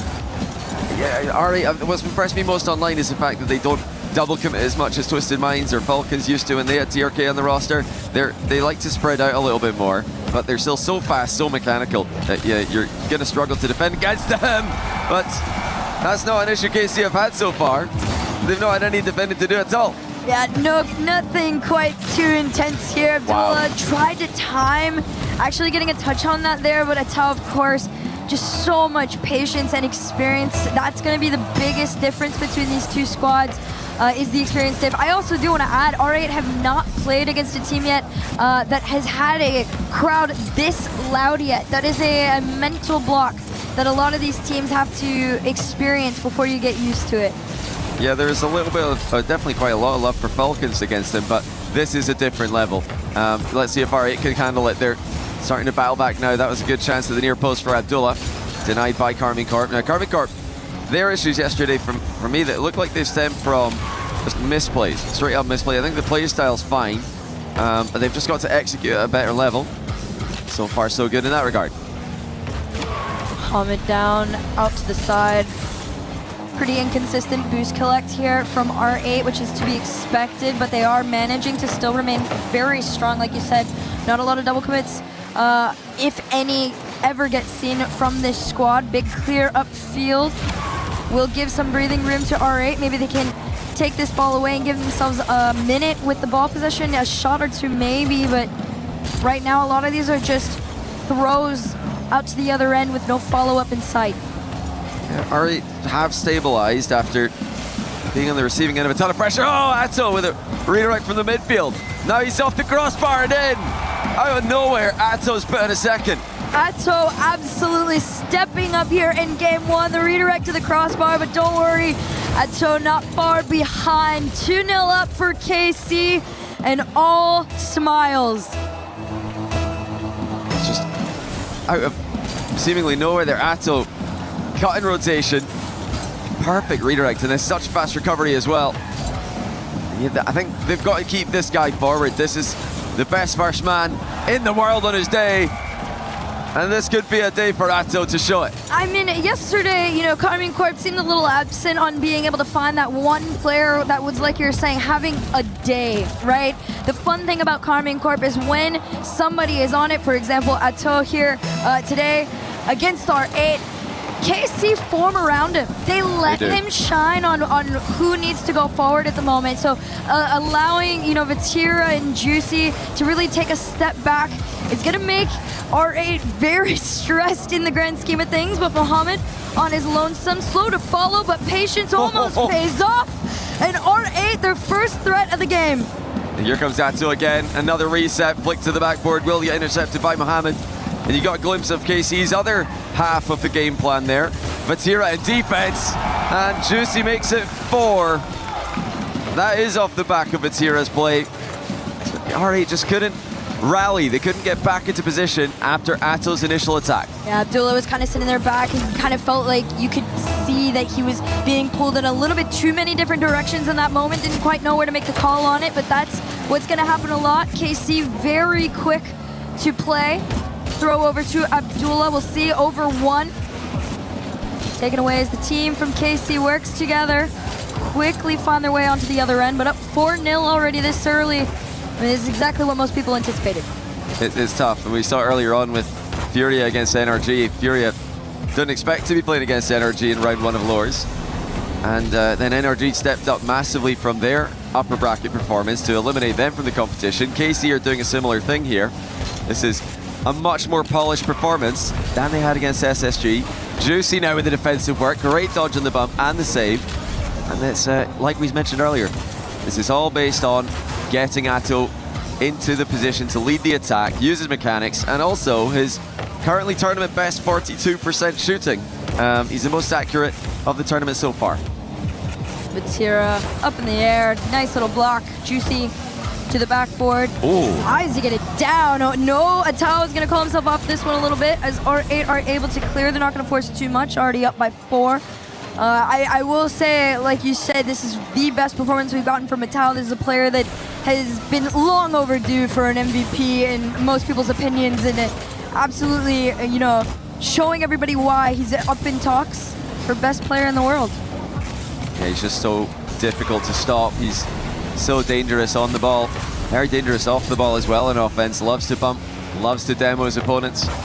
He's just a troublemaker, and that's what you want as the guy leading the attack. You'll hear it being talked about a lot in Rocket League. The first man position as a rotation in Rocket League that requires players to play all positions at times. But, you know, KC do thrive when they can get Atto leading the attack, going first and letting Vatira back up the team. He can sit back and make, I think, less mistakes than Atto and Juicy do in defense. Game number 1. The first brick for the blue wall has been placed in this best of 7. Crazy numbers getting put up. What is this? 6 math? 15? 14. Oh, the shots? Yeah. 14. 14. Yeah. I'm getting there. 5 plus 3 plus 6. I'm getting there. Tricky one. 14 shots to definitely less than 10 as Mohammed left the lobby, but my gosh. I will commend R8 though on that one initial play where we all kind of thought maybe they might have found their way in. They carried it all the way to the goal line there. Unfortunately for them, Atto has all the space in the world on their side of the field. There hasn't quite been any, attention given directly to him to slow him down. And as well as getting the most points in the game by 1, Atto taking the top score there over Vatira. He got 5 demos. Atto, one of the players who can really rack up the demos in these tournaments, very often finishing as the #1 most aggressive player in that regard. In fact, game 1, he got the same amount of demos as R8 did as a team, and Juicy Vatira also got 5 between them. So KC really just crushing it in that first game. It's a tough one for R8 to swallow. They're going to need to bounce back, though. If they can't get a goal in this second game, I don't think it's going to be possible for them to even get a game. Time is definitely a virtue, especially for anyone going up against Carmine Corp. A couple demos traded back and forth between the two. Ball back over to Atao. Double reset to carry him all the way to the other end. We'll see how quickly somebody can follow. Challenge onto Mohammed. All of R8 trying to just go up as quickly as possible, but KC doing an incredible job of just stressing them out. There's no space to even work with this ball right now. Zira Larkin, he's managed to pick up the mid boost, trying to catch up to this one himself. He does get blocked to the near post by Abdullah. Now a brief 2v1. Will there be support coming through in time? Yes, there will. So that's good force there by Juicy.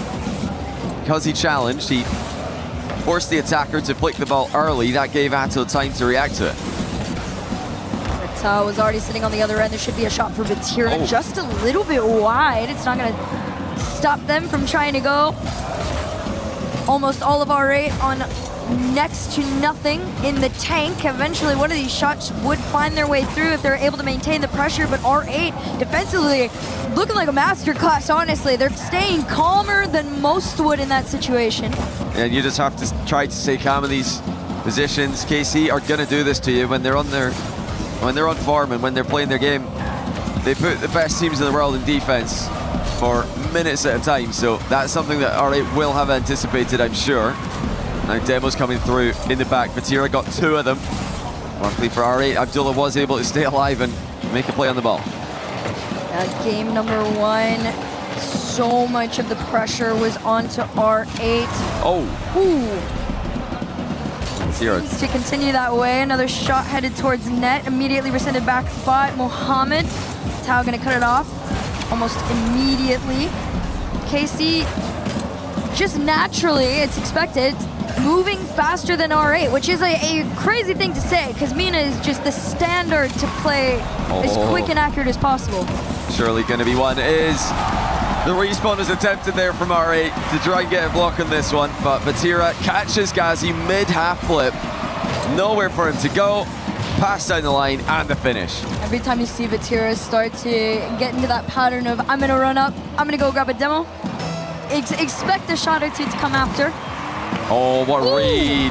Atto reads the fake kickoff and chips it in.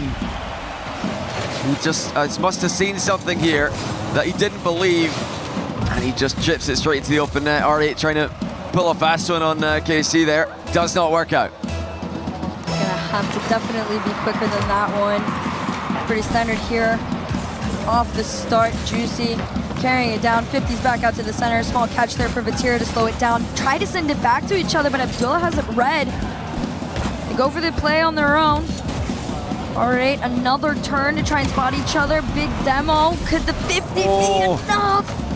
Yeah, just not quite. They're still scoreless between the first 2 games.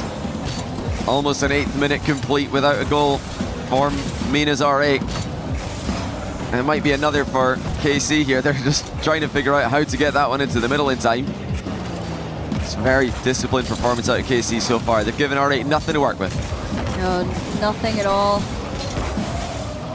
Duel challenge, Mohammed taking this one up the side, but taking the challenge on next to nothing. Same can be done by KC. I will commend R8 on the fact that they are able to at least stay out further than they had in game number 1.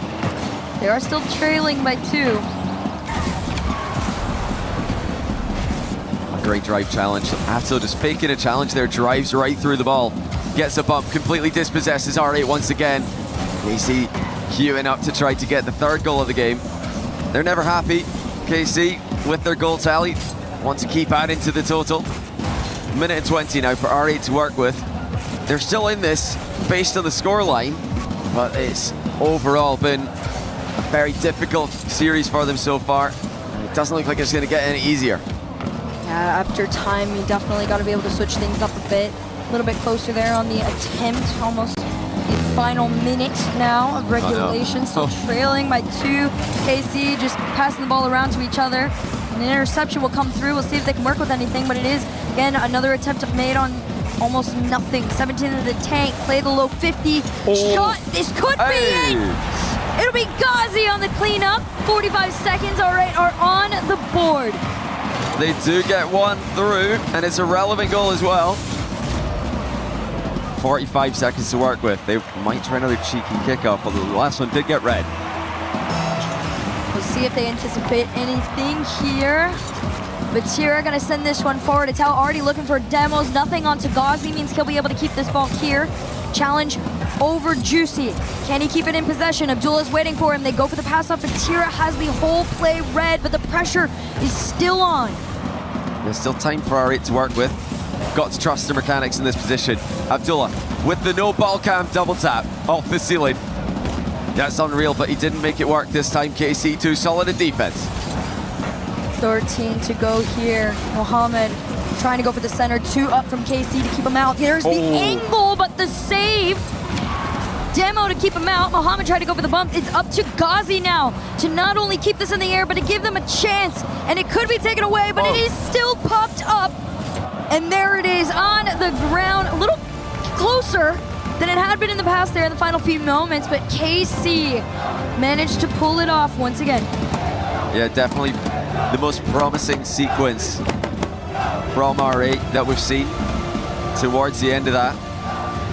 But unsurprisingly, after going down 2-0, they have called timeout. So extra minute to think about what they need to do differently think for me, though, it's more that KC have just gotten their execution right today. They've got Atto leading the attack. They've got Vatira stuffing almost everything in defense, and Juicy, one of the best midfielders in the game, just filling the blanks. And as a squad, they are just so difficult to beat when they're in this mode.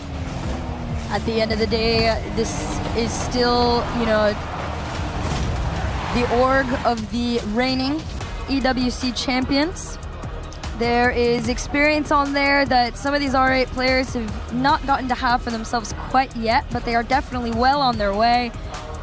You can see the relief, especially again after yesterday, everybody just wondering if they were going to be able to quite get into the swing of things. I do think there's a lot of respect to R8 coming into this series, but Karmine Corp definitely playing up to their standards.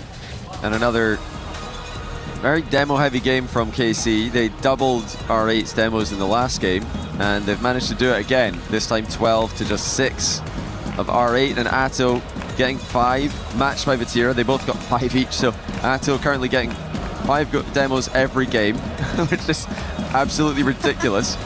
We'll see if he can keep that one up. But a lot of these demos, they're not the traditional type of demos that you would expect, where someone's, running ahead, looking for defenders, trying to demo goalkeepers. A lot of these demos are happening in challenges. Instead of playing for the ball with their challenges, KC are just driving straight through the ball, demoing the player behind it. Is a really smart strategy to do if you've got more defenders behind you, which KC in this game did have a lot of time. The crazy thing, despite that, right, between games 1 and 2, game number 2, R8 finally were able to find a way to speed up themselves, their play style, to find themselves equal with KC for the first time. So if the pattern continues on, they should be able to get a little bit more comfortable. The scary part is Karmine Corp are 1 away. Oh, wow. And 1 more on the board, closer to a playoff spot. And they've done it again. KC win the kickoff battle. This time Atto with the demo kickoff. We usually see that in 2v2, just faking the ball, demoing the opposing team's cheating player, and then the follow-up comes through for the goal. So, they really are just winning the kickoff battle right now. They won last game with by 1 goal. That was a kickoff goal.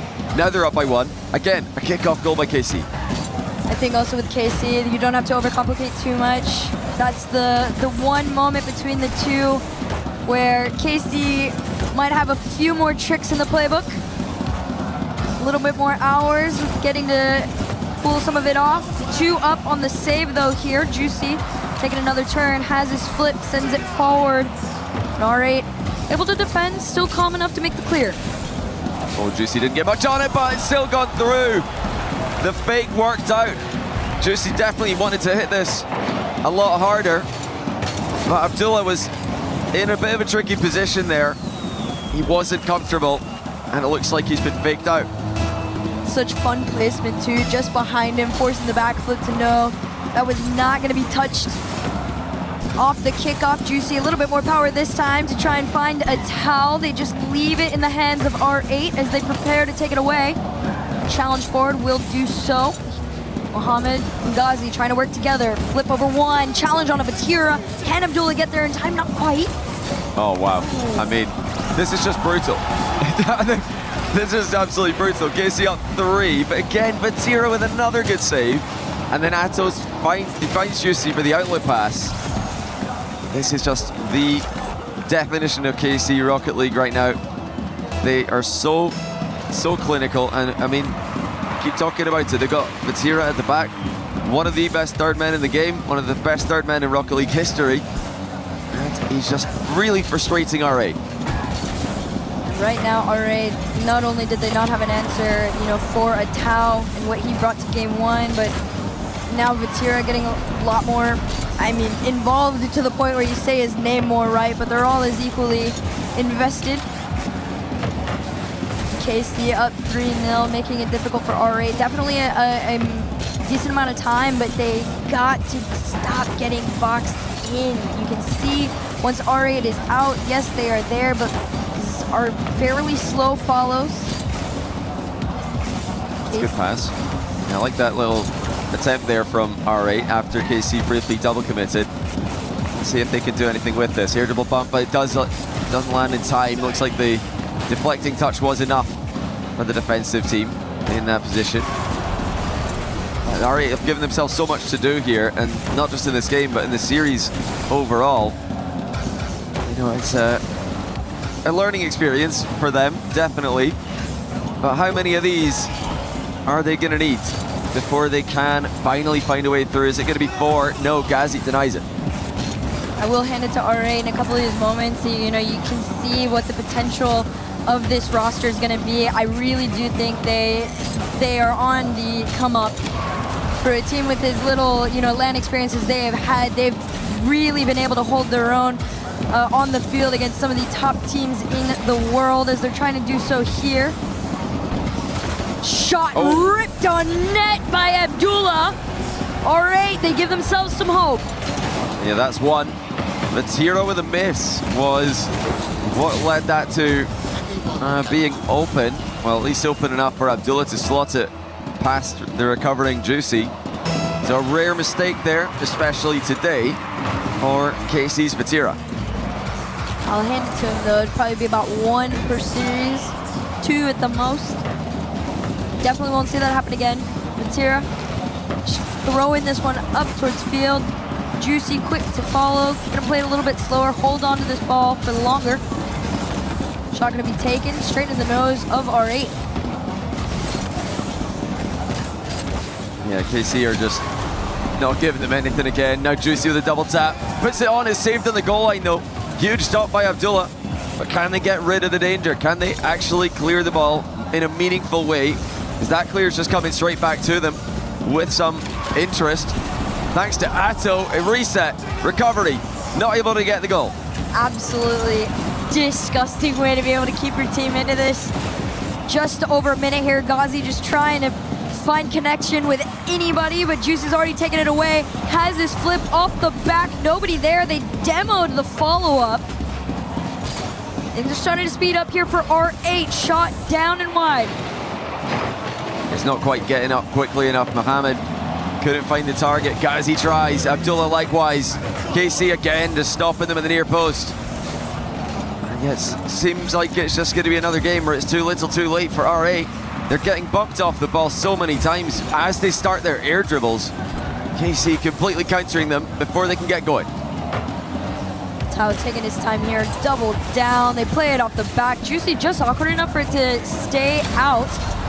Mohamed, demo, you'd think that might be enough to get him out. They're playing the cheeky game, sending one forward. Can they find a play here? A double to the side, absolutely denied. Yeah, there's 20 seconds to go. R8 need a goal right now if they're going to stay in this game. Mohamed's got a great chance, but Atto saves it at the top corner. He had someone coming at him to try to bump him as well, but he remains unfazed. Keeps KC up by 2. Trying to get aggressive with KC here, but like you said, it's just too little, too late here. 2-goal lead is more than enough for Karmine Corp right now, and that all being said and done, a quick match point taken by the boys in blue. They play out the final moments respectfully. Yeah, are they going to own goal this? No, you can't get to it. Well, KC are on a roll. Just like NRG earlier on today. Right in the rungs from the upper bracket. And the good news for them is that in this format, if you can make it through, you don't remain in the lower bracket for the playoffs. It's a clean reset into single elimination. So for KC, for teams like NRG who are still looking to make a run through Twisted Minds, if they can get the job done here, then they're more than fine. There's been so many moments where you could see that R8 might have been able to, you know, figure it out against one of the toughest teams in the world. Unfortunately for them, there's just these tiny little, you know, things that are separating them from KC. The fact that KC are able to keep the ball in their half for such an extended period of time. R8 struggling to maintain their boost control. They lose it a lot, but also Karmine Corp just so equal across the board. Nobody becoming exhausted or overexerted in any position or play. Well, Atto Demo Tracker, got an update for you. He's slacked off a bit that game. Only 4 demos, and in fact KC got out-demoed by R8, so they've had a bit of a bad game from the demos there. Only 4.67 demos per game for Atto. Let's see if we can get 6 in this game, get that average back up to 5. Demo straight off the first few moments here. Mohamed, no respect given, just a straight challenge, but Itao's already there, goes for the bump on 1, off the back, shot still saved, not once but twice by Mohamed. They flip it back, Juicy's gonna try and butt it in, bounces up and down, and Abdullah keeps him out! What a save by R8, they needed 2 of them to help out with that exchange. KC have started every game the stronger of the 2 teams. This one's no different. These demos and these bumps are what I'm anticipating to see a lot from R8. This is a team that once the pressure is on, there seems to be a second round of lock-ins. Mohamed down, shot on target. Ghazi, no fear with Itao following behind him. Over 1, bumped off the ball. Vatira will take it back. Yeah, Vatira going for the ceiling double here. Just settles for a 50 forwards. KC aren't going to commit too heavily on that one. Just trying to bait out some bad touches from the back corner. Juicy doesn't get on the right end of the ball as he tries to reset it mid. Even these plays in the back corner that don't look like they're going to lead to anything. We've seen it plenty times so far this week. 1 50-50 is all you need to find a teammate in the middle. This ball headed towards the net will be cleared only to the halfway as Vatira has something to say about it. This might be the longest we've gone scoreless in the beginning moments of a game. KC being held to their match point for now. Tao taking another shot. Mohamed denies it. Juicy's gonna follow to keep this out. R8 defensively able to keep up with the blue wall. And they're just trying to get a game, really, to get something on the board. The series win is a long way back, but if they can get 1 win, at least that would be the start of something, and that's 1 goal for R8 to give them their first lead in the series. If they can make it to the finish line of this game without losing this, they will be the first team in the lower bracket to deny a sweep. We've had only sweeps in the lower bracket of this group. Off the kickoff here, R8. Oh, wow. Gonna try and make it there. The touch actually going in favor of R8 still as Juicy tries to correct that over to Itao. A demo keeps him out. Gotta recover if you're Ghazi. Abdul's gonna bail him. No second touch here as it's dangerously close in front of the net. The R8 squad. You gotta slow things down just a little bit. Can't get too ahead of yourselves here. And they've got a good position for themselves here. Half the game to go. Will R8 manage to hold their nerve? That's a good demo. The follow-up off the post by Abdullah. Another demo lands. R8 really are ramping up the aggression in that regard. This team definitely knows what they need to do. It's a matter of execution and also trusting in yourselves, right? There's been a handful of moments where R8 overextend themselves trying to find that 100 pad, but in the few moments they've been confident enough to skip it, take the smaller, just go on the low boost attack. They've been able to catch KC off guard a little bit. They're still managing to hold on with their 1 goal lead over 1. Ghazi kills it. Let's see where KC can go from here. Yeah, KC just easing into the comeback with 90 seconds to go in the game. Just a huge bump there from R8 on KC's follow-up plays. Tira staying wide on the attack there. They've done that a lot this tournament. Oh, that's going to be a shot from the midfield though. KC get dusted and R8 make it 2. A little bit too wide there from Vatira. Itao took his challenge and got bumped, so Vatira just caught off guard again. Speed when R8 are confident enough to just immediately take the shot. It shows. 2-0 up, just over a minute to go here. R8 have a chance to stay in the series. Yeah, serious chance here. This would be huge for them. And, you know, the little mental wins are great to see for this young team. Inexperienced. And, you know, tough to imagine a win from, obviously, in this position, being 3 down. But the fact that they're still in this mentally, going for the goal. Oh, that was a miss by both the defender and the attacker, both probably trying to block each other. But R8 not giving up, despite the fact that they're down 3 games against one of the best teams in the world. R8 absolutely understanding too that KC want to try and spot each other on a lot of these moments, and they're too far out. 3-0 up with 32 to go. R8 have done it. Okay, as he completely fakes Vatira. He didn't have any boost to go for an outplay there, but he just jumped anyway to make Vatira think that he's going for the immediate shot. Vatira flies right by, and Gazi leaves it for his teammate. Easily the best game we've seen from R8.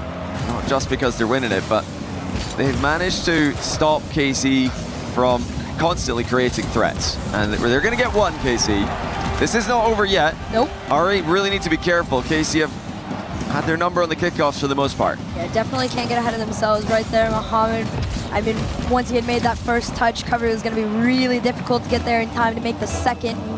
Karmine Corp understood that. See off kickoff. Dula doing it all. It's a good kickoff here for R8. They don't need to do anything too crazy here. They just need to avoid any immediate volatile situation from occurring. They've done so, but now here come KC in the final seconds. It's not going to materialize, and R8 are on the board. Not too bad. A much cleaner performance from this team. From game 1 to game 2 to game 3, there has been nothing but improvement so far. Smiles on the faces of the boys over here, understanding that the dream is not impossible. Yeah, let's see. As they started off this game, remember, with a crazy goal line save by Gazi. Just a backflip of the ball into his own crossbar. Abdullah with a power clear in and out of his own net. And that was just the beginning of the best game that they've had so far. They were starting to win the races to the ball in the midfield, starting to hit their mind games as well. This is what R8 need. They just need to believe in themselves. We know how mechanical they are. We know how talented these young players are. Can they get one more? And then they not just, see the finish line a little bit more closely, but KC might start to get nervous because they'll be thinking, there's no way that we can let this slip away after an already embarrassing loss to Space Station. Well, we'll see. Karmine Corp definitely need to keep in the back of their minds that R8 is a team that has beaten the Falcons multiple times online. They went as far as they could for the first matchup here on LAN. It was a different story. It was their first game debuting here at the EWC. This is definitely a team that has the makings to pull off an upset on KC. It's better KC staying strong and closing this one out. Oh, R8 are certainly in that group of teams. I'd put them in the same kind of category as, your... Oh, Atto rattles crossbar early. I put them in a similar kind of trajectory as Space Station when they were on the come-up. It took a while for them to figure out how to play on LAN. Now we see what they can do, that they're making those steady improvements. R8 are just trying to follow that same path. It's a learning experience. Hopefully for them, there will be plenty more opportunities. We'll have one at the World Championship, of course, in not too long. Oh, double tap from Abdullah on the goal line. Gazi couldn't get there. Quick demo update for you, by the way. Atto did go back to 5, so he's reverted to the mean. He's had 5 demos in 3 of the games, 4 in the other one. It's been a vicious series from Atto. So I definitely want to see him, on that shining front again. He's going to try and do it here. Flips into it, pass over to Vatira. No early goals here in the first minute of play for KC. A locked car just for a moment here as everybody separates. Abdul's going to carry it over. Gazi just in front of it, so they play the back pass. KC gets to take this one away. We'll see how far they can go with this. That was close. R8 nearly got that 50 back to the teammate in stride, which would have been an undefendable shot had he struck it well. They're really getting very close on multiple occasions this game. If they can keep this up, it's KC who could be in a bit of trouble. What a pass that is! Abdullah's finished it off in style. But how about this from Mohammed? Absolute clanger to go back and forth like that. Mohamed, this is a player that if you hadn't got to watch him in other series or online, he is, you know, he's their Atao. He's the all over, I can set you up, I can go forward, I can bump clear, whatever you need me to do. To see him have the confidence to be able to start doing that again, that is a great sign for R8. It'll do wonder for this team, just like in the series against Falcons. If they can figure out how to play like this from the start of the series, how good can they be? That's not what they'll be thinking about right now. They're just thinking about closing out another game. They're in the same position as game 4, up by 1, fairly early in the game. Long time for KC to work with. R8 are just digging their heels in here, trying to slow KC down. Corner pocket keeps possession with R8, getting the demo. Ghazi has the boost steal. Mohamed keeps this ball orange side. Juicy on low, tries to make the pass. They will make it work and get demoed for the effort. R8 still holding on to that lead at the halfway mark. Timing this ball moving forward as much as they can. And they are just sneaking in those mind games every now and then. In defense there. R8 are definitely inside KC's heads at the moment. 2 minutes to go. Now a chance for Vatira to work his magic. Trying to 50 this, but it's just gone safely to the corner where R8 will try to keep the ball.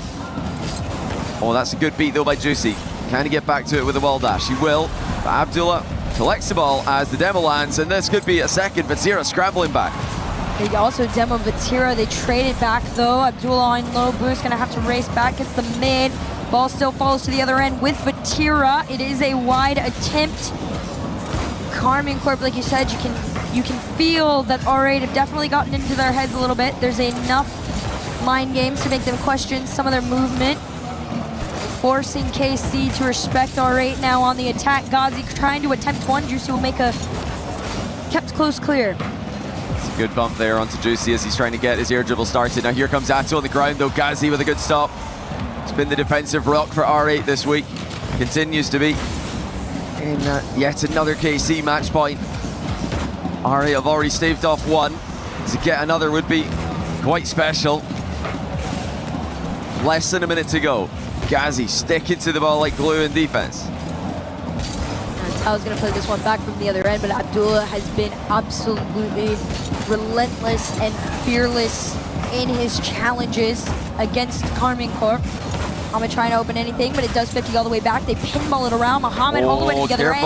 Atao has it red. Can't quite pinch it through to the last two defenders. They want to spot each other bad, but Mohamed just enough in the tank. Vatira over 130 to go. This is where the pressure starts to build on KC. Atto looking for the mid pass. Vatira gets there first. Abdullah getting chased onto the back wall. Will he get there in time? He does. Get something on it as Juicy puts it to the corner. Now Ghazi carrying it out of defense. 1v1 with Atto. Bush running out. He gets the bomb! Makes it 2-0. The MENA future! Everybody, Ghazi carrying this one down. The air dribble bump onto one of the GOATs to give R8 another life in this best of 7. They have survived the kickoff, it seems. That will be a very, very interesting decision for KC now. Is it time for the timeout? R8 win 2 straight. I mean, KC, we saw they fell apart yesterday, got swept by SSG, and now they're being reverse swept by R8. And that might be even more hard to believe. I mean, from the jump, I've known R8 were definitely capable of, taking it all the way with KC. I will say they've done enough. Look at that. Wow. Jeez. But Karmine Corp definitely, they've taken their first time out. They have been put in a situation where they feel this could swing the other way. There he is, that man in the middle, Ghazi.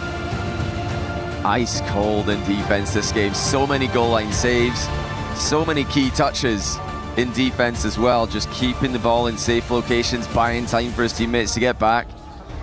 And another demo update for all of you demo enjoyers. Atto managed to get, you're not going to believe it, 5 demos again. So he's Wow. he's done it again. But 4 out of 5 games, he's had 5 demos. And the one that he didn't get 5, he got 4. So it really is crazy that he's been this consistent with it. Although it doesn't seem to correlate with wins or losses, as he's, kind of had the same amount of demos and losses as the games where they were dominating. I'll be very interested to see if he can keep that up, though. Well, this game number 5, out of everything we've seen so far, that was usually swinging one way or the other. Game 5 was the closest we've seen in terms of possession, nearly 50-50 down the split between the two. The closer you can get to 50-50 against a team like Karmine Corp, the greater the chance you have of actually trying to survive R8. Looking for that Game 6 win here. We'll see if they can do it. Such a fascinating position for the series to be in. If it was KC reverse sweeping, we'd all think, uh-oh, here they come. But it's R8 who are reverse sweeping, and this does start to make you wonder, how nervous are KC with all the pressure of the club champs? They need to do well. They need to win this series if KC are going to win anything in the club championship. And that's only the beginning. These guys are supposed to be contended for the tournament. They're supposed to be making a run all the way to start advancing up the ladder. I mean, the club championship has so much prize money for the orgs. We know how much it means to them, and we know how much that matters for the Karmine Corp players. R8 would love to take that and everything else away from them. We will see if they can do it. A Tau to that backboard. Abdullah, easy read there. They're going to anticipate all that space trying to be taken up, and they've done an incredible job of keeping them back. They catch them out. Mohammed from way downtown. Just up quicker than Atto could even think about jumping. Atto advancing. Didn't realize Mohammed was ready to pounce from deep. And R8 are really doing this. 19 seconds in, they're already ahead. Well, if you're a KC fan, you're not going to want to hear this, but the timeout buff does not exist here at the EWC. Of the 15 taken, 10 were losses, so we'll see if KC can help kind of sway it the other way here. It's not looking too good off the rip. Abdullah trying to take a shot. Great defense there from Juicy. Bit of a miss there from Atto. KC do look a bit cagey in this game. Not just the positioning mistake earlier on, but some mechanical mistake as well.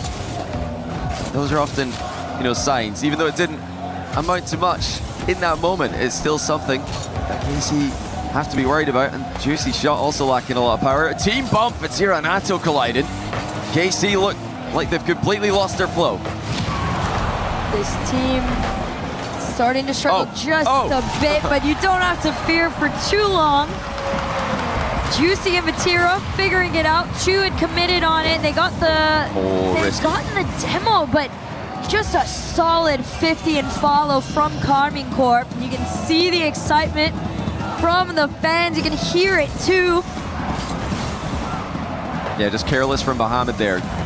Very risky cut past the diving challenge. As third man, that's not really something you can get away with. Didn't in this occasion either. Here's Ghazi again, just a little back pass to the back corner. And another one, Abdullah 50s it towards him. Just keeping the ball in safe locations for the most part.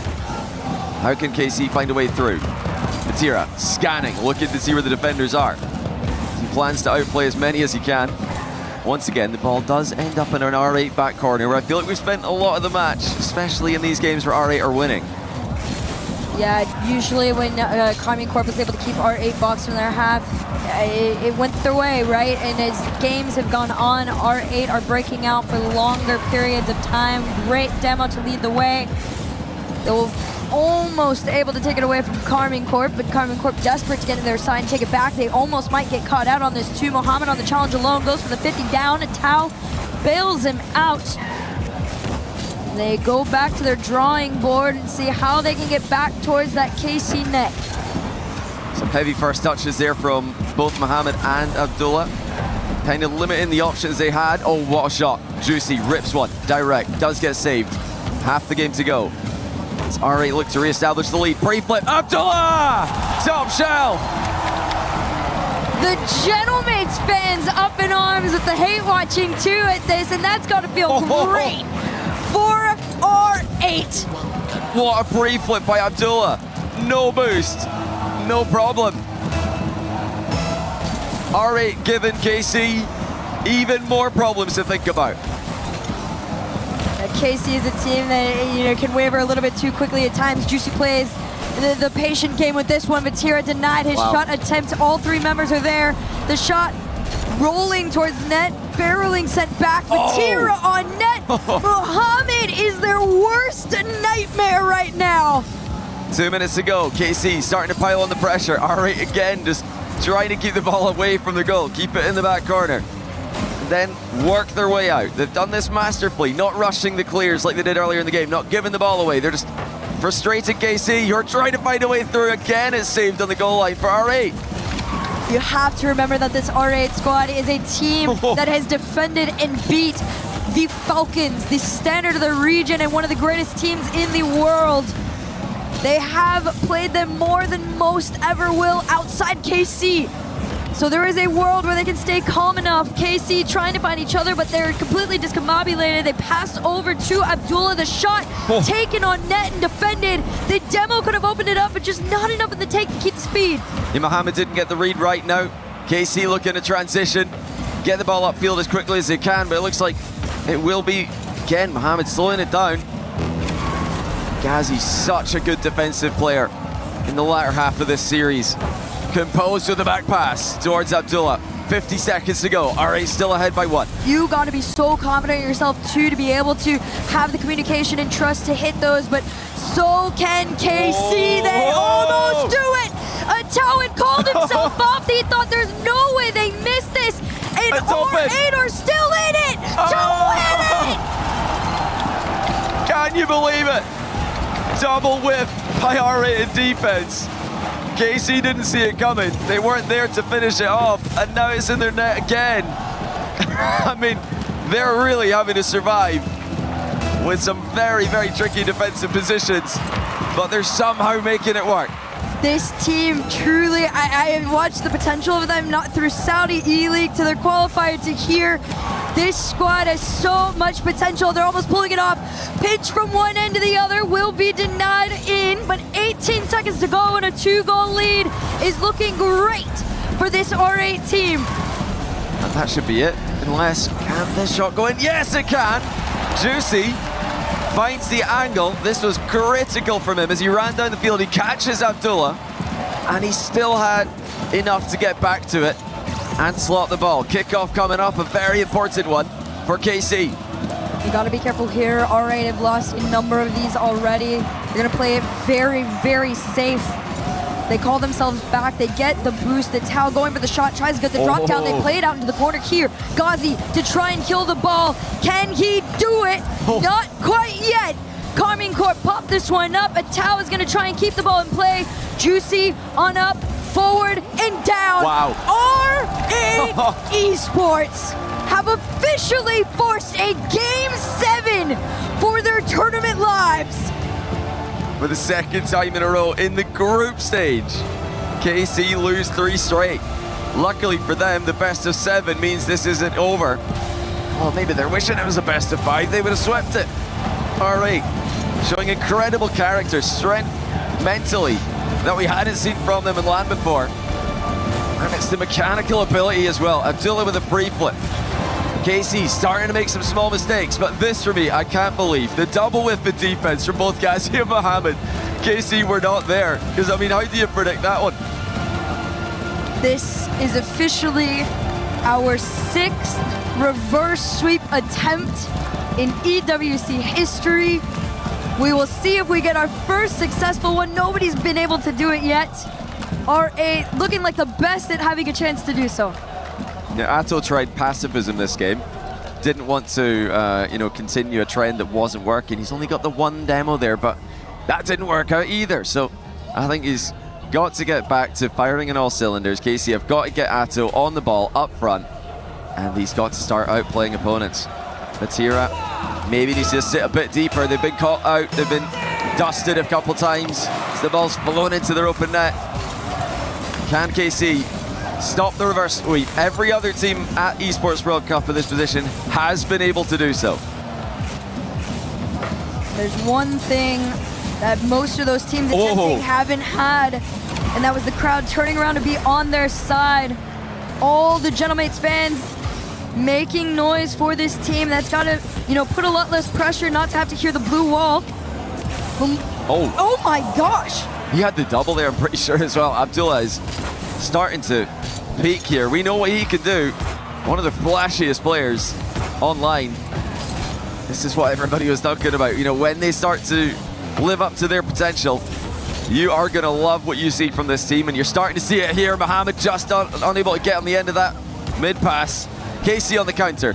Surely, no, Juicy, denied by Abdullah. So clean. R8 learning to be able to slow things down in the right moments. That slower pace of play to KC has been tripping them up so much. It makes Karmine Corp uncomfortable to get out of what they want to be able to do. Vatira going to try and speed things up here. 30 in the tank, plays his flip to the backboard here. Slow follow. As R8 gather into positions, they're able to defend, not one, but almost 2 shots here. Yeah, KC have got a good position here. R8 forced to make so many critical touches in defense. Vatira back to Juicy, who shoots it straight at Ghazi, and with how well Ghazi's been playing, you're not going to get a goal doing that. No, not at all. Right now, all respect is on R8's name. Juicy around the corner to 1. First challenge from Abdullah. Second pass, Vatira. There's a demo onto the third man. If they'd been just fast enough, they might have been able to get through, but the respawn actually worked in the KC favor, but that's not going to slow them down. They got to carry it on top. Flick, not over that man. R8 are still in this. Mohamed had a good chance moments ago. His shot was lackluster like Juicy's was before it at the other end. Here's another attempt. It's going to be saved as well. Another save from Abdullah. And Mohamed and Ghazi double commit, but it has gone well clear. This should be fine here. KC once again trying to craft away through the defensive end. And Atto, who finds it with the mind game. Atto was the one that kicked this series off and really put it in everybody's heads that KC were going to win this with ease. That is the most space we've been able to see him gather. A breath of relief, but they're not going to bank on it. Off the kickoff into the second half of the game, KC lead. Oh, a good save there by Abdullah, denying Juicy the second goal. Ghazi just trying to stay with this one. He's got Abdullah behind him. He's got a good touch outwards, but KC are following each other up, right now at least, to a higher level than they were in the games R8 were able to win. 2 minutes to go. R8 have to come back here. Tau's been onto the other end almost far too much, trying to, bump or demo or find anything.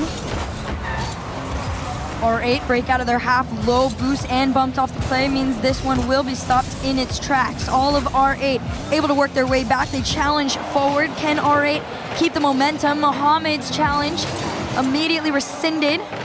Abdullah's boost stolen by Vatira. And it's up to Mohamed and Ghazi to keep Juicy back. KC again finding that forward territory. They've advanced the ball well, constantly throughout the game. Atto has led the attack, but now here comes Vatira with the double tap. 2-0.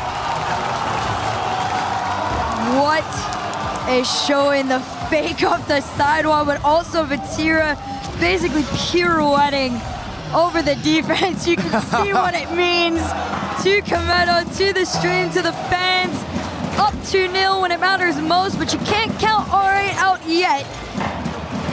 Absolutely not. These guys have shown that they can come back from some pretty difficult positions. They are running out of time. Minute to go. KC right back to that offensive corner where they've spent a ton of time in the latter half of this series. Ghazi flicks it past one, but the second comes in too quickly. Sidewall skip by Atto is denied by Abdullah. Karmine Corp are going to play this so much more aggressively too. Being up 2-0 and almost 3 gives you way more space to just play time with this ball. A demo on 1 is not enough to break R8 out of their side. R8 40 seconds away from losing a chance at crushing the most sought-after key here at the EWC.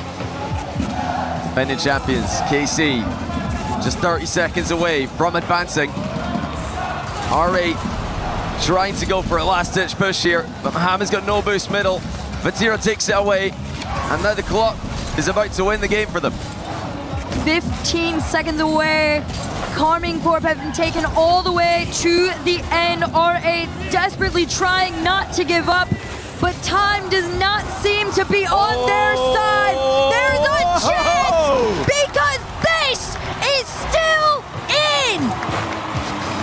There's even more drama. What a bump by Ghazi to give Abdullah the time to get the shots off. They've got to pull out a kickoff strat here with just 2 seconds left. They need the ball in the air. They would love to just have free possession of it.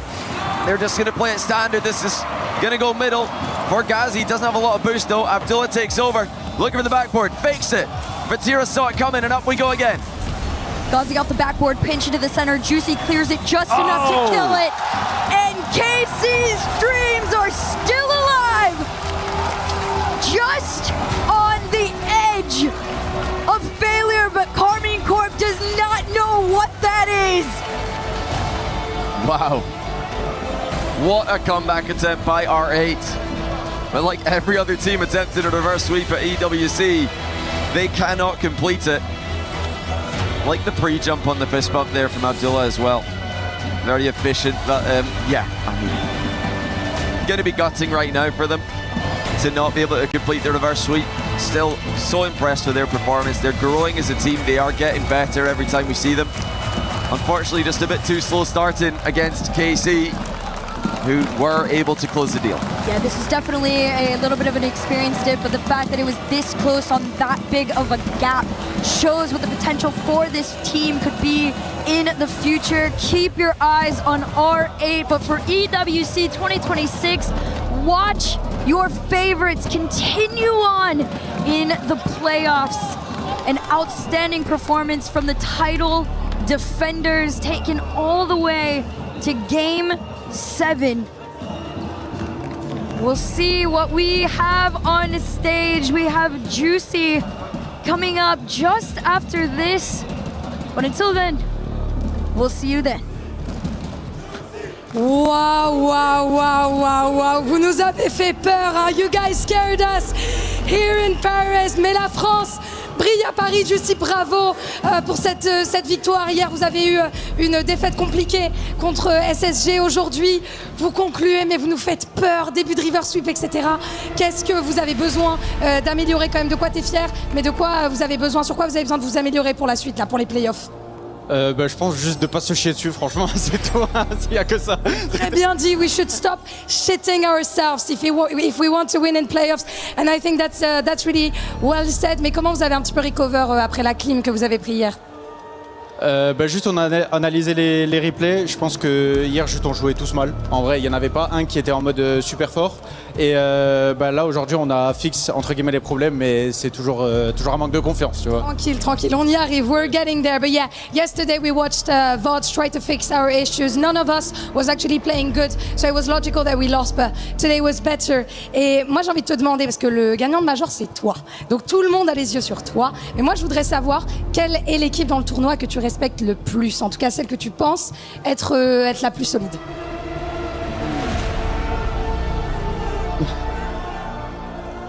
The fans are trying to influence him. Franchement j'ai peur de personne, je vais pas me mentir. I'm scared of nobody. Mais il y a des équipes solides quand même, on va pas se mentir. Genre qui? Genre Falcon, je pense qu'il joue bien en ce moment. Pas Gentlemates? Gentlemates? Un petit peu. Quand même. M8, of course, Gentlemates. Falcons are pretty solid. And now I want to ask you a bit more of a personal question. Donc ouais, sur un aspect un petit peu plus personnel, ça a été compliqué. Franchement, respect d'être venu remplacer Drali, qui est évidemment un immense joueur. Il y a des gens qui ont douté. Moi, je te le dis, tu mérites cette place dans cette équipe. Tu as gagné un Major avec Carmine, on le rappelle quand même. Donc moi, je voulais te demander, Juicy, de quoi est-ce que tu es fier de ce que tu apportes dans cette équipe? Parce que tout le monde parle de Vatira et Atto, a raison, mais qu'est-ce que toi t'apportes dans cette équipe et de quoi tu es fier? Je Je suis juste fier d'être chez la cassée, franchement ça fait plaisir d'être avec vous les fans, ça me fait super plaisir.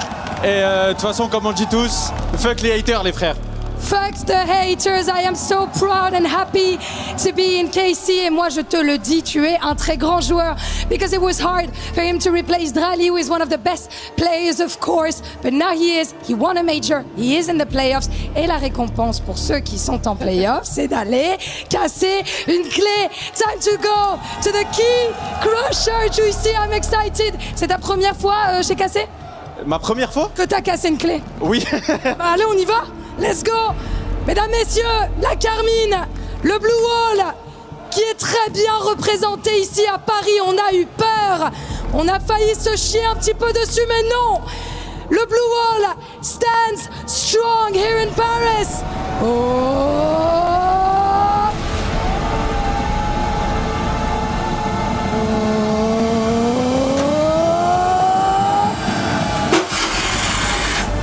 Waouh! Ah ouais! Autant la game était serrée, autant là le kick crush, t'as pas déconné. On peut se le dire. Of course, congratulations again, Juicy. Let's go near the fans. I'm gonna bring you here. On va y aller avec eux. On le disait, ça a pas toujours été facile. Mais cette relation avec les fans, cette espèce de famille chez Carmine, ton CEO, il y a Kenny aussi qui sont en train de regarder la game. Et je pense qu'ils doivent être soulagés. Qu'est-ce que t'as envie de leur dire? Franchement, je vous kiffe les frères, il n'y a rien d'autre à dire. Juste vous kiffe, continuez comme ça. Continuez comme ça, on va le chercher, on va le chercher. I love you guys, just keep going, keep making noise. We're gonna go and get it. Mesdames et messieurs, je vais vous demander une dernière fois pour Juicy de faire du bruit. Juicy.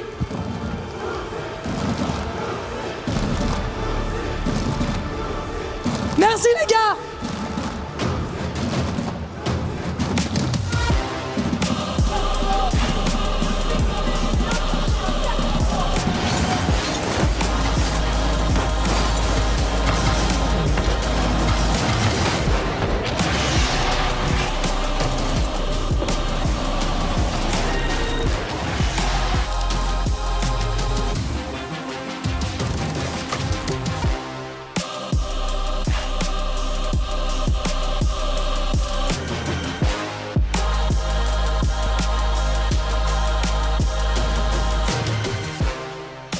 Vas-y, t'inquiète.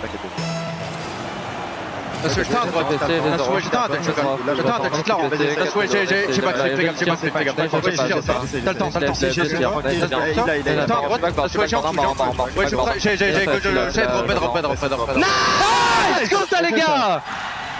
The human body was built to move, not trapped at a desk in one singular posture for 12 hours a day. It's time your chair evolved. This is Secret Lab Titan Evo. Ergonomically engineered for you, gamers, hybrid workers, artists, backing your every move.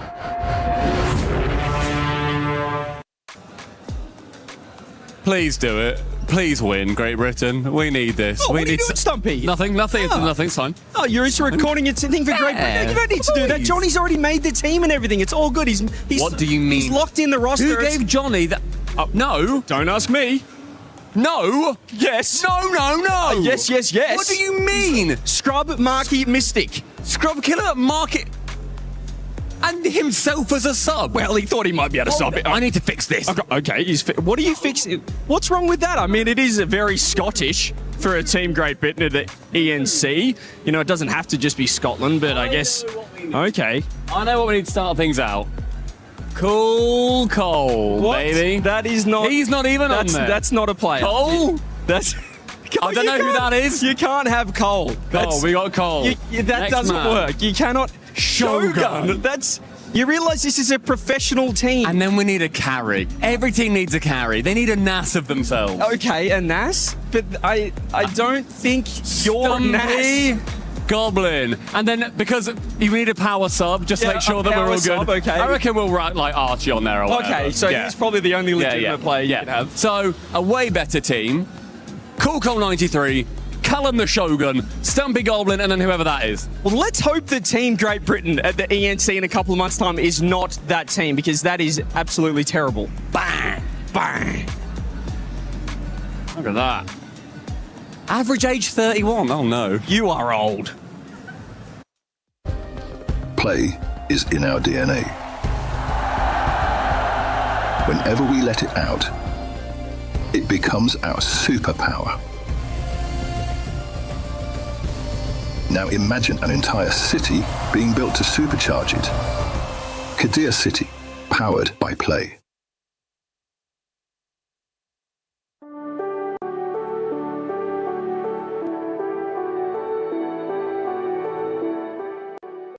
I'm here with LJ's family in the crowd. Shopify Rebellion finally getting win on the board. We've got LJ's dad, mum, and brother here. It's a whole family thing. I'm trying to get into the family. Hopefully I'll get accepted by the end of it. But Shopify Rebellion, Esports World Cup. They had a rough start, but a huge win there.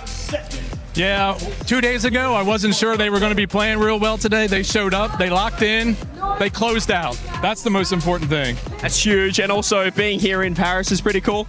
It's cool. It's very hot. Hopefully this weekend it cools down so we can see some sights. But great place, great venue. It's a great spot here. And mum, my mother, hopefully, I'm trying to get adopted into the family end of this. But a huge win, as I said, for Shopify Rebellion. They have TSM coming up. Can they get the win and make it through to the playoffs? I'm hoping so, yes. I think they can get the win. Lock in, guys. They can lock in, and you like being here in Paris. They were saying it's quite hot, the weather, but what are your thoughts on the city? I love the city. It's been great. We love the food. The people have been welcoming. It's been fun. Obviously here for the Rocket League, but any other games take your fancy? Chess, things like that? Anything else you're watching? Just Rocket League. Just here for Rocket League. That's the passion that LJ, that's the family. That's what we're all about here. And of course, LJ's brother. Are you SSL? You've been on the game yourself? I'm terrible at the game, but you know, it's not for everyone, right? So not everyone can be a winner, you know. I mean, but seeing your brother compete, surely you think, well, it's in the genes, it runs in the family. Maybe if I just jump on, I could be like him. The game has proven to me that it's not for me. It is a very, very tough game. But as you said, TSM, the team from APAC, Shopify will be playing next. Are we confident that your brother can get the job done and get the win? I think if the team puts their mind to it, I think absolutely. I'm confident as well. And finally, can I be a part of the family after this? Because I am already in the Rebellion family. Can I get some thumbs up approval from... Yes! LJ's fam, we're all having fun at Esports World Cup. Come on, Shopify Rebellion. Let's go.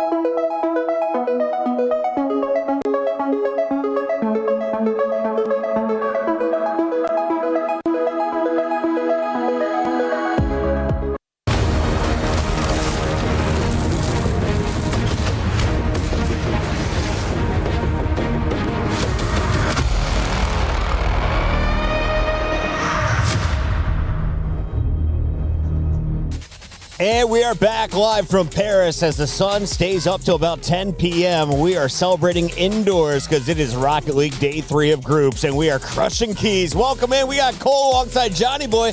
Johnny, why are you so smiley right now? I just really enjoyed seeing R8 try to come back against KC. I thought they were going to be, down and out, to be honest. I thought it was over. And I've been one of the biggest hype men for this team, so to see them, show their actual level is really cool. Cole, we are now 0 for 6 on reverse sweep attempts. We've had some close attempts, so let's talk about the teams we're about to see, though. Can you tell me about CJ's favorite squad? They go by the name of Shopify Rebellion, and apparently one of the mothers is a NASA rocket scientist. Yes. I don't want to call her an astronaut yet. We haven't launched her yet, but she's working behind the scenes. So you got some smart players on the Shopify squad. Yeah, and apparently they've also got CJ in the family now as well. So that's the best decision they've ever made. Some good decisions, some bad. LJ's dad was like hesitant, but he went with it in the end. And I can tell you about their team that earlier on against Foot, it looked like it was just coming away from them. They were 3-1 down in this series, and then they woke up. And I think the player nearest to us, Kofa, is the one that seemed to change the most. He's the one who really stepped up to my eyes, Johnny, because he was a little bit flat before, but he's not a flat player at all. Such an exciting player once he gets going. Oh, look at that little pass down from LJ as well. I mean, They're just such a good team when they get going. Yeah, this is crazy. I mean, what a read by Kofor. Yeah, they need everybody to perform if they're going to make the run that they want to make in this tournament. And, you know, they've got to just stay, I think, disciplined in the next series. They cannot underestimate TSM. TSM have taken Shopify very, very close in Paris just a couple of months ago. They went to Game 5, and it was a 0-second goal for Shopify to win it. So I think TSM have definitely got a chance. Heartbreaker for Foot, meanwhile. Yeah, that's our LCQ team that took them the distance to that overtime Game 7. So I'm a little worried for Shopify. I'm not going to lie. If they are going to come out clean, is it First Killer still the guy to watch? Oh, for sure. First Killer's the guy. I mean, he is such a good player. He always has been, you know, such a great player. And I would love to see him get one. I think I can speak for everybody now when I say we all want to see First Killer win the LAN at some point. It'd be nice if it was this one as well. $400,000 top prize at the Esports World Cup. And First Killer would be more than worthy of that if they can get it. Shopify Rebellion have been battling to become NA's best team throughout the season. There's a lot of talk for SSG being NA #1 now. No one's talking about NRG anymore. Rebellion wants to remind us that actually they are the ones who've really overtaken NRG this season domestically. Let's talk about the team on the other side. It is TSM, and no one had expectations for them on day one, and they handed an upset. Then they got beat down 3-0 by Vitality, a little bit bringing back down to earth. Where are they at right now? Are they truly a threat? I do think they're a threat, and because, you know, if they can almost beat Shopify in Paris before they've gone and beaten NRG in this very same tournament, then of course they can take down Shopify. But, you know, they are going to need Shopify to play just a little bit off, or maybe a lot off of their game. If Shopify play to their top level, I don't think TSM have much of a chance. Well, in an interview with Sphinx, he said that Kevin is a variable, and I think that is such a good way to describe him. The variable, it's a great nickname as well. Yeah, and honestly, it suits him so well. He's a wild player, entertaining. It didn't happen for him against Vitality in particular, but you know, he lives and dies by the sword. He'll always go for pre-jumps, he'll always go for crazy goals, and it's nice to have a player with such an identity performing so well here. Now, they said they actually copied NRG's style preparing for this event. So what is that style, and does that style cause problems for the way that Shopify likes to play? Well, when TSM are playing their best, for me, I'm seeing the mechanics come through, the flair. I think that's what they've taken from NRG, trying to get the solo plays on the ball, trying to get the outplays as a big part of their game. But they also do like to pass the ball around. They like the team play. So it's all about just moving the ball around the pitch in offense, giving each other space. And, you know, it worked out well against NRG. It can work against Shopify. Cool. Let's take a look at the numbers, because over on esportsworldcup.com/play, 84% are siding with CJ and Shopify. Is this 16% accurate for TSM? I think that's actually the closest one we've had. Normally it's like 90-10 for 50-50 games. That one is like, yeah, well done, everybody. You've done really well. They gave them 16%. Let's get into the predictions. How many games do we play? Who wins? Who moves on to the bracket? I'm taking Shopify. They've taken down Foot, so you've got to give it to Shopify here. But I do think that TSM will get a game today. They're not going to get swept. Cole, you don't get the answer because we got to go to the stage. Game time.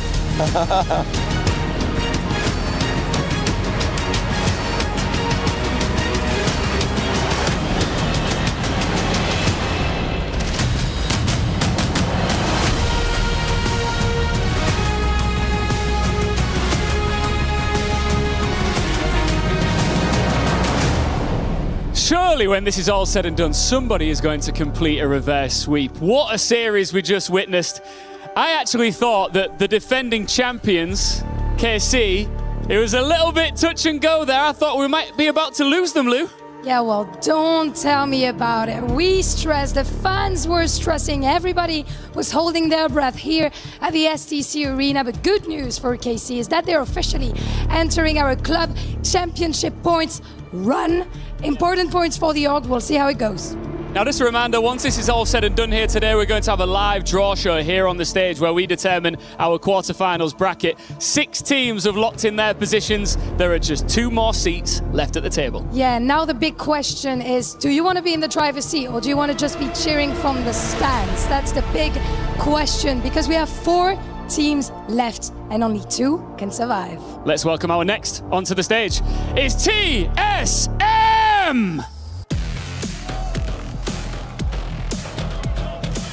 APAC has been knocking on this door for years. TSM are 1 series from kicking it in. They invite the pressure live and they live on the knife edge. Then punish the first bad touch with ruthless counters. They already shook this tournament once. Now they can make history.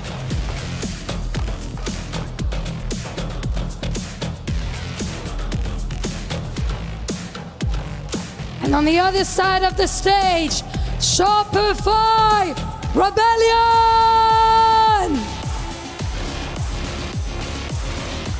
They have already been through the fire today. Down 1-3 against Foot. They found another gear and dragged the series all the way back. Ils sont remontés après avoir été menés à ça d'être éliminés par Foot. Et maintenant, ils sont prêts. They know how to beat TSM. Now let's see how much is left in the tank. This one has all the makings of an absolute banger series. For one of them, it's the quarterfinals. For the other, it's some key crushing.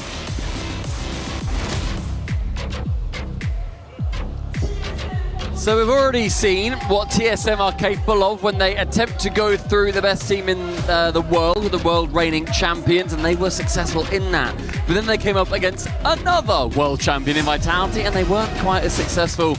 James, do you think they have got what it takes to take down Rebellion, who are gunning for NA's crown? I think they have what it takes, Stumpy, but it is going to be a big, big test. And if somehow TSM is able to get this win, then this would, without a doubt, be the most impressive APAC showing that we have ever seen. Yeah, we've already seen Kevin have his first win on LAN, which is gigantic for the confidence. We've also seen TSM have their best result at a LAN in general after getting that win. They'd like to follow up, not them with 2 losses, but whoever loses this is going to be going home. Their gear will be crushed, as will their dreams, and the other is going to be qualified through for that live draw at the end of today's show. What a cool format that is. Yeah, I mean, you're either going to love it or hate it. Because there are a lot of teams that you definitely don't want to get first round. But if you make it to this point, really, you've got to beat everyone to lift the trophy. So yeah, you can't be too upset about it. But just looking at Shopify Rebellion on the other side, that is a team that you expected to make it into the playoffs. NRG, another team you expected to be able to make it into playoffs, but TSM were able to take them down. However, when it comes to North American Rocket League, I think Shopify Rebellion has been a little bit more consistent and better than NRG as of late. So you can say what you want about the NRG win. I'm sure that's going to give TSM a lot of confidence, but I think it's clear to everyone that NRG hasn't always been able to put together the performances that we've seen from them in the past. However, Shopify Rebellion has been consistently good, almost won that kickoff LAN game in second. They have been looking very good, very formidable. So this is going to be a huge, huge task ahead for TSM. And there's a lot still that I'm waiting to see from Rebellion. I've not been super impressed with them.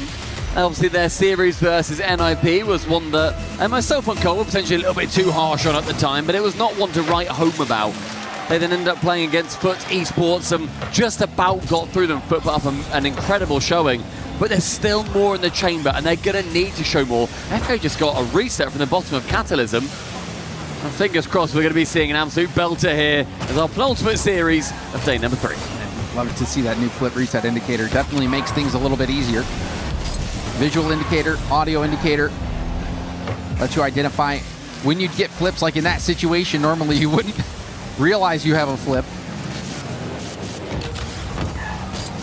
But also, I will say, Stumpy, you might not be as impressed with Shopify Rebellion, but I think you can just tell from NIP's performance that this is a different NIP this tournament. That's very true. That's a very fair point to make as well. They ended up going through Twisted Minds. I think that even then, Rebellion did look flat. And I think they looked still pretty good, but you don't expect pretty good out of a team trying to get that #1 spot in North America. But TSM, they've defended pretty well so far. Kofa wants to make it a little bit harder to shoot it just wide of net.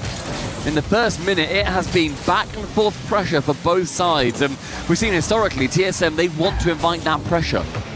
The more successful they've been is when they've had more pressure on their side. Oh, but 70% at times, and yeah, you're right. 3 players up. It's going to make that a lot harder. But they'll happily counter-attack, James, is my point. And you're going to see that a lot with TSM, that all-in style play where they're not afraid to jump, they're not afraid to go for it, happy to pre-jump, happy to commit multiple players to stopping the ball. They are leaving it all out there, but unfortunately for TSM, they give up the first goal. First killer, the first on the board. There's a beautiful pass as well from FK to a no-boost Kofa. Catalysm has to sit on the goal line and watch it all erupt around him. It took 90 seconds, but Rebellion do get the lead. And good spot on that as well. Oh, and a kickoff goal here for First Killer. The wind and the sails of TSM vanishing. You can see First Killer with a fast cheat, much faster than the second man for TSM. Easy poke over the defense and a quick goal. I mean, that's nightmarish for TSM. I mean, this time if they can get Kevin with a bit of boost, see who's midfield for him. He wants to pass the catalyst and pre-jumps. That is their bread and butter. TSM, the amount of times normally Kevin will jump well before the ball has even left his passing player's car. It's wonderful to see. It really is such an inventive team. Yeah, high risk, high reward. And we see the reward here for TSM. Catalysm diving on this ball. Kevin with a nice first touch, nice second touch up to the ceiling, and then beats Kofor again, who was low on boost. Feeding that pass over to Catalysm. Beautiful stuff, and they're right back in this one. Great speed from Kevin. And that's what they need on these counters, on these extended periods of play. Not only do they go for those counter-attacks, in some of their previous games they've had the possession and the ball placement 70% against them. That is such a hard bit of defense to do. And that was 100% against them. Rebellion lock in their third, and I think Kofor will be quite happy that Sphinx is on the other end of it twice. Yeah, that's a tough one to give up, but you saw the bump threat. Sphinx had to jump quickly. There was that bump. I think it was LJ who was coming through, wreaking havoc on that back line, and TSM was struggling to just get back in rotations because you saw they had a bot kickoff. 2 players going for that kickoff, and now again, quickly off kickoff, they give up another one. These kickoffs have not been going well for TSM. They haven't been able to find that possession, and they're punished once more. It's a gorgeous pass cross from First Killer. Finds his man in the 6-yard box, and LJ will happily receive from his teammate. And you see the vibes as well on Shopify Rebellion. They are laughing, they are smiling with each other. If something goes their way, that's very easy. It just depends on how they react if and when something goes wrong. But right now, they are sitting on cloud 9 as Kofor secures another. A nice little air dribble here. The 50 right to Kofor. Kofor's first touch beats that player, and then just enough boost to air dribble that ball right on target. Making it look easy. We're not even at the halfway point. 5 goals to 1. Shopify Rebellion are obliterating TSM in game 1. It's a kickoff again that's gone so heavily in favor of Rebellion. Straight pressure back into TSM's half, and I was saying that they like to invite pressure. They do, just not 5 goals that can sometimes come along with it. This game started so well. Kevin with the pre-jump. First Killer can read it, and this really is a horror start for TSM, who would have felt they were doing a pretty good job early doors. Yeah, but really, what did TSM in this game was those kickoffs. You even think back to that first goal First Killer got. Just seconds later, off kickoff, they give up another goal. Off kickoff, it has been a huge struggle for TSM, so we'll see what kind of adjustments they can make. We have seen them try to go for some creative kickoffs, like the bot kickoff, where you send 2 players right away at the ball, but nothing has worked. Hopefully then that doesn't continue.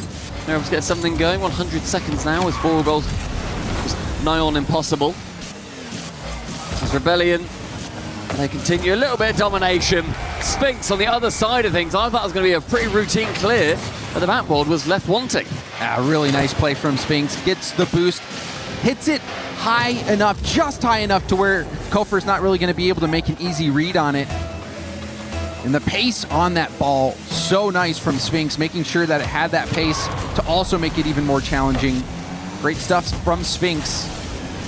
And you're seeing those little flashes here and there from TSM. You're seeing what they're capable of. And I think even this loss isn't going to deter them.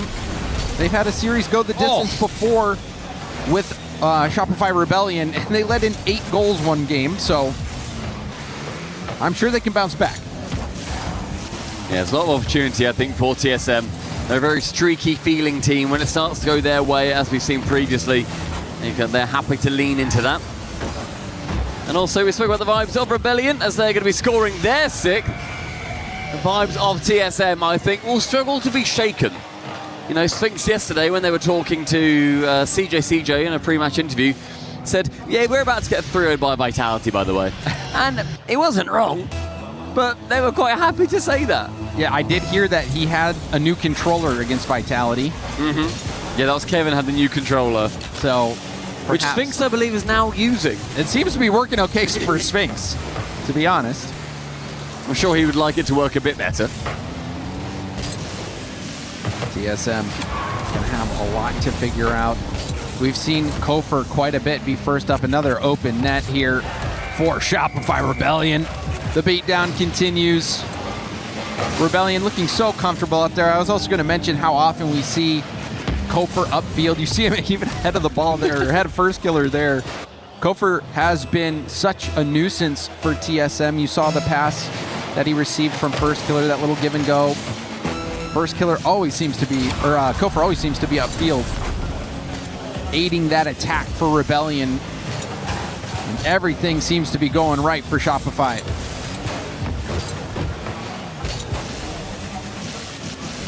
In the final 15, 5 goals clear. I mean, this is a statement game from Rebellion, an absolutely brilliant start for them. I think shaking off those cobwebs that we saw from them against NIP, well, they were ultimately disappointing as NIP ran all over them. I think having a good series against Foot really set them up for success. They went up against their countrymen, they felt good, they knew what they could do. They had to come back in that series, bear in mind. They were 3-1 down and had to win 3 on the trot, ending in a 2-minute overtime.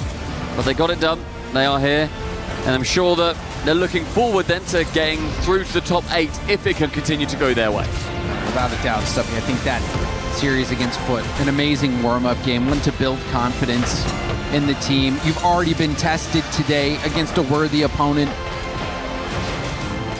They have that belief in themselves already, and after a game 1 like this, yeah, I think it's already warranted to break that alarm glass for TSM and press that panic button. And TSM actually had more shots overall than Rebellion, but Rebellion managed to score 7 of them, and it did take 100 seconds in that game before a single goal went in, and then 8 more followed. Incredibly heavy for the second half of that game. It becomes very tough, I think, to bounce back from that. The First Killer and Kofi in particular, I think, looked absolutely remarkable in that game. First Killer, he's that born leader, and I think that getting into the stride of that and sitting towards the middle means that he's able to chill with his team, guide them to victory, and it takes a little bit longer, I think, for him to get going. But when he does, James, he's on a roll. Yeah, born leader, also born killer. 9 demos to 1 for against TSM. Shopify Rebellion heavily winning the demo game in that one. They controlled every aspect of the game. We'll see if game 2 is any different. TSM will certainly be hoping so. And this kickoff off the rip does go their way. Huge clear from FK. And you kind of hope and wait to see which tournament will be First Killers. Which one can he take down on LAN? We don't count the Copenhagen kickoff LAN because that was just the Open. We're not counting it. He had to have won it internationally. I think he also agreed with that. Fingers crossed that any FK fans out there and Rebellion heads, you'll be feasting at this one. The defense so far for Rebellion has been very strong. As I said, TSM actually had more shots in the previous game. They just scored significantly less goals. But it's all about the quality shot opportunities. We saw a decent amount of open nets, decent amount of kickoff goals for Rebellion, or goals quickly after kickoff. We do see the first goal of the game go to TSM. Catalysm again, the one who puts it through. The lovely shot, well placed, really brilliant, cracking pass from Kevin. I'd love to see when Catalysm was up for that. How was he up so early? This the pre-jumps that TSM That pass was crazy from Kevin. That is not one you can really predict. He can't possibly have pre-jumped that, and yet maybe TSM with a team that can. I don't know. That's one where I wish that we had a different angle on it. Production, get on it. Catalysm there for the shot, but really powerful pass from Kevin to make that possible. Sphinx being tested off the backboard. Good stuff from Sphinx. I think this is the start that TSM was looking for. Good speed again from Sphinx.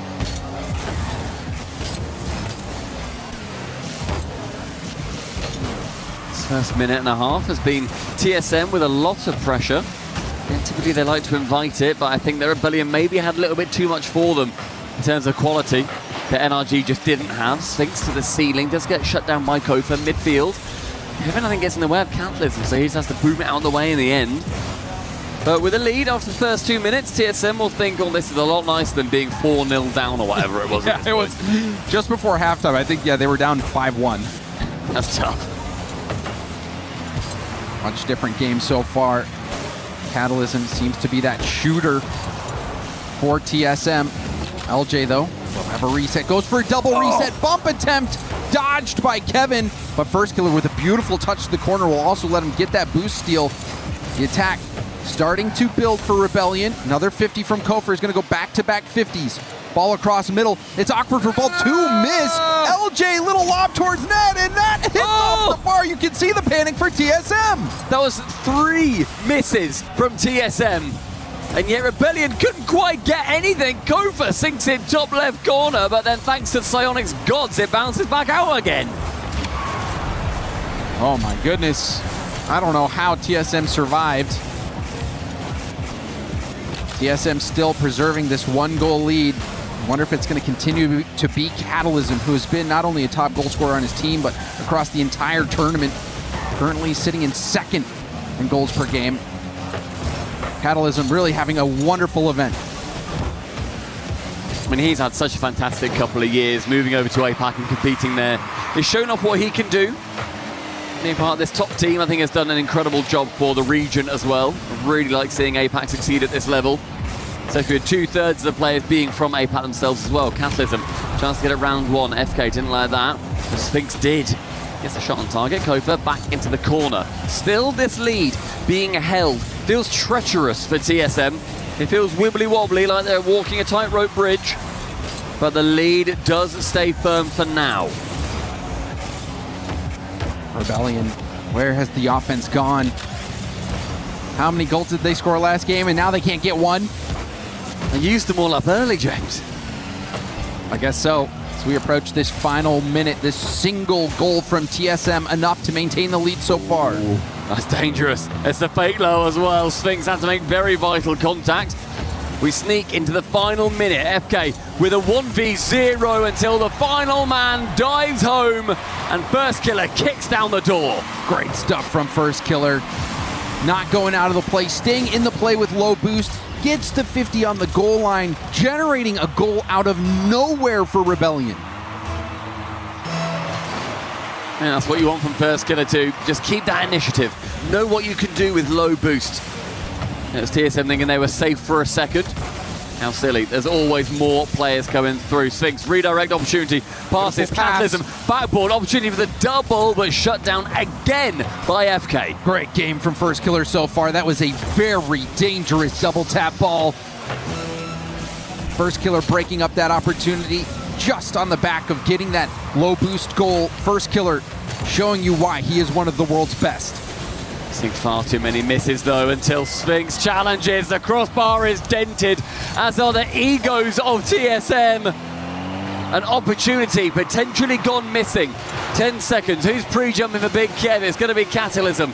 No chance to get to it though. Sphinx bumped away from this into the orange half. The ball lingers and lurks, as does an attacker. Overtime in game number 2 found. See if kickoffs are any better for TSM. They do land a demo and see if they can get possession. First Killer, the hard 50. There's a miss as well. Sphinx will try to slow things down. Hoping his teammates can get back in position. Ball high up in the middle of the field. Sphinx, great speed to get that ball up to Catalysm. Catalysm, the double tap pass around the corner. TSM playing fearlessly. Huge clear from the back just to alleviate some pressure. Bounces out back middle again. Kofor dead central of the net. Can then therefore dive through. These opportunities, they are coming for TSM. There are moments that they can sink it, but the defense from Rebellion has been great and it continue to be so. First Killer clears it only as far as Kevin in his own half. Who's pre-jumping for him? That's normally what I'm thinking. Look to the skies, there will be someone. This time it's Sphinx on defense. Ball right back to LJ. LJ looking for Kofor, who has to half flip, also gets bumped a bit. Tries to stay in the play, but ends up getting the ball taken from him. Sphinx. Reset didn't do much. It's a battle in the trenches right now for this ball. LJ! When the game seemed to slow down, he knew where he could put this on such low boost as well. Sneaks it around Sphinx, and Catalysm low boost, knows where it's going. Just about sneaks past his fingertips.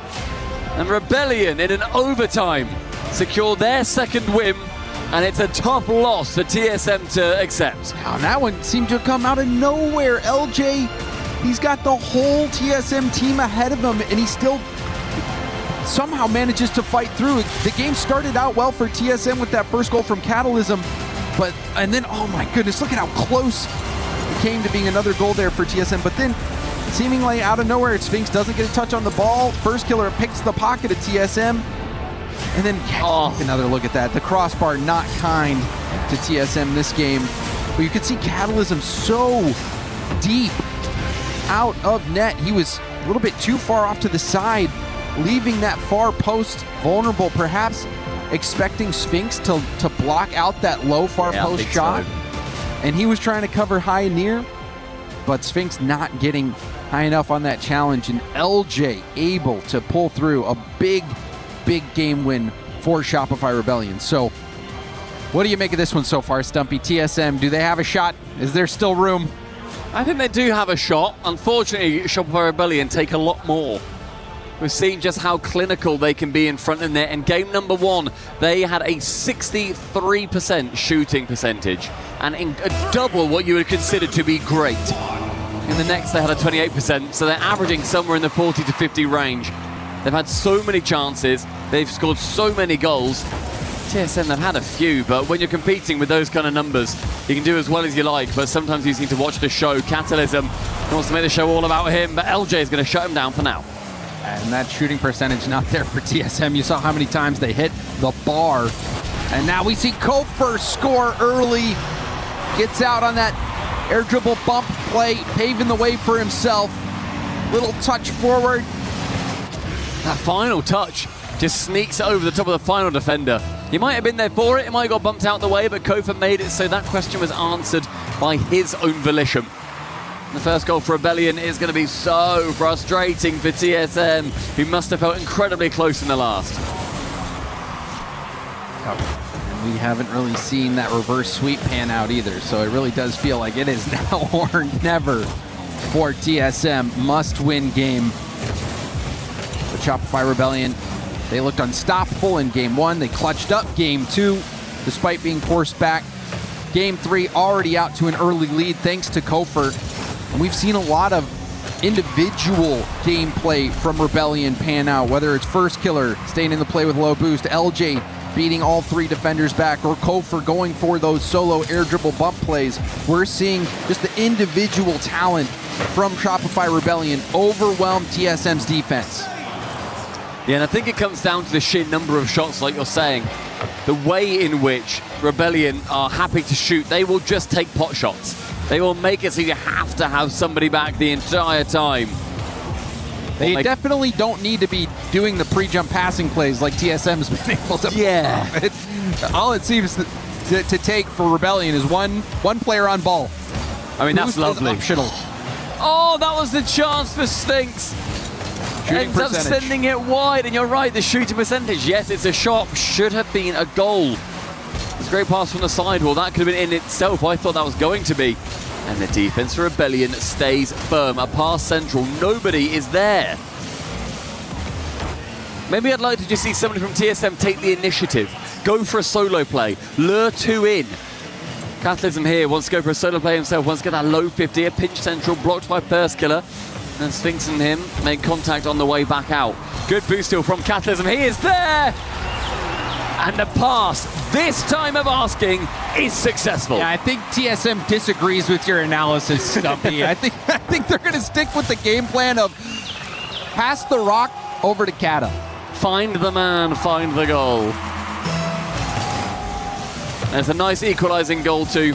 And even if they didn't score there, Catalysm with a boost advantage would have given them something, as they immediately lose the advantage of being 1-all, 2-1 Rebellion. And it's just a simple outpace from FK. Yeah, the kickoff nightmare continues for TSM, and you're seeing how close the second man is cheating for Rebellion.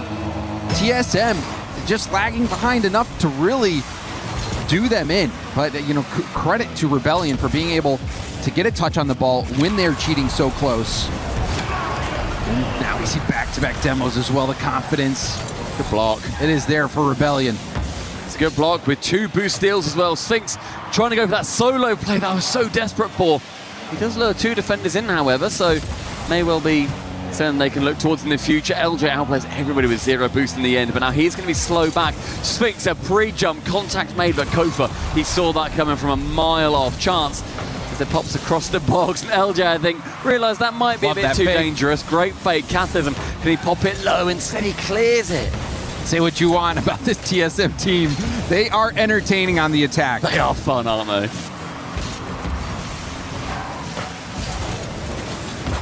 See if that can translate to a goal, though. Less than 2 minutes to play. TSM might be down by 3, or down by 2 here. The third goal going in for Rebellion. And that has got to hurt. You saw the double commit. Sphinx getting demoed on low boost. You knew this one was going to be going in eventually. Yeah, nobody's home at all. With Cathism and Kevin immediately jumping for that together, it really feels like a matter of time. And they just sped that process up, Rebellion. So 2 clear now. Where is the answer from TSM? I don't believe they've taken their time out either just yet. So they may well have a little bit of time to think after this game. LJ, another one. Shopify Rebellion. They are leaving TSM in the rearview mirror. It's getting away from them. In game 1, we thought that was pretty poor. That was where Rebellion really put their stamp on this series. And I think also after losing the overtime in game 2, it has to get to you, especially when you're slamming the crossy B at times too. The Sphinx only goes as far as FK. James, we approach 1 minute left, and it does feel somewhat inevitable for the Rebellion. At least in this game. We saw R8 make a valiant fight back, but the reverse sweep has been elusive, to say the least, here at the Esports World Cup. And that is going to be the position that TSM will find themselves in. But for Shopify Rebellion, you just look at what they've been able to do in this series, and just on the day, this is a confidence builder going into the playoffs, without a doubt. Yeah, I think as well, like, coming into this series, as we mentioned, they did beat Foot. They had to not full reverse sweep them, but they had to win 3 in a row. So just being able to realize that you can do that, you are still this kind of team after being knocked down by NIP earlier on. And they're going to be feeling good, and I think that these kind of wins is going to be bolstering their belief in themselves too. Now it then, if they do then get the next win, because in the first 3 games with Carmine Corp earlier on, they ended up going to 7 against R8. And I thought after those first 3, we're getting a 4-0, TSM still have a chance to come back in this. There's still opportunities. There is a lot of light that they can take from these. However, with each game win, with each goal scored, it becomes a lot harder to see that at the end of the tunnel. Yeah, I was going to say, maybe a glimmer. There's maybe a glimmer. It's like a candle 2 miles away. Yeah, you can see it. But I don't know how much light there is. TSM, they have been beaten down once again by Rebellion. The kickoff woes continue. TSM forced to use their timeout. We'll see if they can make any adjustments here. Rebellion dominating pretty much every aspect of the game, aside from pre-jumps. Yeah, true, yeah. Pre-jumps, we can put them firmly in TSM's corner. If the metric to win tournaments was pre-jumps, my goodness, James, TSM would be multi-time world champions. Unfortunately for them, they do need goals to go alongside it, and they need those little pips underneath their names, of which Shopify are farming. And they've got 3. So 1 more is going to be sending them through to the top 8. Shopify Rebellion in the driver's seat. TSM, they had that result against the defending world champions NRG. Surely that was a little bit of a boost, but now they find themselves in the hands of another North American Titan, and they have not been faring so well. They will have to reverse sweep in order to make it through to the playoffs. We've come close a couple of times to that, James. You're smirking, but we have. It's been close. At this event, we've seen a lot of attempts. come so close. Could it be the first? But fall short. Could it be the first, mate? That's what I'm after. The issue is, when Rebellion are in front of the net, they have been completely clinical. 48% shooting percentage, shooting almost double the average of every team in this competition in this series. They are not letting their opportunities go amiss. When they take a shot, it is about 50-50 chance whether it's going to go in, which is absolutely unbelievable. And maybe TSM just need to sit back and accept a bit more pressure and then go for the counterattacks. Because ultimately, Shopify Rebellion are feeling confident. They are feeling happy with how they're playing. They're going to be more likely to overcommit. Have they so far? Not necessarily. But they're going to be more likely to overcommit. I think they can try and accept a bit more pressure and then go for the counterattack.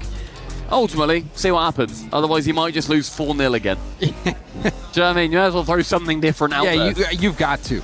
You've got to, because their back is against the wall. TSM have to get this win here and now. Otherwise, Rebellion, was there no, what just happened?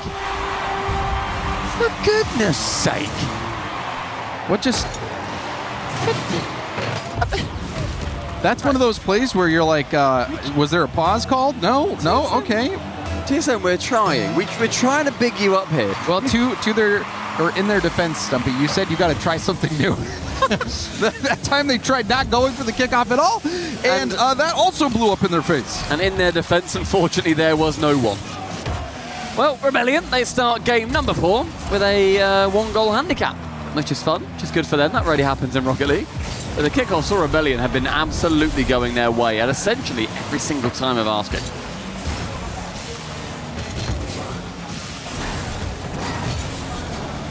Shopify Rebellion didn't waste much time getting out in the lead.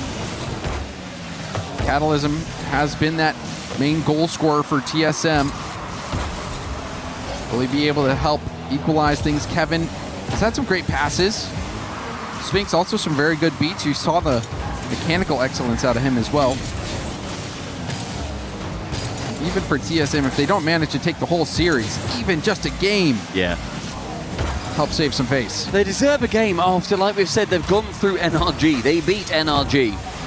Unfortunately, they're going to be conceding another goal here as Sphinx is positioned a bit too far out. I think it was Catalysm trying to find him. Sorry, it's Kevin. Yeah, that's trying to find that's somebody. Tough for Kevin. For Kevin, the one thing you don't want to do is pass it out on a bounce pass to the opposing team when you have no one back. That should be a coach. That was awesome. Well, I mean, I've played enough ranked. You've done that enough times. I've done it enough times to where people grill me for it. So if you're going to bounce pass at mid, make sure someone can at least get a 50. And this game continues to go wrong for TSM. It started out a little painful, and I think we're getting to the point where you are sprinkling some salt into the wound. Now is the time to have a little bit of fun, TSM. You're in your last, I want to call it, you're in your last game of EWC 2026. You're getting bumped, you're getting harassed. You are subject to an incredible Shopify Rebellion. Try and do something crazy with it. Let's get weird in here. They'd already tried that. Pre-jump more flip resets. In the first 2 seconds of the game, they tried to get a little weird. It did not work. But there, finally, a kickoff does result in some possession, but Kevin couldn't find that first touch. Ends up losing the ball. And now another Rebellion attack potentially shaping up. First killer doesn't need to rotate out. Shopify Rebellion do give one up here. Kevin will score it. That's one. The march back starts. That's one, James. What starts with what journey, whatever, something kind of saying, starts with 1,000 miles or whatever. It's one footstep. I have no idea what you're... It's one footstep, James Watt, and that's the first footstep of 1,000 miles or whatever, which also could be 4 goals. Could it be 2? You know, Stumpy, you've had better lines than that. I'm not going to lie. I don't know, man. Nice little flip reset. That's the mechanical excellence. Next goal! What comes after step number 1, James? The next step. Thank you. And TSM take it. Sphinx showing you his mechanical excellence. Lovely flip reset. Really puts the defense out of position. And so this game went from out of hand to now possible for TSM. But normally, Stumpy, 3 goals is a tough one to come back from. I think 3-goal lead over 90% of the time you still lose. Once you get to a 4-goal deficit, it's almost impossible to come back from at this level. But TSM have managed to cut down the lead quite quickly. Yeah. I mean, getting 2 in that quick succession with a chance for another. Kevin nearly the opportunity, or he had the opportunity, nearly the ability to get it on target. Couldn't quite stretch it. And they have to play out far. And this is not what they typically like to do, TSM. They're not that kind of aggressive team that will happily take the pressure to their opponent. It's going to be tougher, but possible. LJ with one big save. Sphinx removes Kofa from the pitch. We're now under halfway through this game, and 2 goals is genuinely extremely possible, and I did not think I'd be saying that. Oh, Kofa showing you his speed. Was this a break jump as well? It was so close to LJ's timing on that tap. Kofa was as fast as you could be on that play. And that is an insurance goal for Shopify Rebellion. Yeah, 3 makes it hard now, unfortunately. 3 kind of stops a lot of the momentum that TSM had. But there's still a chance. A good idea to go for a bump there from Kevin, but the ball didn't have quite enough speed to wrap itself around the side wall. Giving his teammates an opportunity for a tap-in. Kofa misses, so FK comes in to spare his blushes. Good idea for a bump. And an overcommit very briefly, but no boost for TSM makes this harder. Tapped round wide, ends up on target, but LJ, nice competent clear.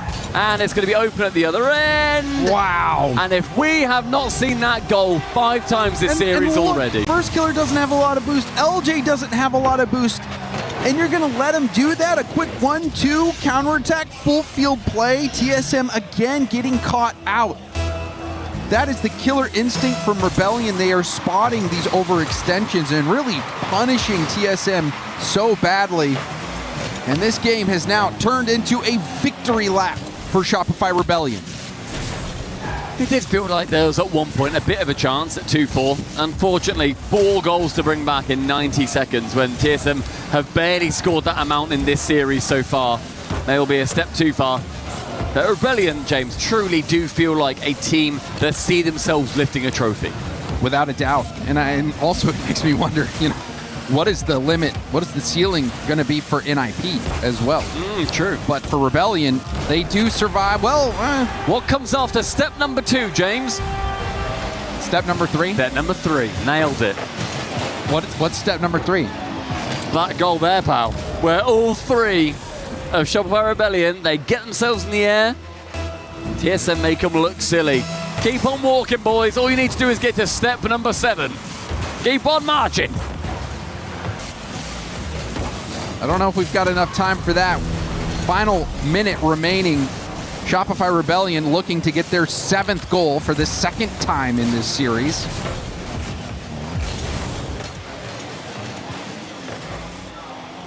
First Killer. Gonna try to go ground to air. Intercepted by Sphinx. LJ happy to preserve that boost. Sphinx going for a backboard pass. Broken up again by First Killer, who's been so good on those backboard reads, the awkward backboard reads that are above your head. A ball that has pace. Doesn't seem to phase First Killer. Just rock solid on defense. Rebellion, they are hunting their 20th goal in this series. It's going to be right there as First Killer sinks it. And will be sending TSM home. That is his hat trick. And he's got a lot more of hat tricks up his sleeve. Shopify Rebellion with 10 goals in this final game, 7 goals in an individual game twice. This series alone will qualify for the top 8 at EWC 2026.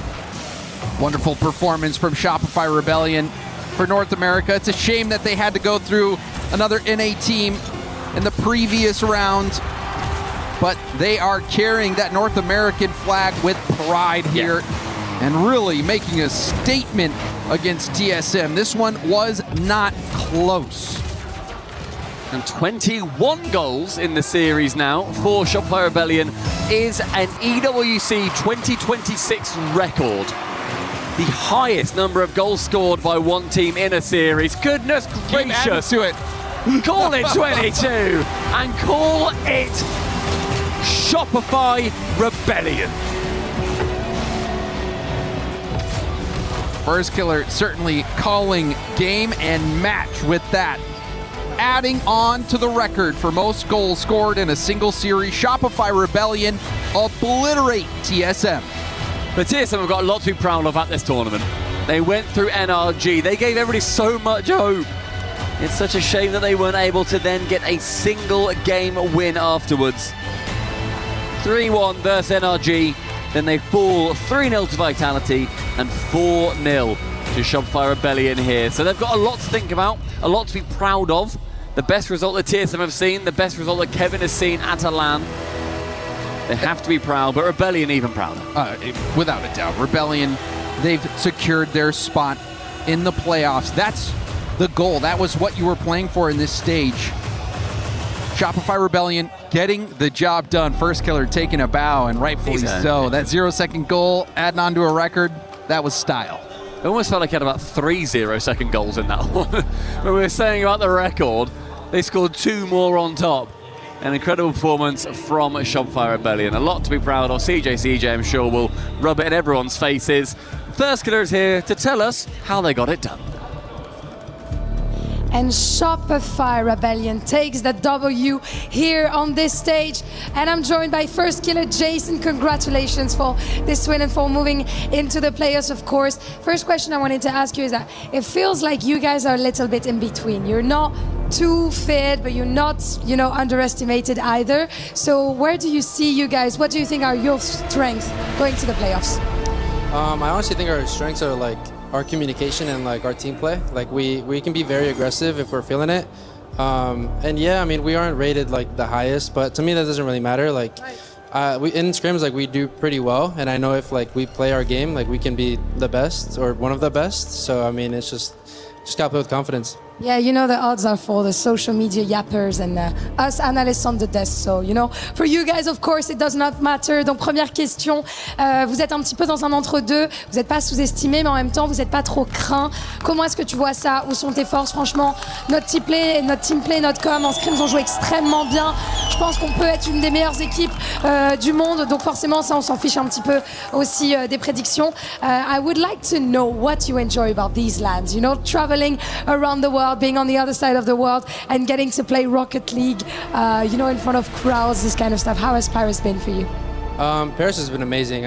I always love competing in front of a crowd, and especially a French crowd. I think they always bring that energy that's amazing. So I love it so much. And I think they love you as well, of course. We have some French fans cheering for you here. Donc ouais, qu'est-ce que tu penses de Paris? Est-ce que tu aimes jouer dans des grandes LAN comme ça? Franchement, c'est incroyable. Paris, j'adore. Je suis très contente de jouer devant un public comme ça et surtout devant un public français qui donne de la voix. And talking about French crowds, I want to ask you about French teams. We have the big 3 here in Paris that made it to playoff: Gentlemates, Vitality, and KC. Which one's the best? KC for sure. Oh, you're gonna get booed by the Gentlemates fans on the side of the stage, but of course they won the major. It makes sense. C'est qui la meilleure équipe du Big 3 en France? KC, Vitality ou alors Gentlemates? Et la réponse, c'est évidemment Carmine. And being amongst the best in the world allows you to go to the key crush with me. Jason, let's get it. I know TSM tried to give up a good fight, but you guys were just too strong. Excited about it? Sorry? Are you excited about crushing the key? Yeah, of course. Okay, let's get it. Our key master is going to walk you through how this works here in Paris. Shopify Rebellion represents proudly the NA region as First Killer gets to crush the key. From TSM here at the STC Arena, Shopify stands strong.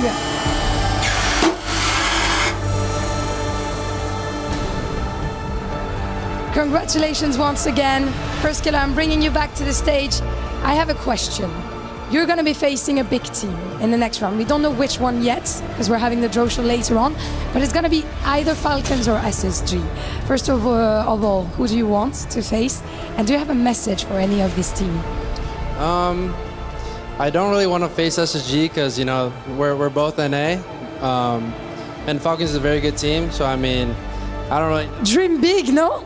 Yeah, I guess I gotta go for Falcons. They're an insane team, and I think It'll be a great match, to be honest. It's going to be a great match. I'm not getting any banter from you, only respect, and I appreciate it, of course. And the Falcons fans as well. Entre SSG et Falcons, qui as-tu envie d'affronter? Tu as un message pour eux.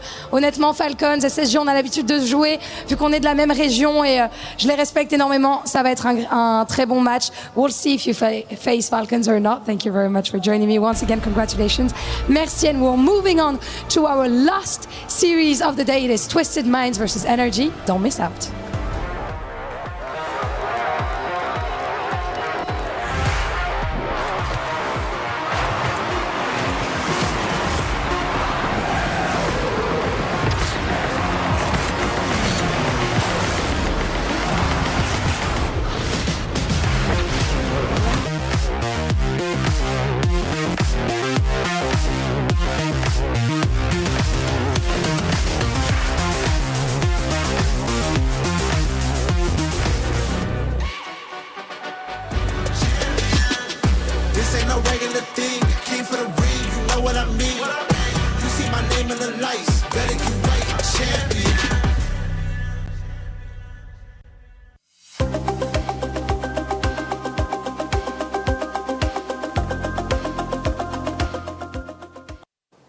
Ginny here with Lauren, because as we promised, we're going to give you a club championship update when it comes to PUBG Mobile. 4 games of the first day of the finals have already been played. Where's Vitality at? I'm glad you asked, because when we checked in last time, they were in 10th. They've managed to move up the rankings just a little bit, now into 6th. While that happened, that also means Aurora dropped down from the top of the leaderboard into 4th, because we've had some couple good performances out of non-CC teams like E-Arena and Tianba, so it's shaken things up a little bit, but like we said, still lots of matches left to go, so we don't know how it's going to play out yet. All right, well, thank you so much for that update. That's it from us.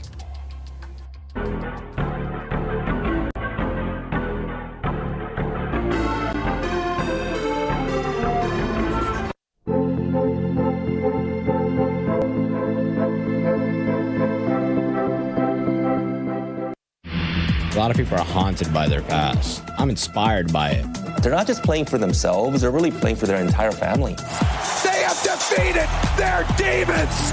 They have crushed the curse! He thinks he can come in here and play my game! He knows nothing but go! Tyler, why? You're done. This is my ladder. You can't climb it. It's better than being hard-sucking masters. You're going too far now. Your eyes buggy. Your elbows ashy. That airline? That's an L airline. Somebody better hold me. Okay, yeah. Do something then. Raw energy. Hard from blow the house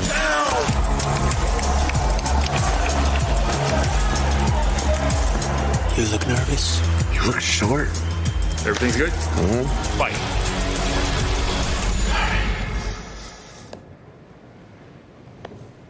Okay.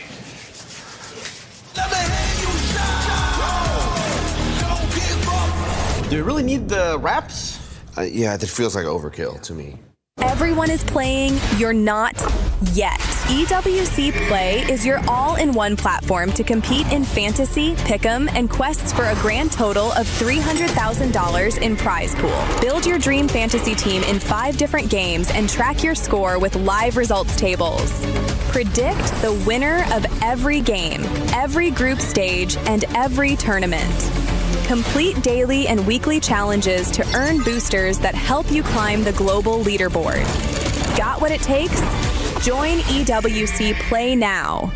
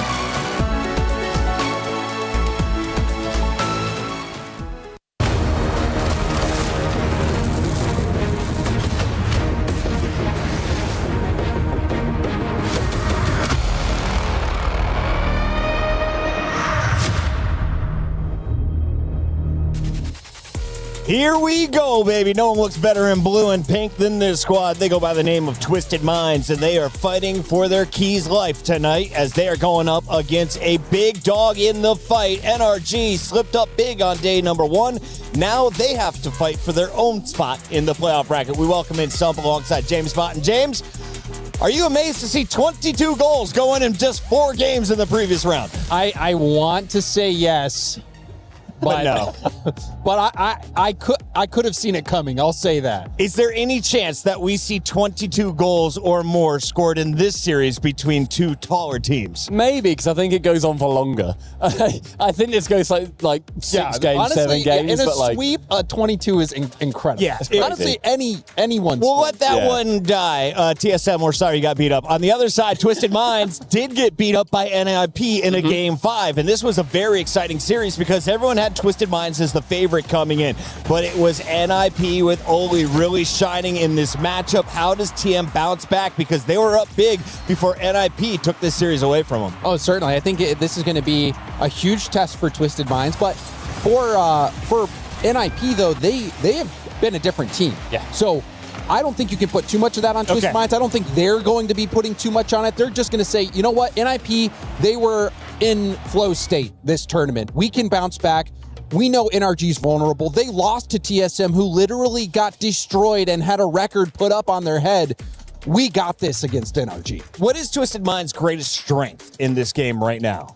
I think most of it comes down to the fact that they've got so much experience. Like, Monkey Moon is widely considered the GOAT of Rocket League. He has been so decorated in the open era especially, alongside then 2 players who have been grinding for years when Mina could even play in the RLCS, with TRK and Nubo, who then go to all of the Saudi E-Leagues. There's a huge amount of experience on this team. I think they feel generally very unshakable. And obviously there's the individual moments where they don't necessarily succeed, especially against NIP, but they've got the experience. James, I'd love to keep talking about this match, but we just got some breaking news, and it is huge news if you're a chess fan. Let's go over to Jenny. What's up? Crazy updates coming through from chess. Some of the most unexpected storylines. We also have the world's worst predictor when it comes to chess, because you literally did not expect AGL to take this one. Yeah, I mean, it's a crazy upset. AGL take it. Dennis Lazovic putting on the performance of his life against Hikaru Nakamura. Hikaru obviously representing Team Falcons, so a massive loss for them. And AGL continuing on at the top of the leaderboard. Obviously, on the other side, they've still got Ali Reza Farouja still alive, but he'll be playing against Magnus Carlsen in Team Liquid. So tough chances for Falcons to get points. Yeah, Falcons got their work cut out for them, and of course, we're going to keep you updated on just that. Shout out to my guy Dennis getting the job done, taking down one of the biggest names in chess. AGAL is going to score even more club championship points. And now you see on the left side of your screen at the bottom of this, it's Twisted Minds at 1,700. Gentlemen, they need 51 points to jump over 2 teams. And the beautiful part of that is that Team Vision and T1 and Virtus Pro, none of them are in Rocket League. Right. So there's another game already that Twisted Minds are able to gain more points in, that I expect them to gain some more points in. It's looking good for them. Well, hopefully that experience under pressure really comes into help Twisted Minds, because you know the org is sending them a message right now saying, guys, we really need you to pull through. Fancy is saying, guys, you can win me millions of dollars if you clutch up, but good luck because you're playing against NRG, and if you watched Rocket League, you're probably familiar with these faces. Let's talk about the boys that went 4-1 against Furia in their most recent meeting, and that's despite all the noise the Furia fans were making stuff. James, I'm going to give this to you, Mr. NRG himself. Big your boys up. I will just say, we've seen NRG struggle at the beginning of tournaments before. If you remember at the very beginning of the year, they went out 9th through 12th in the first open of a split. Guess what they did? They ended up winning the next 2 and then becoming the number 1 seed for North America. So you cannot really count out NRG. Unfortunately, inconsistency has been a little bit of a consistent thing for them this year. So while they have had low lows, you know that they also have high highs. And so I think that they are going to take it. Stumpy, look at big picture here. 78% of our fans on esportsworldcup.com/play picked TM. What are your realistic odds for the NRG fans out there? Holy they always so biased? Every time it's a crazy number. And they still sleeping. That's my theory. NRG looked brilliant earlier on. I was so impressed with them. I am going to lean towards TM here personally. Really? But I do think that NRG looked good, James. He's got Twisted Minds. James, are you backing your boys? NRG all day. How many maps? How many games are we playing? 6 games. We're going 6 games. I'm thinking 7. at least 23 goals. We can't let 22 be the record here in group stages. Let's get into the final match before playoffs.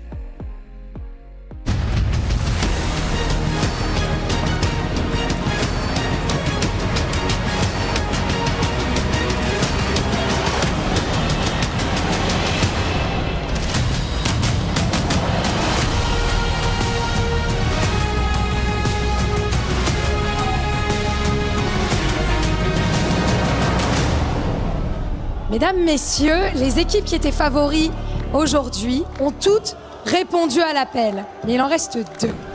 The teams we had question marks on all answered today, Ian. They did, but there's one more question that needs to be answered here on the stage. Now, a lot of the teams that we expected to make it to the quarterfinals have done so, but we've saved the best till last here at the STC Arena. 2 teams that you would have expected to make the playoffs, but someone has got to eat an L here. Oh yes, and I'm wondering whether the fans still have the cardio for this game here at the STC Arena, because no matter what the outcome, no matter what happens, it is gonna be a banger.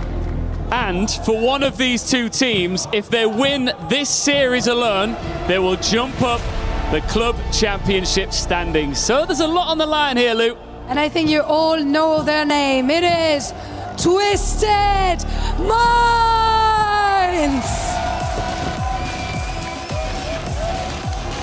Another Saudi pride enters the stage. Proud representatives of the MENA region here in Paris. They are not built for quiet exits. Paris major finalists. A team with enough mechanics to turn one loose touch into a disaster. You know his name. The French prodigy Monkey Moon and his brothers are ready for Paris. Looking to knock them clean out. It's NRG!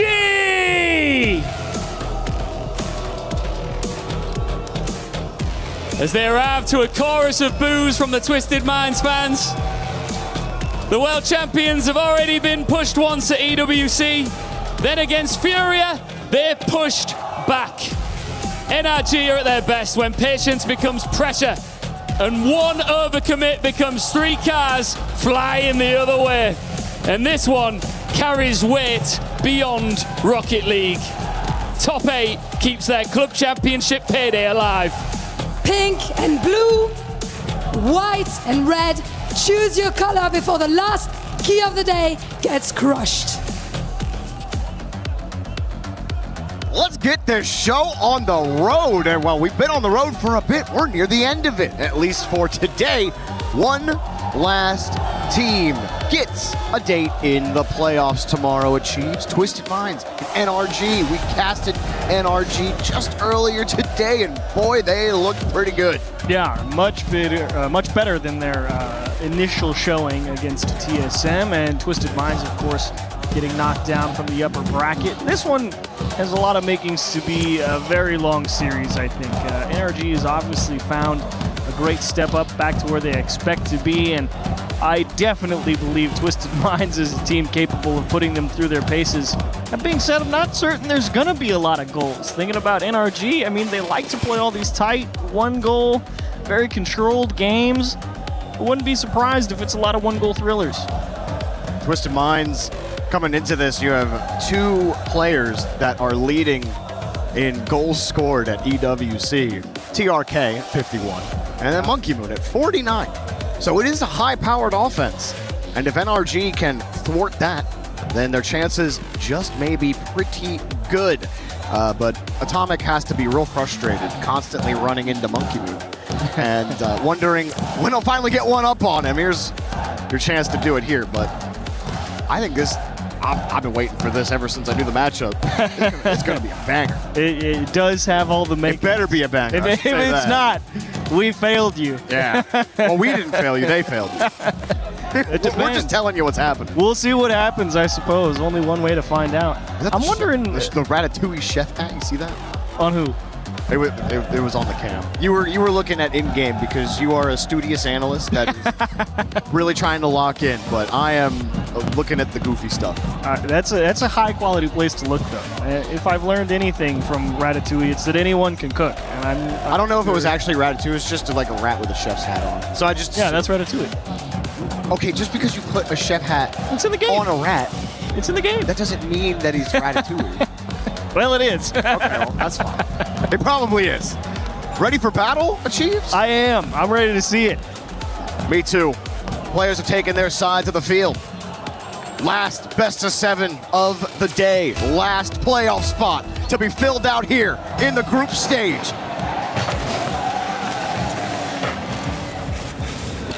TRK will start on the kickoff.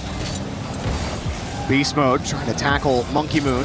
Gets around it with a quick pass. Nupo finding TRK, who finds the net. Dirty bit of placement from TRK. Look at the way his car flips when he puts this back post. Obviously, Beast Mode feels like this one's coming right at him, but the late flip just to the backside, that's nasty. No chance to save that one. What a start from Twisted Minds. No time wasted.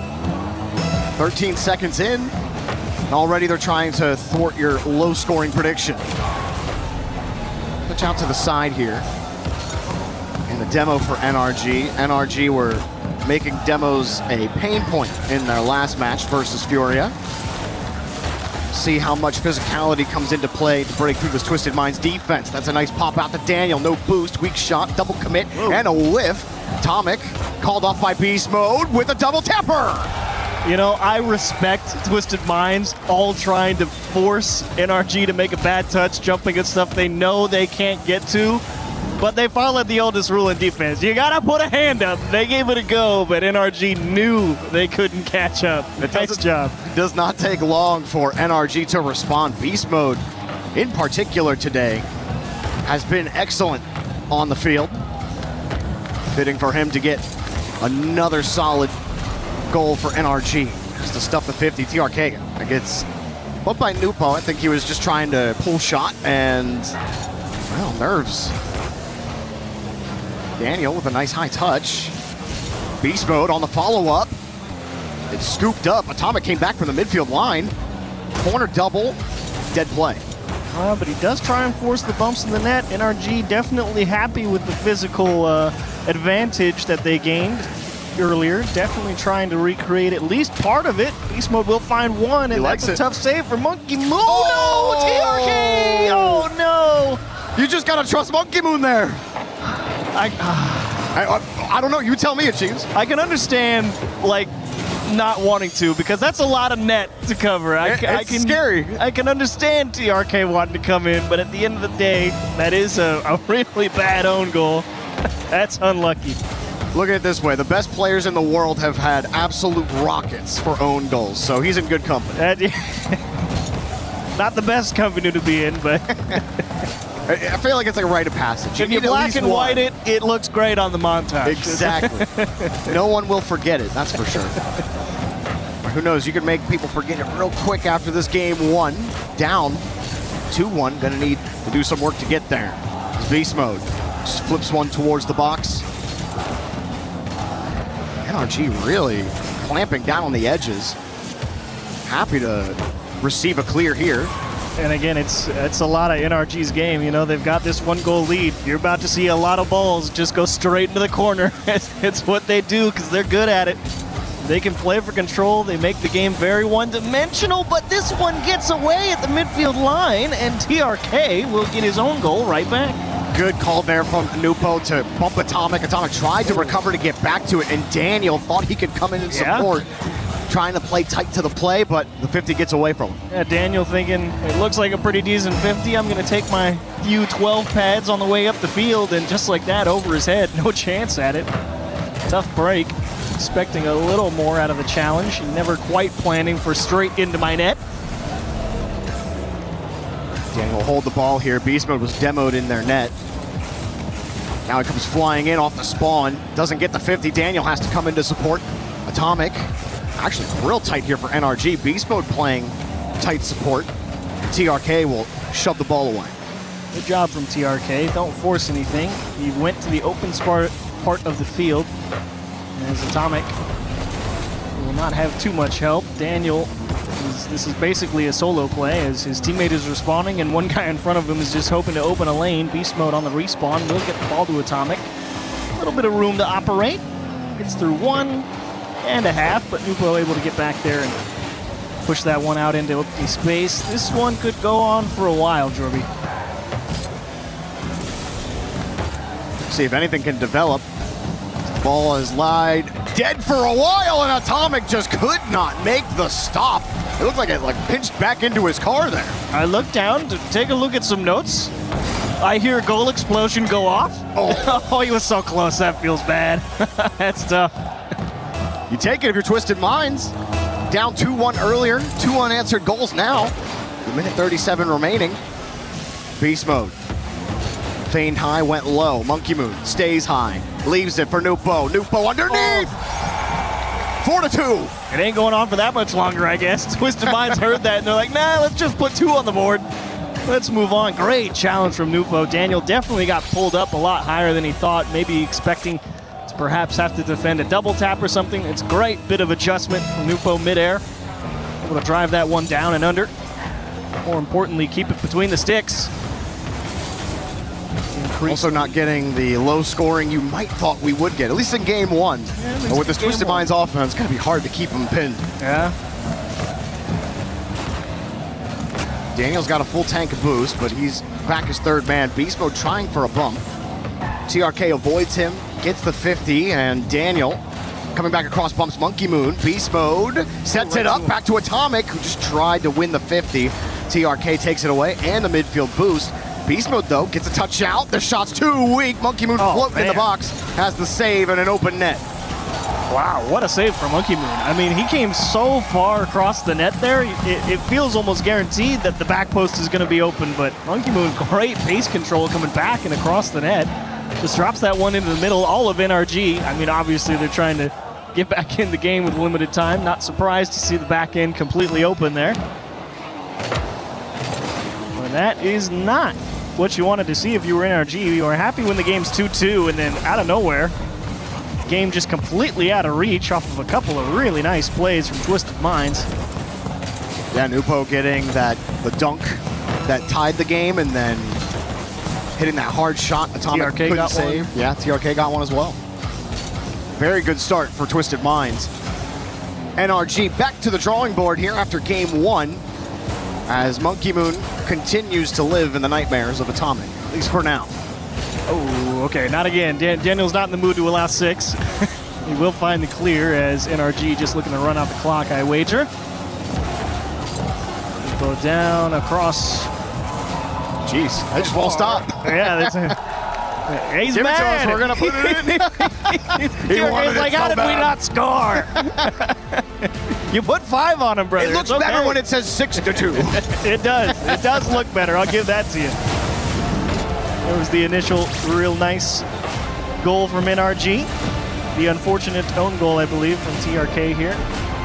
Yeah, I can understand why you wanted to. You do have to trust Monkey Moon, I guess, but TRK was thinking he could make that one to the near post. He thought he could get it out. You know, there's probably a universe where he just smacks it off the post and it's a save. Seen it before, but of course then Nupo getting the dunk there.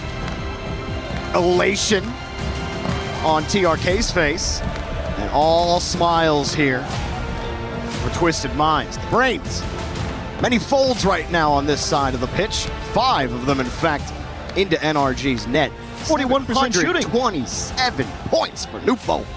3 goals on 6 shots. Excellent start to the series. Good bit of shooting for Twisted Minds. 12 shots, 5 goals, 41%. You'll take that. We love that if you're a Twisted Minds fan, NRG. Honestly, I don't know if I actually want to change too much. I kind of liked all of the game up until, they just ran away with it. A couple of really nice goals, like the first one that got out of hand, right, with Daniel was coming up out of the net. They thought it was just going to be a better 50. That put him down 1.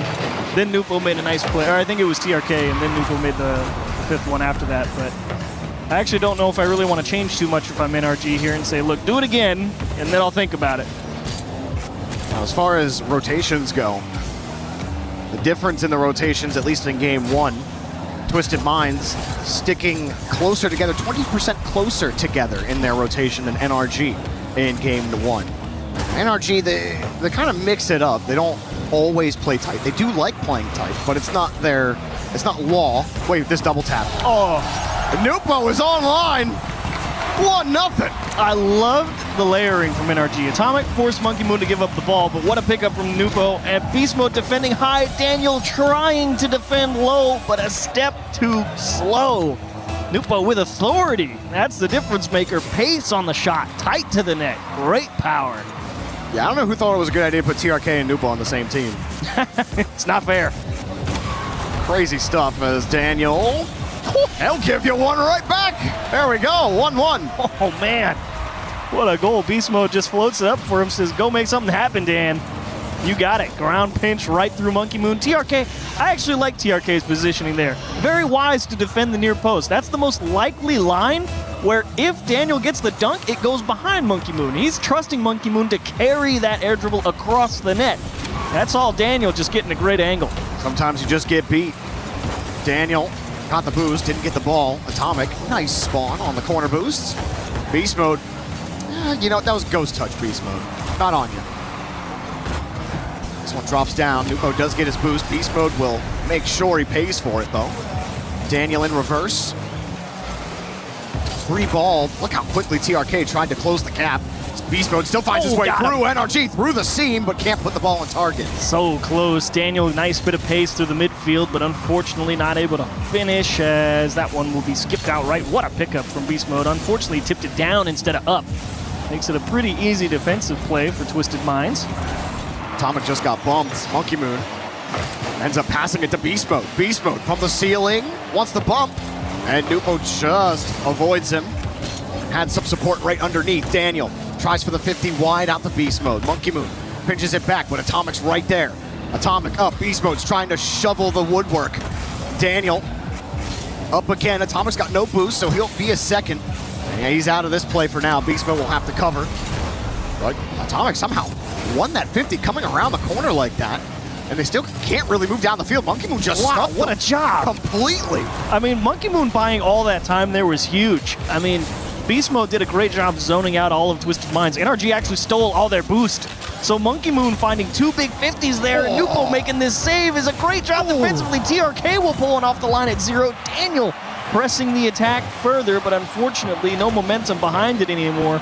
Beast Mode looking to reestablish pressure, and Nupo, that's a nice little pop to force Atomic on the back foot. Back post is no good. Daniel's already there, and Monkey Moon says, get out of net. You're on defense now, big dog. He's a menace right now in game 2. Beast Mode gives them the clear out. Atomic will steal the corner boost. Daniel forces the 50 back to Beast Mode. Daniel still at the top. Atomic coming across on the corner. Beast Mode right underneath. He's next up with the first touch. Has to leave it. Atomic also leaving. He's got the corner boost. And Daniel and Atomic run into each other. Atomic will try to collect something out of this and does buy some time to get reset. Yeah, not the worst thing. Good adjustment there from NRG on the accident. Sometimes it does happen through the smoke. Beast Mode, no chance. That's tough. I mean, that shot came right as the smoke screen appeared. That's got to be a brutal save to try and make. No chance. No chance. Straight through the smoke cloud. Had no idea which way it was coming through, and that one had some heat on it. And that's tough after they just had such a good possession in the blue half. And then Daniel and Atomic running into each other. It's like, sure, you know, it didn't turn into complete disaster right away, but you lost all that momentum, and now you have to dive to make another stop. Monkey Moon on top of the ball again. Atomic just hoping for some breathing room. And Monkey Moon to bring it down. Good read. Daniel sticking with the play is Nupo. Stuffed by Beast Mode. Got the corner boost. Monkey Moon won't let him have any fun, though, as Nupo to TRK gets the flick. That one-touch flick is such a valuable skill. You pick the ball up on a dribble, everyone feels compelled to come and challenge you immediately. You can get that kind of power and height on it instantly. Valuable tool. Atomic dusted by TRK. Leaves it to Monkey Moon, but NRG were ready for that. TRK tries to keep possession, but as you saw, Atomic was downfield harassing Nupo, didn't get the corner boost, and TRK completely nullified all of it. And it was Twisted Minds' adaptation. They saw the bump coming, and they said, look, let it bounce, and TRK will just play it again. It's a great idea. trying to handle some pressure as Beast Mode. He's going to have to fight with Zero. Not an enviable position. NRG don't get a little too greedy here. Got to be careful. You have 40 seconds, so risks may have to be taken. As Beast Mode demoed right after he got the touch. Twisted Minds kind of beating NRG at the classic NRG game right now.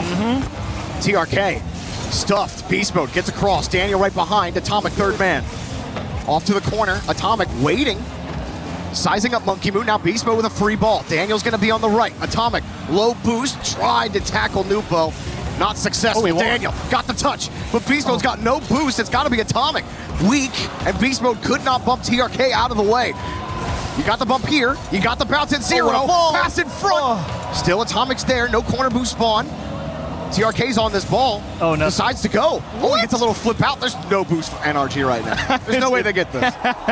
It's the hope attack. It's the we cannot allow the ball to touch the ground. And you got to say, this is good tries with Zero boost. I mean, Daniel digging that ball off the sidewall with Zero with that much power, that's a dangerous pass at 0 seconds with Zero boost. And NRG will take their time out here. I guess I can understand why. You did lose 2 straight. Yeah, I mean, dude, they got stuffed that game. Like, Monkey Moon. But it was relatively even. I mean, you look at the scoreboard, it's 4 shots to actually 5 shots for NRG. But as we both know, stats only tell a part of the story. This is true. And one thing the stats don't tell us is how many times Monkey Moon stuffed NRG on the 50s. How many times he bumped Beast Mode in, like, contextually in a situation where they would have had showing an advantage. The difference between a 2-time world champion and 1-time world champion. Is that what you're saying? You mean 3 times? Even better. Even bigger difference. Yeah, the Monkey Moon power-up is always inevitable. But also credit to TRK. TRK was doing a lot of that as well. He was getting harassed in his net, avoided a couple of key bump attempts to make saves, and then also had some moments where he stuffed NRG. Game 1, we were talking a lot about Nupo, his firepower, his ability to score and score quickly. In this game, it was grindy, and the grind was really won by Monkey Moon and TRK at the front. 67% of the time. Guess where the ball was, Jorby? Twisted Minds half. Wow. Does that feel that way? Yeah, it does. NRG were there like so often. They just couldn't do anything. And Twisted Minds playing a great bit of defense. I mean, what a job, because 67% of the time in your own half, you know that's not easy, because that means here comes NRG right behind it, right? And now what do you do if you're NRG? What's Sathu telling them? I mean, they had some good pushes. Like, you were pointing out a lot of good things about their approach.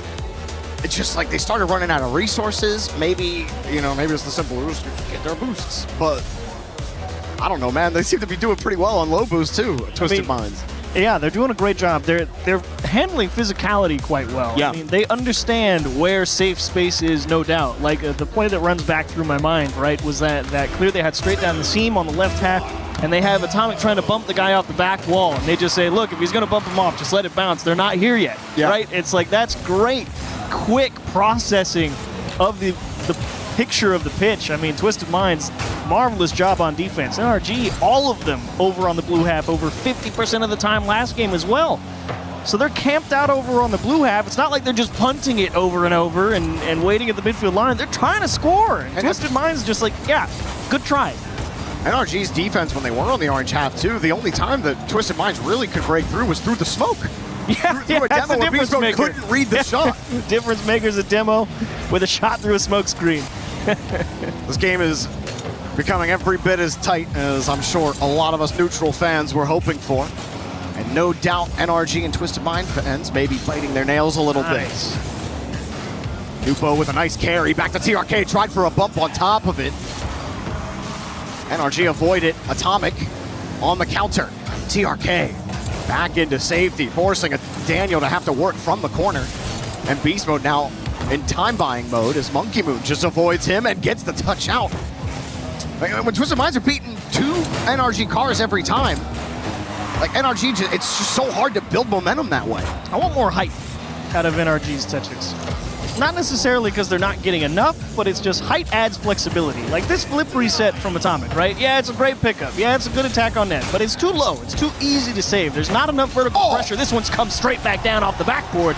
See, you throw the ball up, good things happen, Jeremy. It's a rare gap as well. I think TRK left to go get boost. Atomic was also chasing him. So if TRK doesn't leave the net, he's probably getting bumped anyway. And that left a small gap that we haven't really seen in the net from Twisted Minds. A great job from NRG and a good pass from Beast Mode as well to set it up. Good bump on Beast Mode. Here's Atomic. Can you drive it all the way home? Yes, you can. The kickoff will go in favor of NRG. Great job to come back here in Game 3. Start setting the tone early. This time a little bit of cushion. Beast Mode getting some payback on Monkey Moon, who was shoveling him and scraping him off the side walls, the back wall, all of Game 2. And Beast Mode deletes him that time. Opens up an opportunity. 2 quick hitters for NRG is huge, considering how the last game went.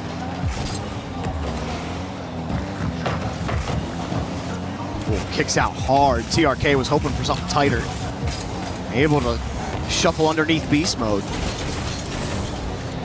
Bit of a chain dash for Daniel. Whifty. Works out for NRG. They get some time. Daniel gets the corner boost here. So here we go again. Oh, maybe just straight in. In the blue half, just saved. Off the post, got the boost steal as well. Twisted Minds maybe starting to feel the squeeze as Beast Mode takes the pass way wide. Monkey Moon did have a full tank sitting in the box. Twisted Minds get a chance to break. Well, quite shootable there for Beast Mode as Nupo actually, I think, wisely not wasting too much boost there. It's been a fight with physicality and a lot of boost steals. I think Nupo just knew that even if he tried to take that one all the way to net, he was just going to end up stranded on the other side with not a lot in the tank. Decides to take the best bet he can find off the floor as this is a pass across the box. TRK will pick it up with 0, and this is a great job of hesitating. You don't need to press the attack just yet. You just try and take what you can get. You have plenty of time. If you force it, you're likely to go down more. And they actually do retain possession by not pressing too hard too quickly. Good pickup here from Nupo. Back to TRK. Was off the post, but a great pass on the recovery. Monkey Moon couldn't find a target. There's no boost for him to steal either. He'll take the midfield as NRG move back to the blue half. Atomic up high. The other midfield boost taken by Daniel.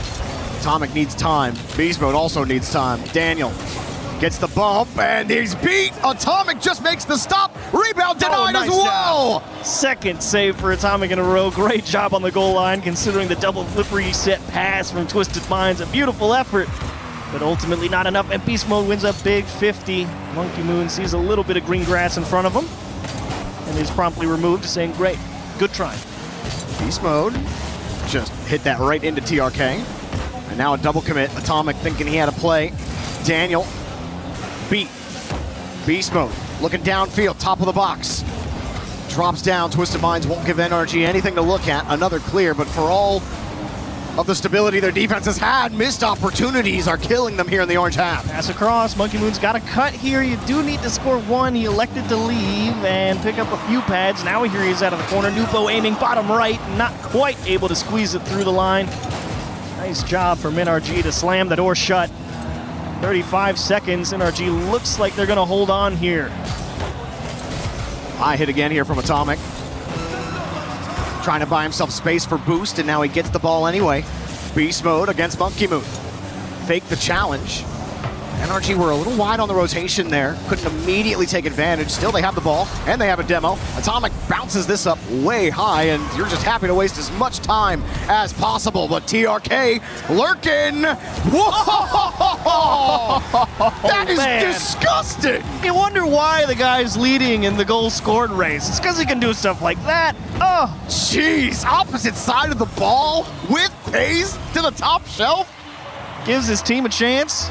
Can you find an equalizer now? You can't put all that effort in and not have a look at 0 seconds. What a kickoff. It goes right back to him. He's got Nupo with the seal. Oh, he missed the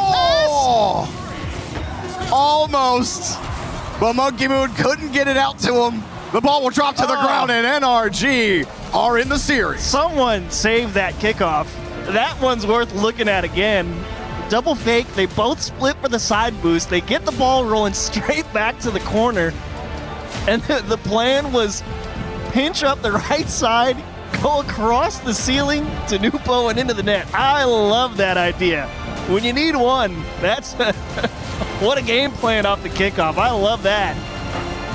Well, both of these orgs, Twisted Minds and NRG, they've only played each other twice, and it was last year, 2025. Both of those series went the distance. So, maybe we keep some trends going, eh? NRG, I think, just glad they got that kickoff goal, and Nupo, great save on that shot. You thought for sure that was another goal. And TRK, this is a beauty. Yeah, I can watch that. I can watch that 3 or 4 more times.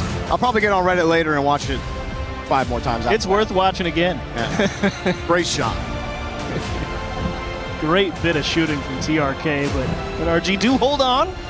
If only just. They're happy with the results post-timeout. Absolutely. And not a lot of saves required from NRG. 5 saves total. The shot totals aren't ridiculous, but I just think the gameplay between both of these teams has been really fun to watch. The off-ball play of both teams is so, there's just so much going on between them, trying to counter each other and how they're moving around the pitch, really trying to utilize physical play, but having it be quality rather than quantity. That is an excellent point, Jorby. You say quality over quantity physical play. NRG in games 1 and 2, 12 demos. In games 3, 4. Hit downfield, Twisted Minds. We're really turning the screws on this NRG team in the first 2 games, but you knew that game 2, it was tight. NRG were, 67% of the time in the blue half. Now a little tactical fake. TRK will take it across, back to Monkey Moon, right into Atomic. Scary save, and Daniel, he was a little worried. Someone was right at the top of the box. That's why he jumped across, and then when he saw nobody there, he was hoping his teammate would go get it. Problem is, Atomic's still on the line with nothing. The only one who can bail him out is Beast Mode, and Nupo, great piece of shooting. Don't think too hard, just hit it hard. If they had boost in the net, they would have went to clear it. Just hit it hard and high. Make them stop it. Atomic had been denying all of Monkey Moon's opportunities in the last game and a half. He denied that one, but then Monkey Moon went right into the net and bumped him out and said, yeah, do it again. Atomic trying for the 50. NRG set up. Well, they were set up, but seeing Monkey Moon getting back to the corner. Beast Mode looking for a release, and he finds it in Atomic. Atomic quickly back to the ball. Trying to read where TRK was going to put that. Trying to get ahead of where he thinks safety is. Beast Mode trying to go down underneath on the touch. It's a good catch and flick from Atomic off the bar. Rebound for Daniel. Denied. TRK float. Thank goodness TRK just for whatever reason didn't believe that clear was coming through because that one was just going straight in, popped high and just wide. Beast Mode with a free ball here. Just kicked it. Did get back to it. Nupo will play with Monkey Moon here on the left side. Atomic gave it right to him. Nupo all by himself. 2-0. 7 out of the 10 goals now scored by him. Goal scoring machine this series. Atomic oh so close, but you're not keeping that one out. Too much power and too much cross face. Credit to Monkey Moon for setting that up. He knew where Nupo was. Drops it right in front of Atomic. Doesn't try to drive through the challenge. Says, sure, Atomic, you can think you're putting it somewhere your team can get it. Instead, you gave it to my teammate. Monkey Moon, really well played from him so far in this series as well. Daniel kind of stranded out in no man's land. He'll need just a second here. Nice fake from Atomic. Love that. Give and go. Does he give it back? Yes, he does. Nice job, TRK. Such composure on the line with 0. I mean, if they knew TRK had 0 boost, it was going in the net. But they had no idea. They tried to get fancy with a pass. And TRK just broke it up. Great job. His goaltending has been awesome. Now Beast Mode gets deleted and Twisted Minds are Twisted NRG. Uh-oh. Does not feel good. Beast Mode tried to just cut and he went straight into the teeth. I mean, I think it's easier if you just go across net, right? But I guess he couldn't because Daniel was coming back on that line. Yeah. So if he goes across, he just runs into his teammate. So he tries to cut it forward, gets demoed for his trouble. And just like that, NRG down 3 with 2 minutes. NRG feeling the struggle right now. As Monkey Moon tried the wind up. Beast Mode just too far behind it. Beast Mode still downfield, getting the corner boost. Up in front, nice doink from Atomic! And that's how you start the journey. Everything starts with the first step back. Nice job from Beast Mode, and good enough to get it to his teammate Atomic. Like you said, great doink. Right off the post. And off the post, just for good measure. Absolutely. Could be deceptive if you weren't looking. Daniel on the kickoff loses to TRK. NRG have started the clock for the comeback. They bought themselves a little bit of time for it. Beast Mode, a demo, but Atomic back to the corner, having to chase it, and Daniel flying to nowhere. Beast Mode. Oh, but he lost the boost. That feels bad.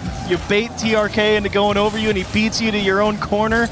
And well, cross, thankfully not in off Daniel's nose. That would have been a real bad sign for NRG. That's equally as bad, getting punted out to the opposite corner while the guy in the net stays flat-footed with the secondary shot coming in.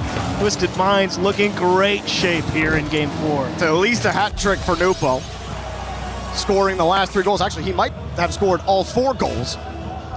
Either way, it has been painful for NRG. Twisted Minds have been all dishing over. it. Just got their number, man.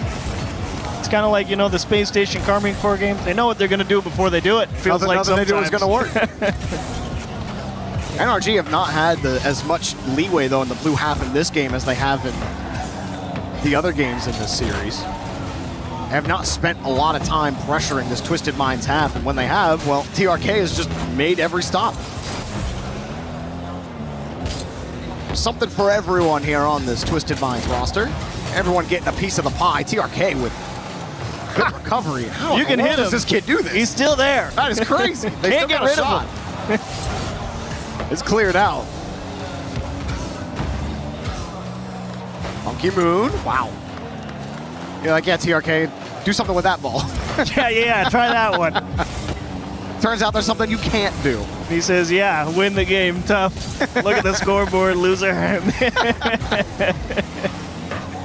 Great job from Twisted Minds here in Game 4. Honestly, I mean, just had their number, and that's going to go in off an NRG player. TRK will make it 5. Twisted Minds with a route. A full route. 16 seconds left in this game, and NRG starting to come back, had that 2-0 win. Really locked Twisted Minds down, actually capitalized on the good things that they had done way back in Game 2, where they spent almost 70% of the time in Twisted Minds territory, but being unable to score.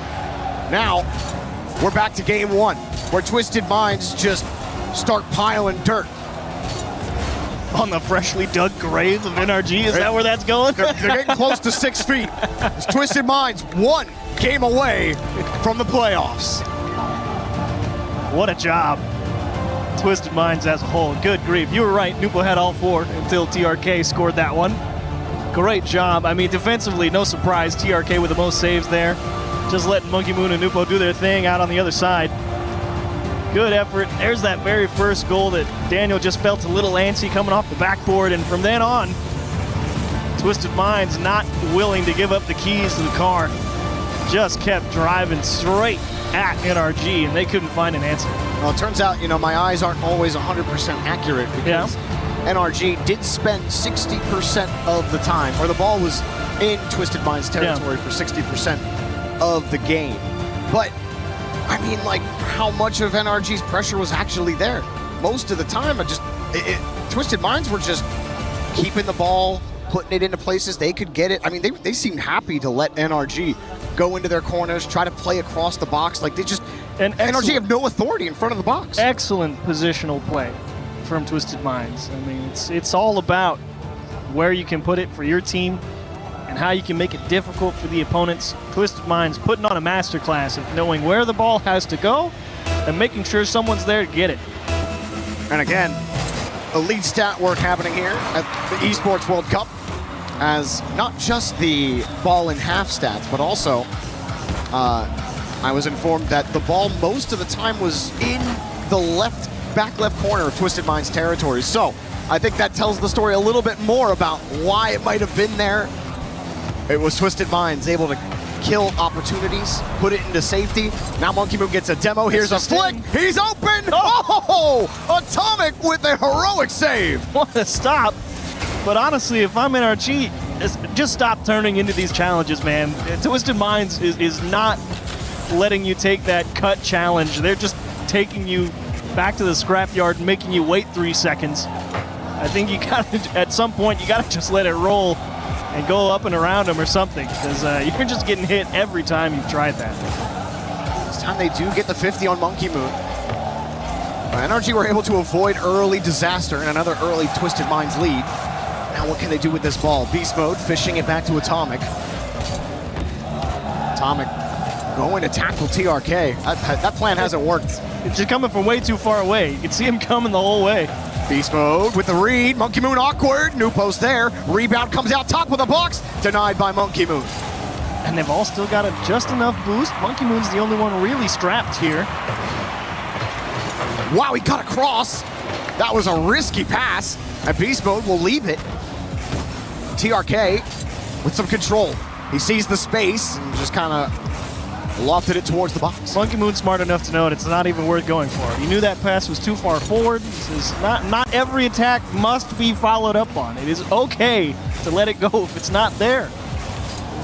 Decent attempt there from Beast Mode. Daniel was hoping for a bump to open a gap for him to go. Now Beast Mode coming in to bail out both Daniel and Atomic on this play.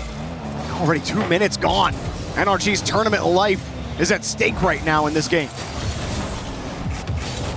Another free possession for TRK. Quick reset, extra touch, pulls Beast Mode off the line as well. Daniel doing a great job to get all the way back to that nasty pop off the wall. Makes it difficult for NRG. TRK 1v1, no boost, but it's gonna look real good. Here comes the help. Nupo can't put it in.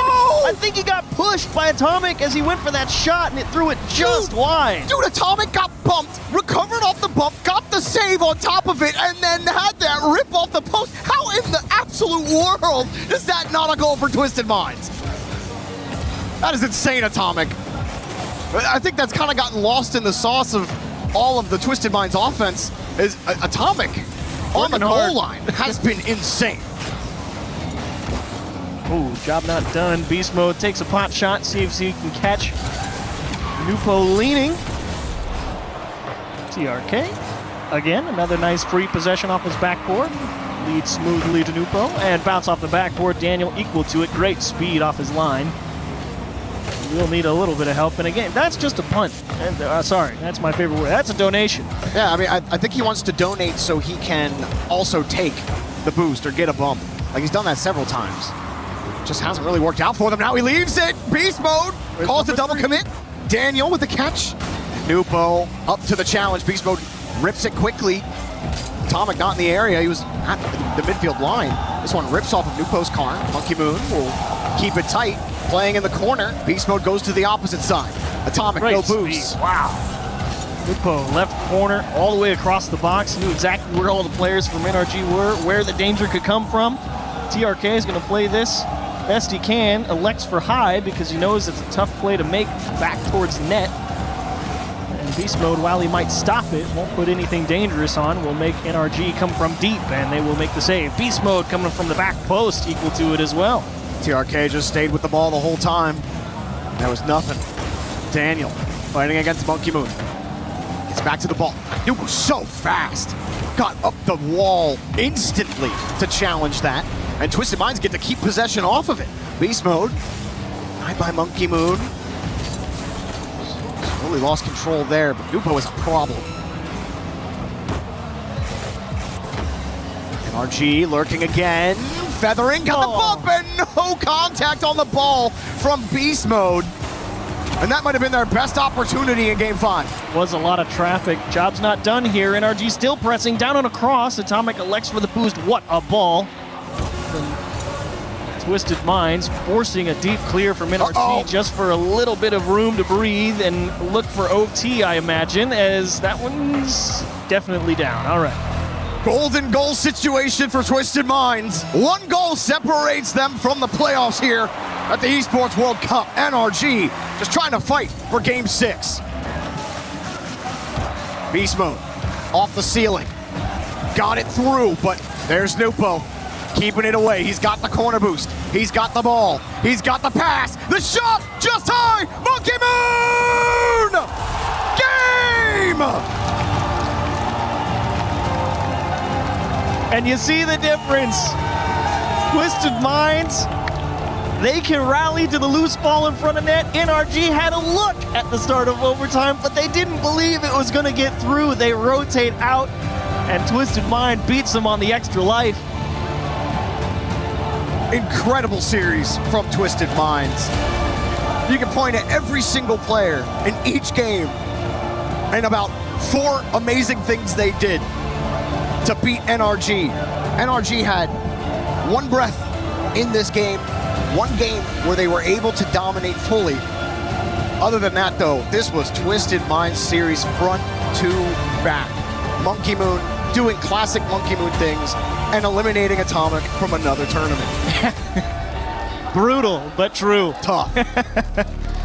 Monkey Moon, what a great show. I mean, honestly, everybody on Twisted Minds. Nubo, the goal-scoring machine.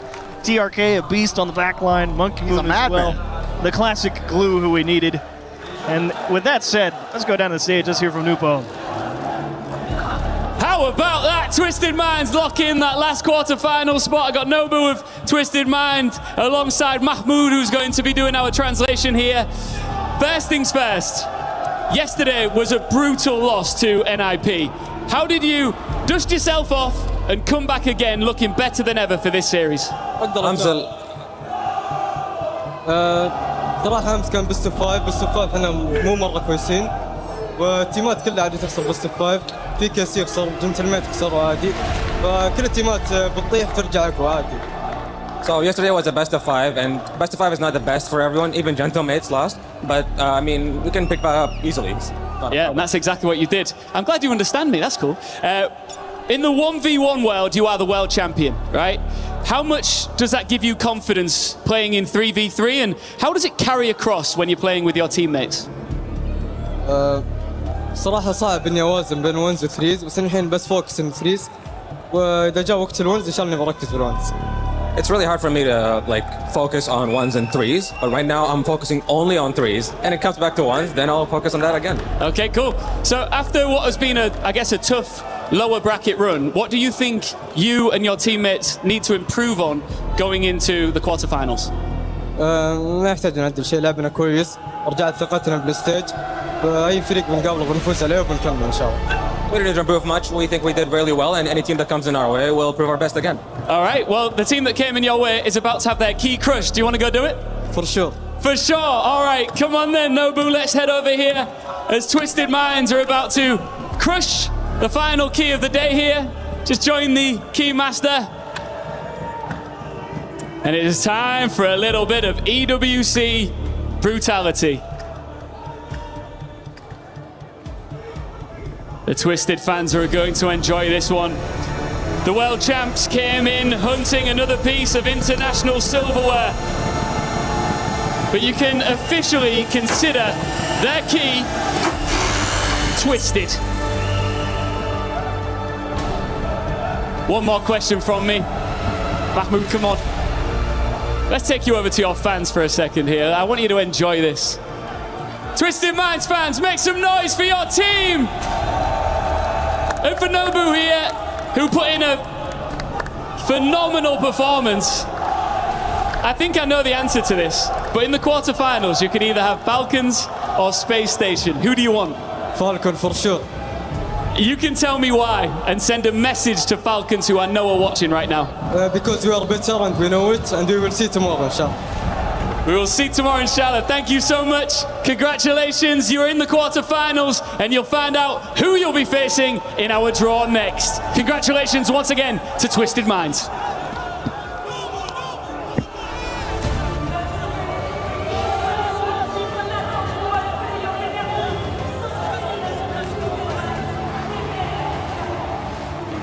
The greatest 1v1 player on the planet getting the teamwork in after a close goal at the start. A strong finish for Twisted Minds. It goes to a game 5, and here we seal the deal. Congratulations, as they are locking in another 200 points to the club championship. What a pickup in Monkey Moon, eh? What a way to finish this one here in France. Yeah, an incredible turnaround, I think, for Twisted Minds, when previously in the season, picking up Monkey Moon didn't seem necessarily like the best idea. Since then, they have gone strength to strength. And James, as I think Jorby it was who said, it's going to be Monkey Moon knocking Atomic out of another lap. Yeah, it feels bad. You know, it definitely feels bad. I think for NRG as a whole, it just hasn't been their season, especially at these international LAN events. But for Twisted Minds and for Monkey Moon, this is that moment that we've all been waiting for, that moment where Twisted Minds can catch that spark and really show why a lot of people have them in that S tier. Here's a look at how everything played out in Group A. Ninjas in Pajamas able to take down Twisted Minds in that first decider match. That was one of our first teams into the playoff bracket. Vitality 3-0'd TSM for their spot. But today, it was all about Shopify and Twisted Minds as they are able to power through 2 best-of-7s to get the final 2 from Group A. Stumpy, who had the hardest road when you're looking at this bracket?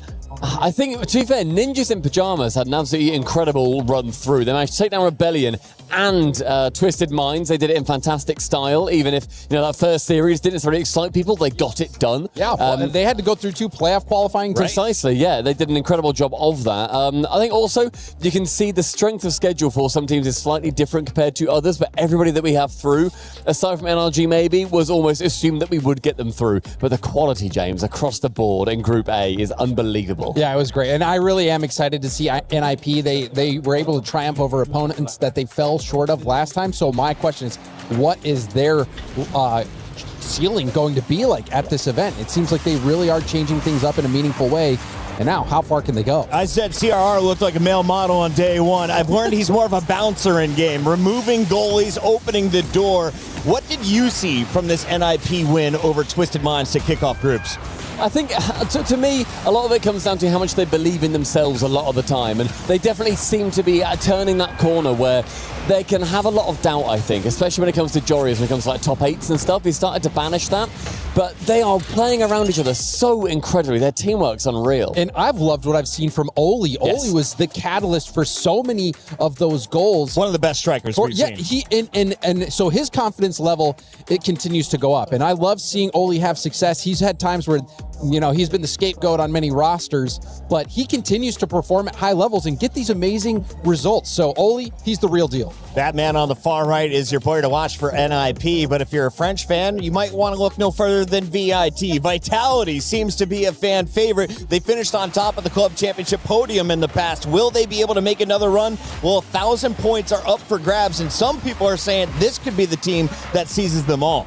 Yeah, and also I think with Vitality, they didn't exactly have a hard run going through TSM in the end. TSM had a good competition. I think it's worth mentioning how fun they were to watch. But Vitality, when I was casting that series, there's just levels to this game, and Vitality proved that. Former world champions. Zen would be my shout for the best player in the world as well. Yeah, to be fair, though, on the planet. Wow. Yeah. A lot of people have that opinion, but to be fair, Stumpy, the TSM squad actually beat the reigning world champions. So. They're not here anymore, James. I saw their key get crushed. Look at the bees. They are swarming the stage for VIT as TSM was dismantled 3-0. VIT locks in their spot through the winner's bracket and will be a team to watch as they take on a number 2 seed from the groups. Yeah, I think Vitality is going to be a fun one to watch. Zen, a lot of people have them as that number 1 player in the world. Well, you prove that on stages like this. But here in Group B, let's take a look at how things sorted out. Carmine Corps were the huge favorites. They won Paris for your previous major. Then they ran into Space Station Gaming. SSG, the USA boys, a big surprise on day 2. Falcons, also in a tough fight, went 5 games against Gentlemates. It was Space Station and Falcons through first, but here you saw Gentlemates and KC bouncing through just as we expected for the French fans. And I've got to have so much credit given to SSG. What an unbelievable team they have fielded. It was so fun seeing them frankly just dismantle Carmine Corp. I was amazed at the amount of ambition they had in every single play they went for. And it's not like they scraped through. It's not like Carmine Corp necessarily threw at various points. SSG were just better at every single turn. You just look at raw talent in North America, and I don't think there's a better duo than Reveal and Zach. They just won the 2v2 event, and they have shown in the past that when they're playing their peak game, they look like the best players in the world. So they've proved a lot with this series win against the K-Corp, which is what's been lacking, is SSG having that major success against the European Titans. Well, they're starting to get some notches on their belt. And I love there we see a highlight. It is not just the duo working together. There's a clean pass to Diaz, who's going to finish it in front of the astronauts. We've got a bunch of people excited to go to space with Space Station Gaming, as they will be a top seed. They will play one of the teams that moved on from Group A's elimination bracket. When it comes to the Falcons, though, this is another team that powers through with the top seed because they were able to beat Gentlemates. Now, was this an expected result? I'd heard great things about Falcons. I'd heard legendary things about Drawley. Yeah, and I think for me, it's taken them, again, a little bit of time where Mina has not been completely set in. Falcons have not made it to every land this season. They have stumbled. They've had really big errors, but they really came out and showed up against Gentlemates, a team that I think is going to win the entire event, bear in mind. I've got them as my number one. Yeah, I've got Gentlemates. Okay, I picked Falcons. There you go. Well, so far, James, 1-0 to you, mate. Well done. Yeah, but I know that playoffs is where it really matters. He also picked NRG. Just don't listen. Well, you know, we won't get into that.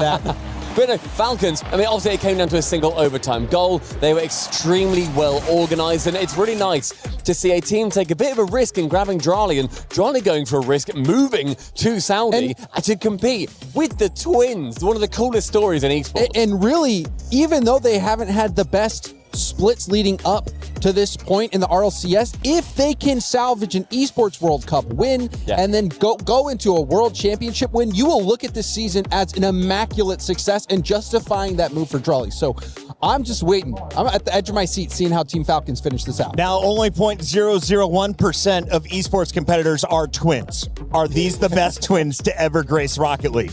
Yes, easily Rocket League. I don't think I can think of literally any others. So put them number one. Number one. In esports, you're better at esports. I was going to say Ogre 2, Ogre 1 and 2, and Ogre 1 back 20 years ago. They set the scene for Halo. We saw Lunchbox and Roy come in, a number of twins through other FPS games. But it's amazing to see a three-person game with twins at the helm. They're only going to push each other to get better throughout their whole career, and they're still very young, James. They certainly are. They have a lot of longevity left, I think. You just look at their individual ability as well. We were talking about Zen. Well, it was Rawas, one of the twins, who ended Zen's legendary 1v1 show match win streak. Everyone was raving about Zen. It was Rawas. He said, I'm not like the rest of them. And he's got a twin, so you're in trouble.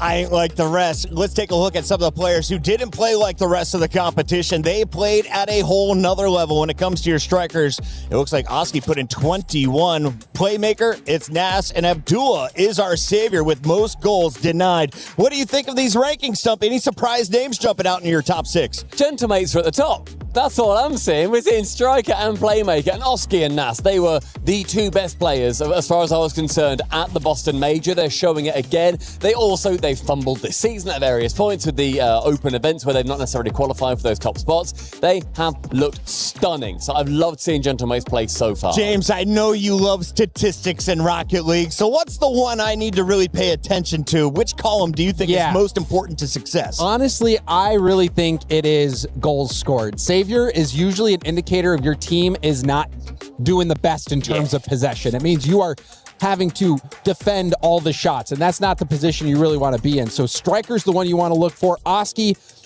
you look back to the Boston Major, Oski was the key dude who carried them all the way to the finals before Ness stepped up.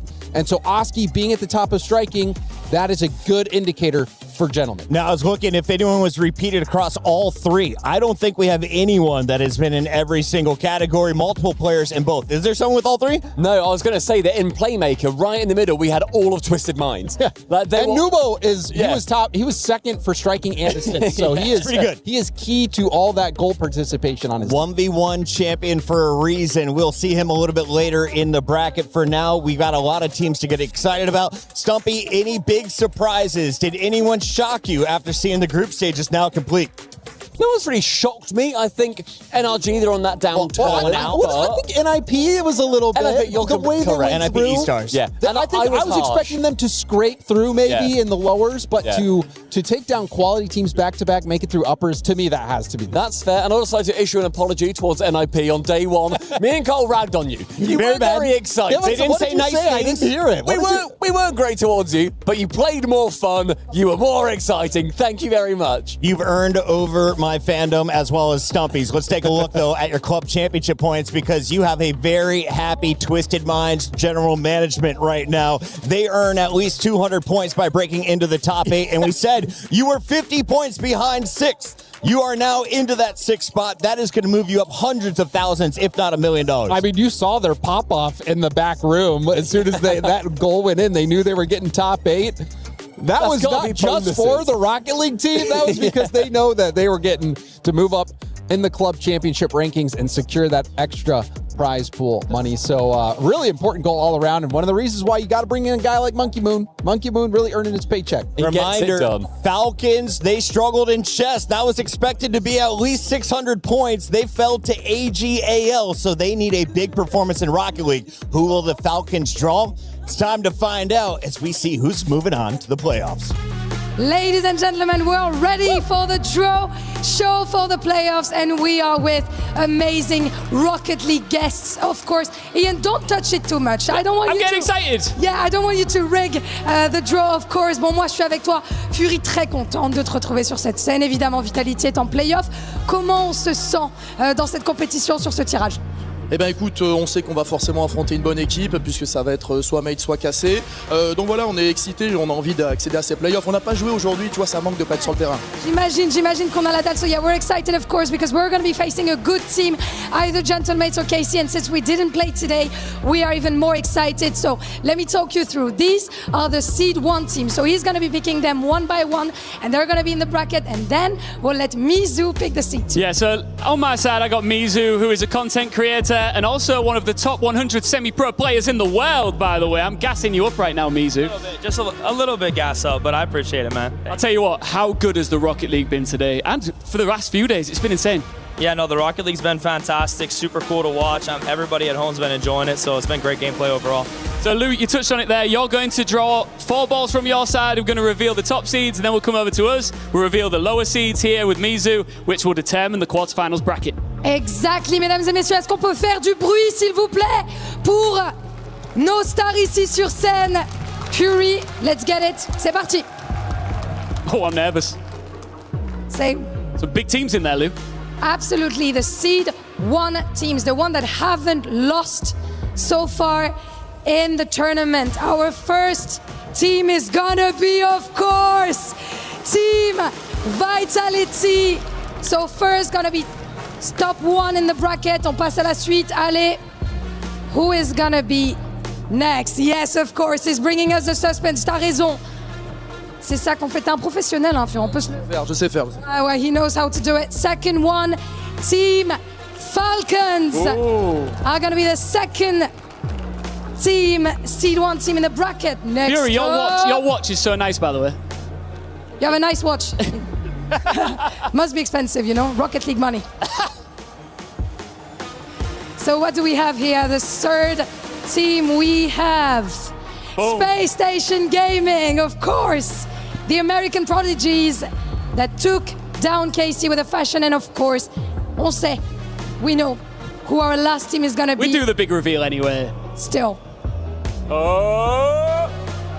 Ninjas in Pajamas, NIP are gonna be our 4th Seed 1 team in the bracket. Are we ready for the Yeah, we're ready. matchups? Mizu, you ready? I'm so ready, man. Let's do this. All right, let's get it. Let's start with the first one. Ooh, you're adding a bit of spice as well. I like this. Okay, the first team is about to be revealed. The drama in the air is there, and it is Kamin Korp!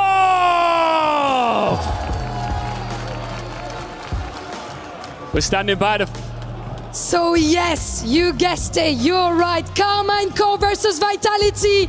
Zen, Atto, you're gonna come here in front of us. Messieurs, on va se serrer la main. Et vous allez rester ici parce que j'ai une petite question à vous poser. On voit déjà que ça s'ambiance. Content d'affronter Cassé, comment on se sent?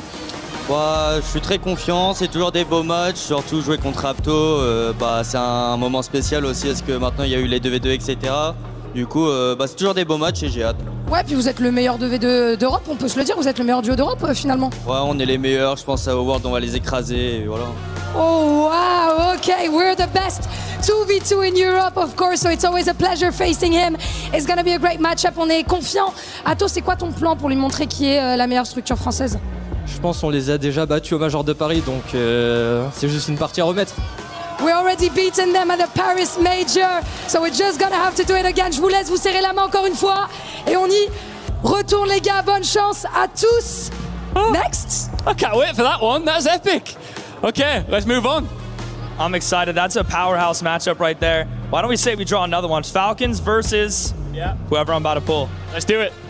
Let's see, of course, who is gonna get. We're not sure it's Falcons. Yeah, we're not sure against yet. this one. Depends on the rules, of course, since teams from the same group cannot be paired on the first round. But let's see. You're really taking your time here. No, I like it. It's a big decision here.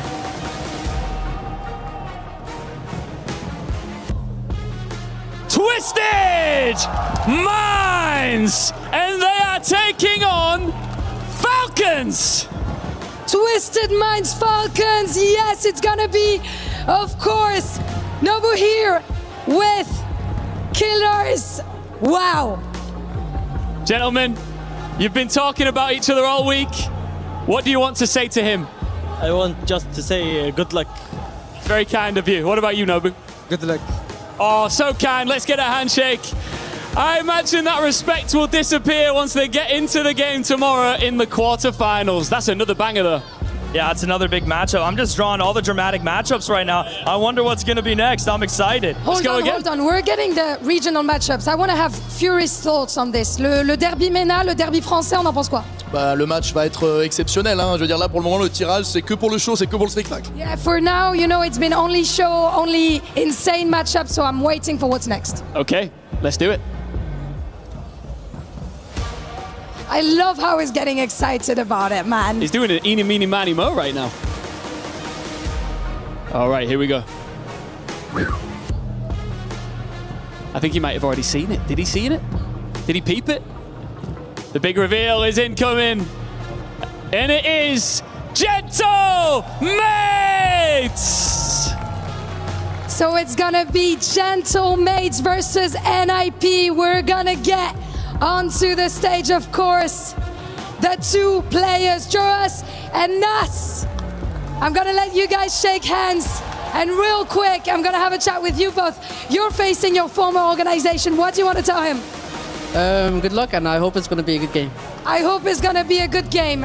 Only good thoughts, only nice words, or do you want to say something to the Gentle Mates fans that are going to be booing you when you enter the stage, man?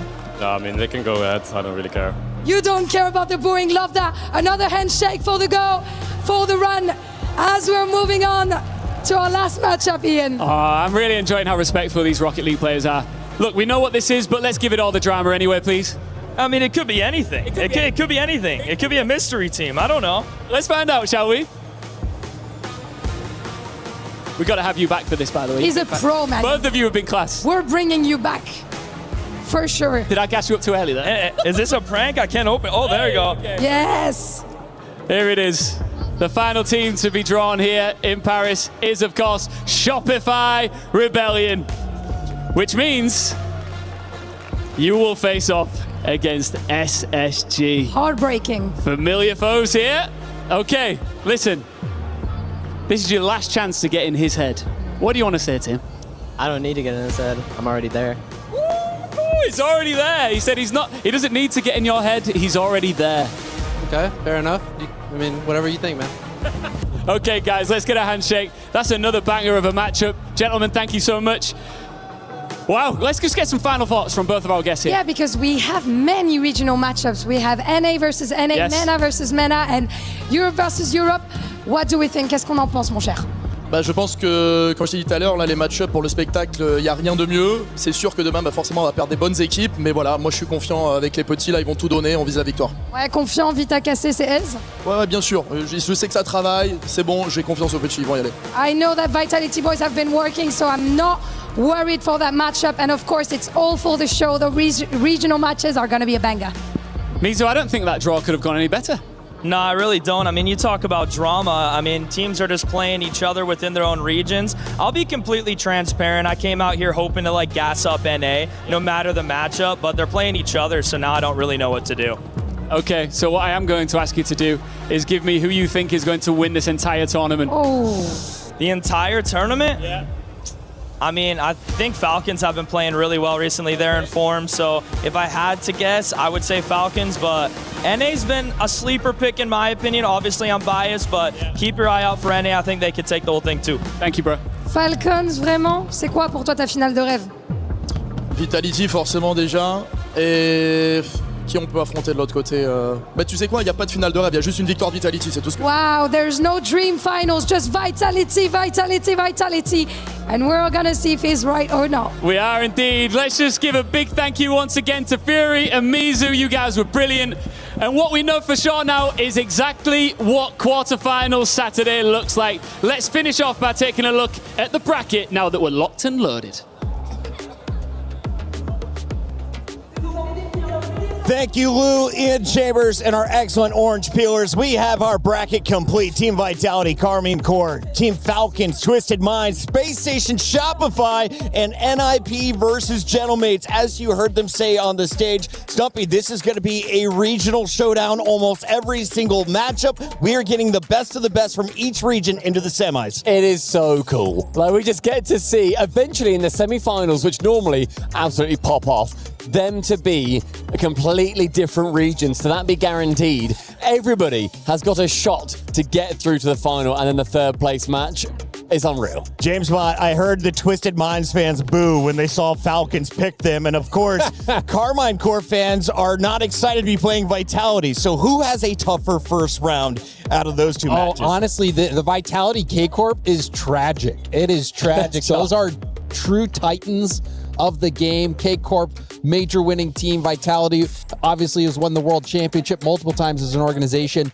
So I mean, all of these are pretty tough. Like, let's be honest. This is the friendly fire bracket. It is the friendly fire bracket. It is not going to be friendly by the end of Sunday. Only one team will remain, and all the other keys will get crushed. Stumpy, before we go, if anyone missed any of the matches today, we're on youtube.com/Esports World Cup. You can scroll back and watch any of them. What was the best match? James, you answer first. There's so many. Not energies. Maybe the reverse sweep attempt by R8.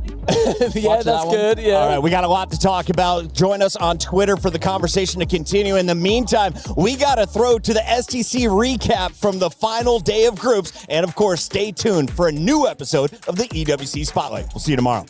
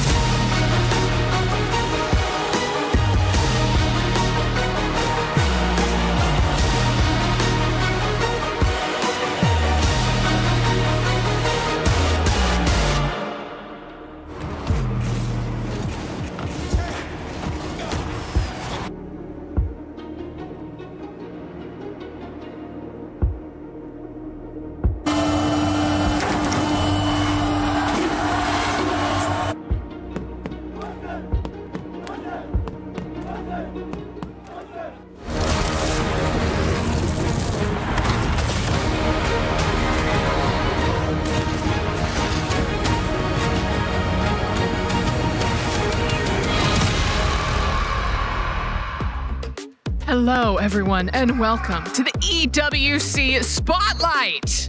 Get it? Because we started with the spotlight. Did you do that? Do you understand that? I did. I cued that. That timing was incredible. Well right? done. Yeah. Like, usually there's, someone with a light switch or something. It's under my chair. So if I just do one of these, everything flips. Careful, don't do it again. I was a little concerned. I know, right? But, I forgot. We're doing a show. Yes, it's the EWC Spotlight. We're going to cover everything that you have seen so far. I've got Johnny Boy and Glitter Explosion joining me today.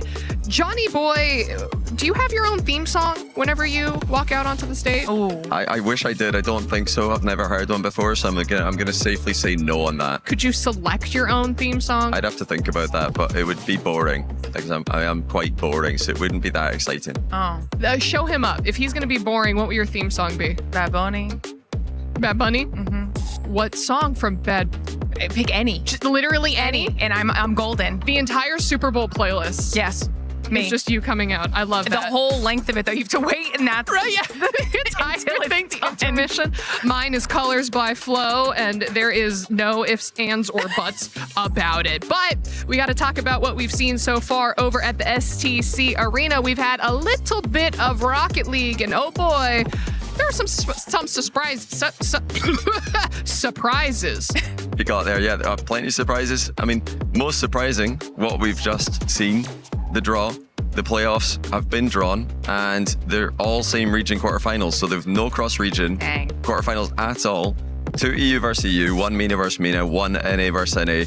I'm just looking at this thinking, how have we avoided even one cross-region matchup? But that's the way it is. Is that allowed? Apparently it is. Wow. It's in the rules. It's going to be spicy. There's it is, well, script writers backstage. It's matches we've seen before, but then it's also a chance to do it on LAN because you don't get those matches on LAN that often. So it is a bit different. We get to see, are they really the best team in the region? Because if you can beat the team online, that's one thing, but to do it on LAN, of course, that's where you really need to prove your point. I love that. But walk us through how we got to the draw, because of course we did get to see a little bit of overtime. Yes, yeah, lots of overtimes, lots of close matches, a lot of close games, and even the teams that are getting eliminated, it's not all bad. So I'm thinking NRG had a big regain today. They started the tournament with the worst possible result they could have, and had a bit of a regain before being eliminated. So you've got to take the good with the bad if you're an NRG fan. I think that's the story for a lot of the teams at EWC. Okay, and then circling back to the draw show for a second, what did you think about the technique when selecting the balls, where we had like a little bit of like a little finger, kind of like curl it up? But I don't know, how would you rate that technique? I don't hate it. You kind of have to go off vibes. You have to, go for whichever ball you're feeling, really. And clearly, they were feeling regional matchups. What would be the alternative methods if you're looking to? You gotta like dunk in like you're digging for the king size candy bar in like the Halloween bag, where you just go in and you have to feel it. There's none of this like, oh, maybe this one, oh, maybe this one. It's a vibe. Yeah. Claw hand style. Claw hand style. Yeah. Also with 4 options, I mean, it didn't really seem like it was doing much when we're mixing them. We're not really mixing them, are we? We're just spinning them around. I don't know if I'm ready to take any type of like tech advice, theme song advice, or anything from Johnny Boy. So Glitter, I'm just gonna come to you as we talk about our next stage over at the Qiddiya City Grid. Sure. We had some PUBG Mobile. Sure did. We're 4 matches into the finals, and just beginning, really. There's still many games left in the competition, but when it comes to the storylines that we're really paying attention to, at the top right now, we've got Arena. Then CC side, we're also paying attention to Vitality and Aurora Gaming. 4th for Aurora, 6th for Vitality. But I feel like that isn't painting an accurate picture, right? Because only 4 matches in out of 18, that's nothing. So we still have a lot of action left to go. Excited to see what happens there next. But moving on over at the Lenovo Legion, the Alliance Vault stage, we got a little bit of chess going on, and some surprising faces are maybe on the way out. I mean, yeah, I'm surprised. I think chess, from the games that are currently happening, that's the one that I'm second most familiar with after Rocket League. And I was thinking, looking at this, well, it's got to be Magnus versus Hikaru in the final, right? No, Hikaru eliminated, which I'm very surprised to see. I'm thinking, I'll go along and catch that, match when it happens, and now it's not going to happen. you thought you were going to get what you were looking for, but it was AGAL. It was GM Dennis, who I feel like it qualifies a little bit as an upset with taking out GM Hikaru, because I think a lot of people were planning on Hikaru being in the top after the performance last year. Still a top 4 for Falcons, so it's still a really good performance. But AGAL, top of the leaderboard in CC, now they're actually getting pretty far in chess. Yeah, I think that I have it in my notes here that AGAL have become the first club to break 4,000 club championship points so far. That tracks. Hello? That tracks. Hello? So, what's that done for their chances now to just straight up win? It's tough. It's going to be really tough because Falcons still have really good chance. Obviously, they still have Ali Reza, so there could be some potential points on the board there. They've already secured at least top 4 points minimum, and then of course it depends on how they do in Rocket League over with you guys, because that could be another big chunk of points coming their way. And there's still an entire week of competition left, where they've got a decent amount of teams playing. So. Yeah, I think as of this moment, as we're speaking, AGAL is currently 500 points ahead of Falcons. At the moment, of course, anything could happen. But yeah, very interesting. But again, let's go ahead and move on to our final stage, the Lenovo Legion Gauntlet stage, where we had some Rainbow Six Siege. And you heard the drums. Yeah. You heard the people going crazy, because there's something to get hyped for. And if you're wondering who was going crazy, it was Furia, okay? Because they were able to win in a decider match against Dark Zero, which is actually a really big deal because DZ was trying to get 2 S-tier event wins back-to-back. That dream has been crushed. Also, North America out of the discussion. Furia getting one of those spots in the finals, the only South American org left. I mean, this is really big. Yeah, I'm excited to see where everything goes and to see if we get maybe any kazoos brought into the audience. They look like they've got it sorted. The Furia fans are going absolutely crazy when they're walking past. It's interesting though. I think this is actually, for me, one of the coolest things about Esports World Cup is earlier on, we saw Furia get eliminated in Rocket League. Their fans, obviously very, very big support over there as well. No problem. They just nip next door, get to watch another game, get to watch a win. So you're much more likely to see success as a fan, but also failure. More chance for both. So I think it's just really cool. You can go between the two, go between 3, 4 even at the same time. Yeah. I just want to see a Vuvuzela brought into the audience, okay? Yeah. That's what they're called? The ones that kind of like have that curve? Yeah.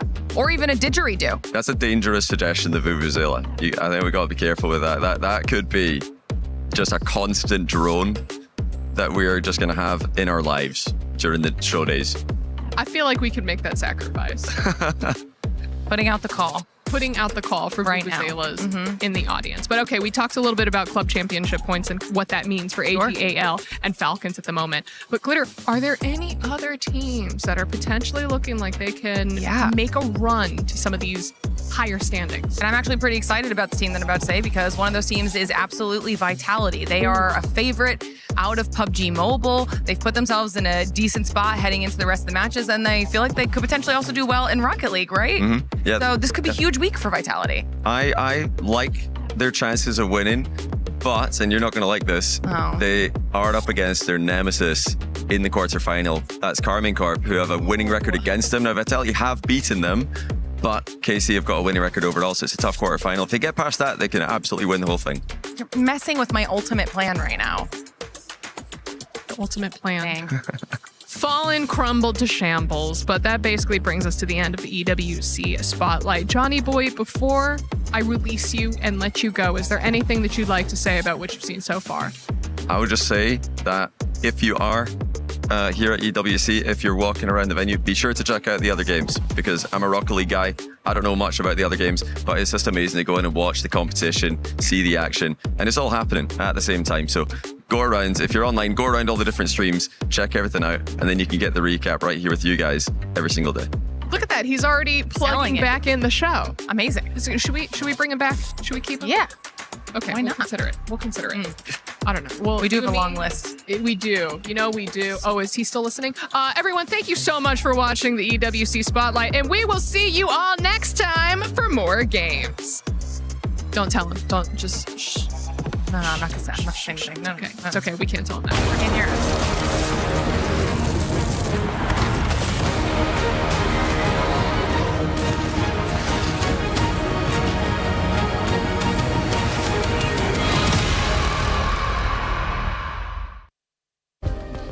play is in our DNA. Whenever we let it out, it becomes our superpower. Now imagine an entire city being built to supercharge it. Kadir City, powered by play.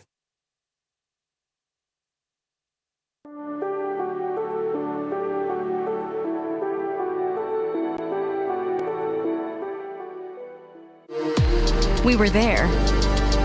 For every click, every clutch, every respawn. We were there for the years of grind. And we're here. Now. The proud founding partner of EWC. Powering the biggest event in gaming. Shoulder to shoulder with the world's best. Making history. Greatness deserves a stage. Lenovo Legion. Reach your impossible.